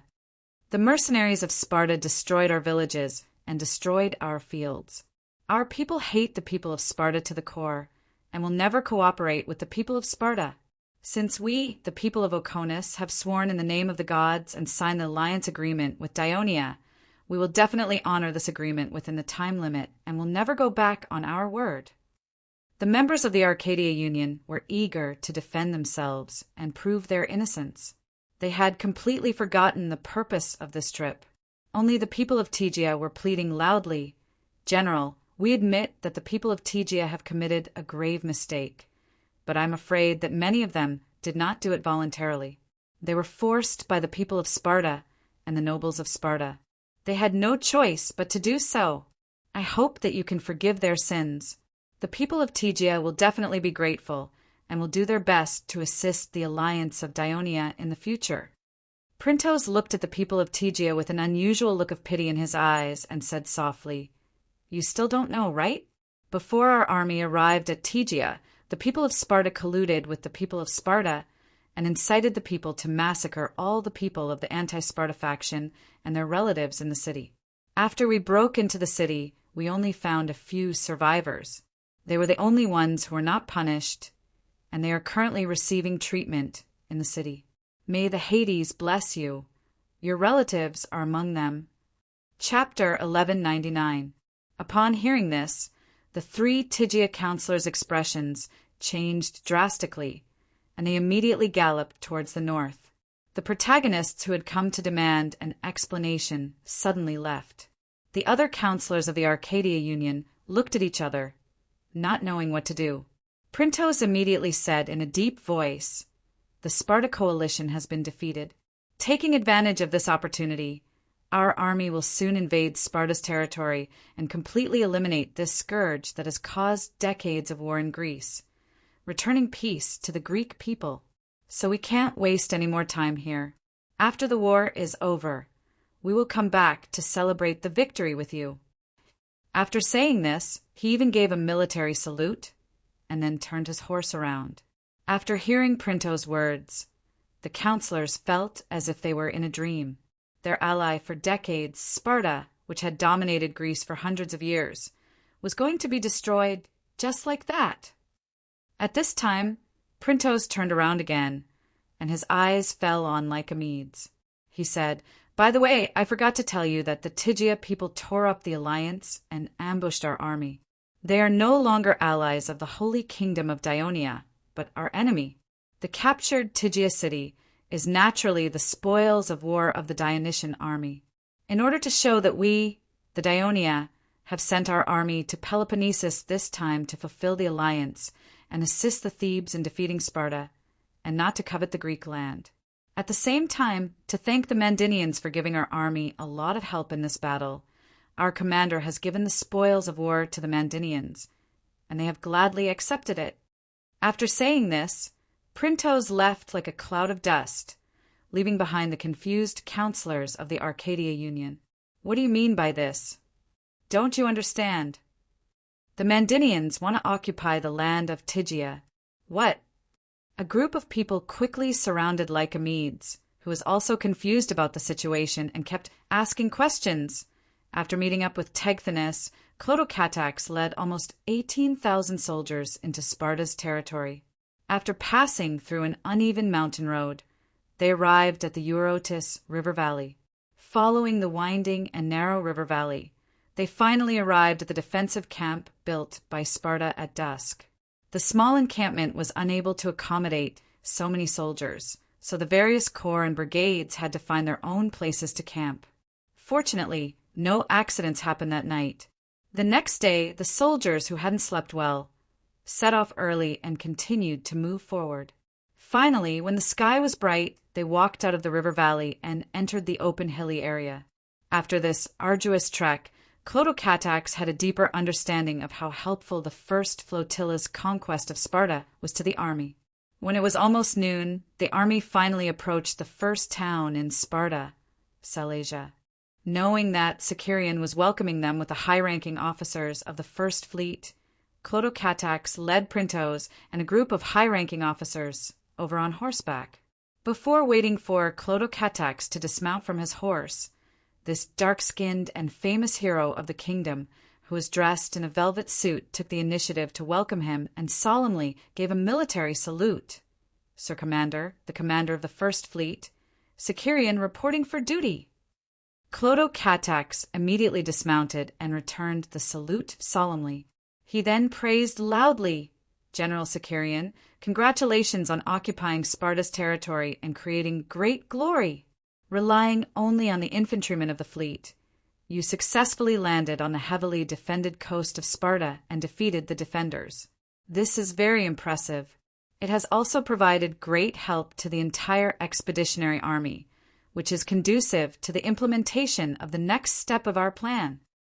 Clotocatax's generous praise made Sicarion and the officers behind him very happy.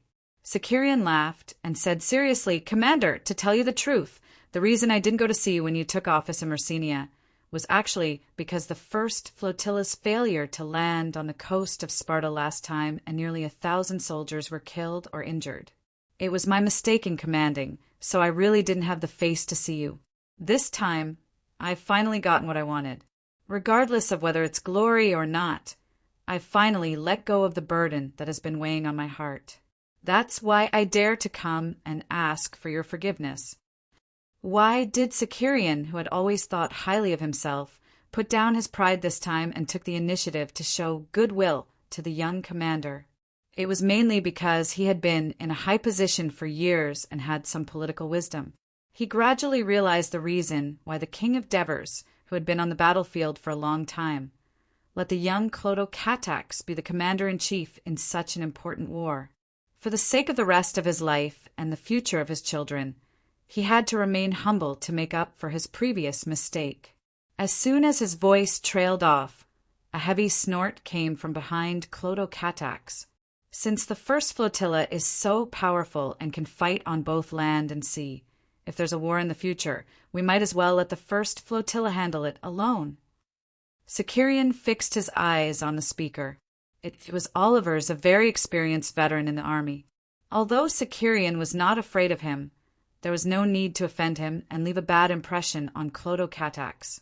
So he smiled and said, "The first flotilla was able to capture Sparta because you led the army in the territory of Arcadia and attracted the attention of the main forces of Sparta. Besides, I also heard that you had a fierce battle with the Sparta army in Tegea and completely defeated the Sparta army. This was also a brilliant victory. Without this victory, without our army, even if the first flotilla occupied Sparta, it would still be recaptured by the main forces of Sparta in the end." Sicarion's words were reasonable, which made the commanders feel very comfortable. The displeased looks on their faces quickly disappeared.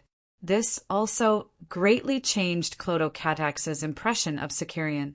He took over the conversation and said seriously, "It was by relying on the cooperation and joint efforts of the army and navy that we won the victory against Sparta. Next, we still need the close cooperation of the army and navy to successfully defeat the armies of the Greek city-states that are hostile to Ionia.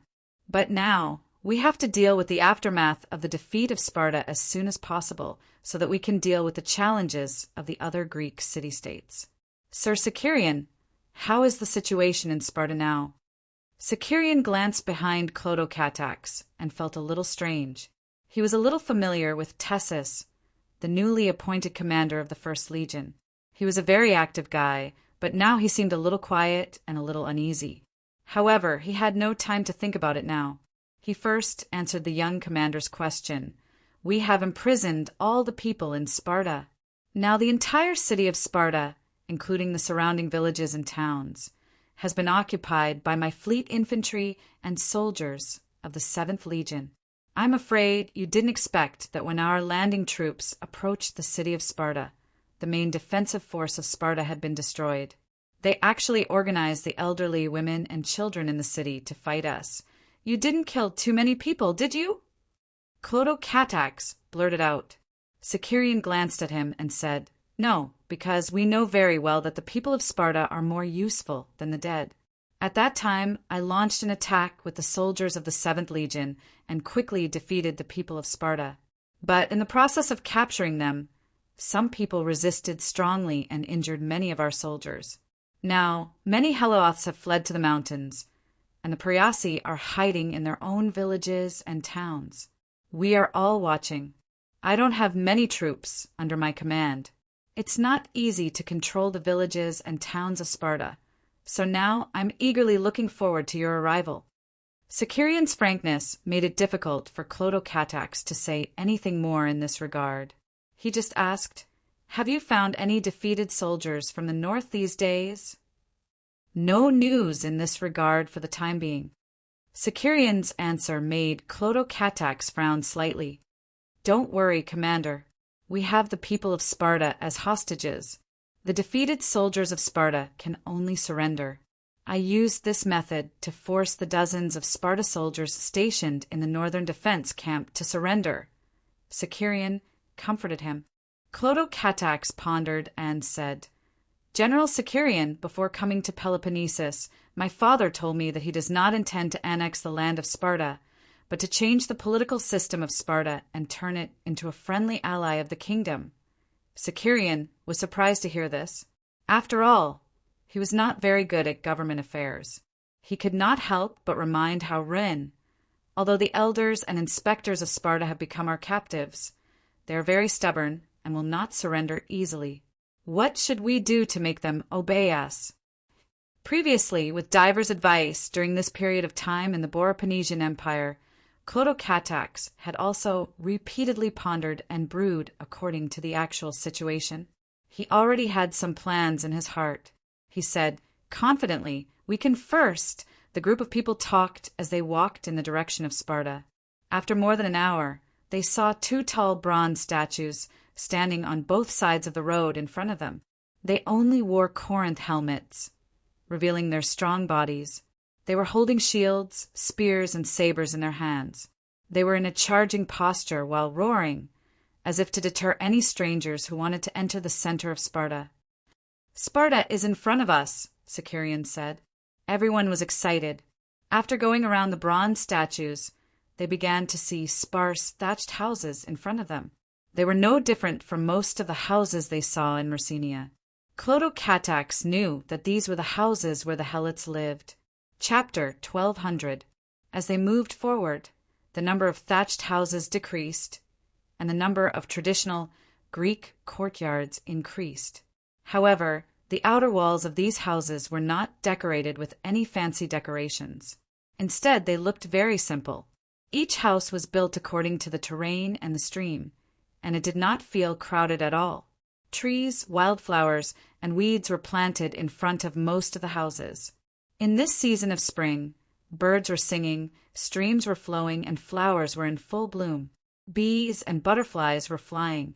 The air was filled with the intoxicating fragrance of vegetation. These houses were submerged in a sea of colorful plants. Perhaps this was the unique aesthetic of the people of Sparta. It was full of the vitality of the countryside. This is Sparta. It's like a village. Tiltotus, the eldest son of Leotychides and now an attendant of Clotocatax, had a disappointed look on his face. Tiltotus grew up in Dionia. For some reason, Leotychides never told his children about Sparta, so he did not have any special feelings for Sparta. After learning about his identity, he felt that it would make him stand out among the citizens of Dionia. Clotocatax agreed to Leotychides' request to let Tiltotus stay by his side. In fact, he did not order Tiltodus around as an orderly. On the contrary, he treated Tiltodus as if he was his own brother. After spending some time together, Clotocatax felt that Tertodus and Bryance were quite similar in personality and age. Therefore, when he entered Sparta this time, he deliberately brought Tertodus with him. It was out of good intentions that he wanted Tertodus to have a good look at his hometown. As a result, the young man who was used to the prosperity of Tali obviously did not fancy the simple and crude Sparta. "Hey, kid." A strange smile appeared on Oliver's face. "When there's a chance, I'll take you to the Lagonda Pass that leads to Messenia from Mount Tegidos. I heard that there's an unfathomably deep canyon there. The Spartans would throw newborn babies that weren't strong enough into the canyon. After hundreds of years, who knows how many baby skeletons have accumulated in there?" Todis glared at him fiercely and turned his head away, ignoring him. "Army Commander Olivers, saying such disgusting things at a time like this is affecting our mood," Printos said half-jokingly, half-complaining. "This isn't the only disgusting thing the people of Sparta have done. Luckily, the merciful Hades sent us here," said Olivers with a sigh. Hearing this, Tertodus felt even more disgusted with Sparta. "That should be Sparta's citadel, right?" Clotocatax asked loudly, following the direction of his finger. There was a hill that wasn't too high in the middle of the low houses in front of them. On top of the hill stood several tall temples. The walls of the temples were built with dark red marble. Looking up from below, the temples looked majestic and dignified, but there were no surrounding walls, so Clotocatax didn't dare to be certain. "That can be counted as Sparta's citadel, the Temple of Athens Na, Chakra Rock," replied the Sicarian. The citadel of a Greek city-state was not only the center of worship for the people of the city-state, but it was also the last fortress against foreign invaders. Usually it was surrounded by stone walls as a defensive barrier. However, since the people of Sparta were confident that they didn't need walls to defend their city, they probably didn't need to build a citadel wall either. But now they might be regretting it, thought Clotocatax. He couldn't help but ask another question that puzzled him. Don't the people of Sparta worship Zeus and Hercules? Why do they worship Athens Na in their citadel? Sicarian shrugged. There's a smaller temple of Hercules on the top of this hill, but the citadel is indeed dominated by Athens Na. As for why, I can't answer that. Maybe I should ask an old man from Sparta? The people of Sparta worship war, and Athens Na is the goddess of war and wisdom. I'm afraid it has something to do with this, Printos said. Since the people of Sparta like to fight, it might be more appropriate to worship Ares, the god of war. Olivers chimed in. Actually, the people of Sparta are very particular about strategy in war. They usually don't act recklessly, which coincides with the god of war and wisdom that Athens Na is good at. On the other hand, the barbaric and ferocious Ares is not popular among the Greek people, and few city-states worship him. I heard that he is respected by the people of Thrace in northern Greece. Clotocatax could not help but share his speculation. As they talked, they came to the front of the Temple of Hercules in Athens Na. It was all flat ground and stairs paved with large stone slabs, extending up to the temple step by step. It was completely different from the bumpy dirt road they had been on before. Commander, do you want to take a look at the temple? Sicarian made an inviting gesture. Clotocatax hesitated for a moment, then shook his head. Clotocatax graduated from the Turiae school with excellent results. He knew very well that the temple in the Acropolis of a Greek city-state was different from the one in the kingdom of Dionia. In Greek city-states, ordinary people were not allowed to enter the main hall. Only priests who could communicate with the god could enter. Therefore, the gate of the temple was usually guarded by guards. However, now that the people of Sparta were all captives, it was impossible for anyone to guard their Acropolis. Although he entered the temple as the victor, he did not intend to desecrate the faith of the people of Sparta with an arrogant attitude. If Clotocatax did not go up, the other generals would be too embarrassed to do so. The Temple of Hercules in Athens was located in the center of the city of Sparta. As they walked along the flat stone road, they were surrounded by tall bronze sculptures and magnificent buildings, an open-air sports arena, a civic meeting hall that looked like a theater, a public cafeteria that was dozens of meters long, the altars of various gods and heroes, and a victory column surrounded by the statues of the famous kings of Sparta. The square was mainly used for citizens' daily training and gathering during wartime. Here, the city of Sparta finally showed the era of a Greek hegemon that was far beyond that of a village. In the past, many people of Sparta would wander in this area every day, and many people of Sparta, young and old, would also train and fight in this area. It must have been a lively place. But now, except for the patrolling teams of Dionia soldiers, there was no one else in sight. Clotocatax could not help but ask, "General Sicarion, where are you imprisoning the people of Sparta?" "Some of them are imprisoned in the training ground of the warriors of Sparta in the southeast, mainly women and children. Others are at the port, helping us to unload and unload supplies. Both places are heavily guarded, so there is no way they can escape." Cloto and Carticus nodded. Then they saw a bronze statue that was about 10 meters tall standing not far in front of them. The statue was of a fully armed Spartan warrior. He held his head high and chest out. His eyes were firm and determined. He held a shield in his left hand and a spear in his right hand. He gave off a firm and unyielding aura. All kinds of wildflowers were planted around the statue, and they were blooming in this season, giving the cold statue a little more vitality. "This is the tomb of Leonidas, the king of Sparta." Sicarion pointed at the statue, and his relaxed expression faded. "The one who died in the battle at Hot Spring Gate." Tegtinos asked excitedly. "That's right, it's this hero," Sicarion replied in a deep voice. Everyone's expression suddenly became solemn.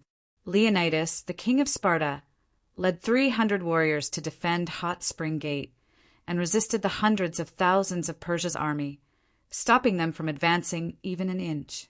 In the end, all of them were betrayed by a traitor and died in battle. This was a legendary story that was known by all in Greece, and it was still popular even after 100 years. The people of Sparta erected a statue for this king, who had won a great reputation for the city, for people to worship, probably hoping that his brave and selfless spirit of sacrifice would be passed down among the people.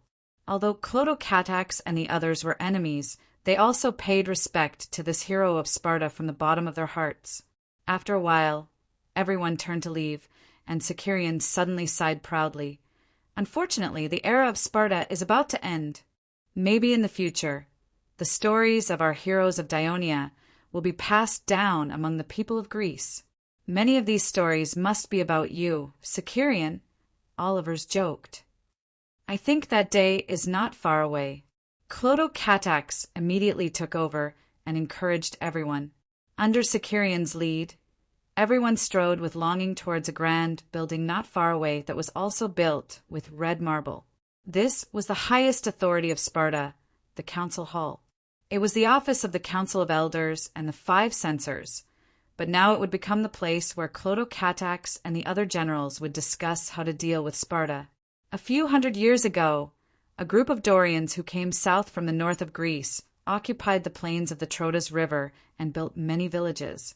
They were called the Lexidian Dream, and this land was called Laconia by them.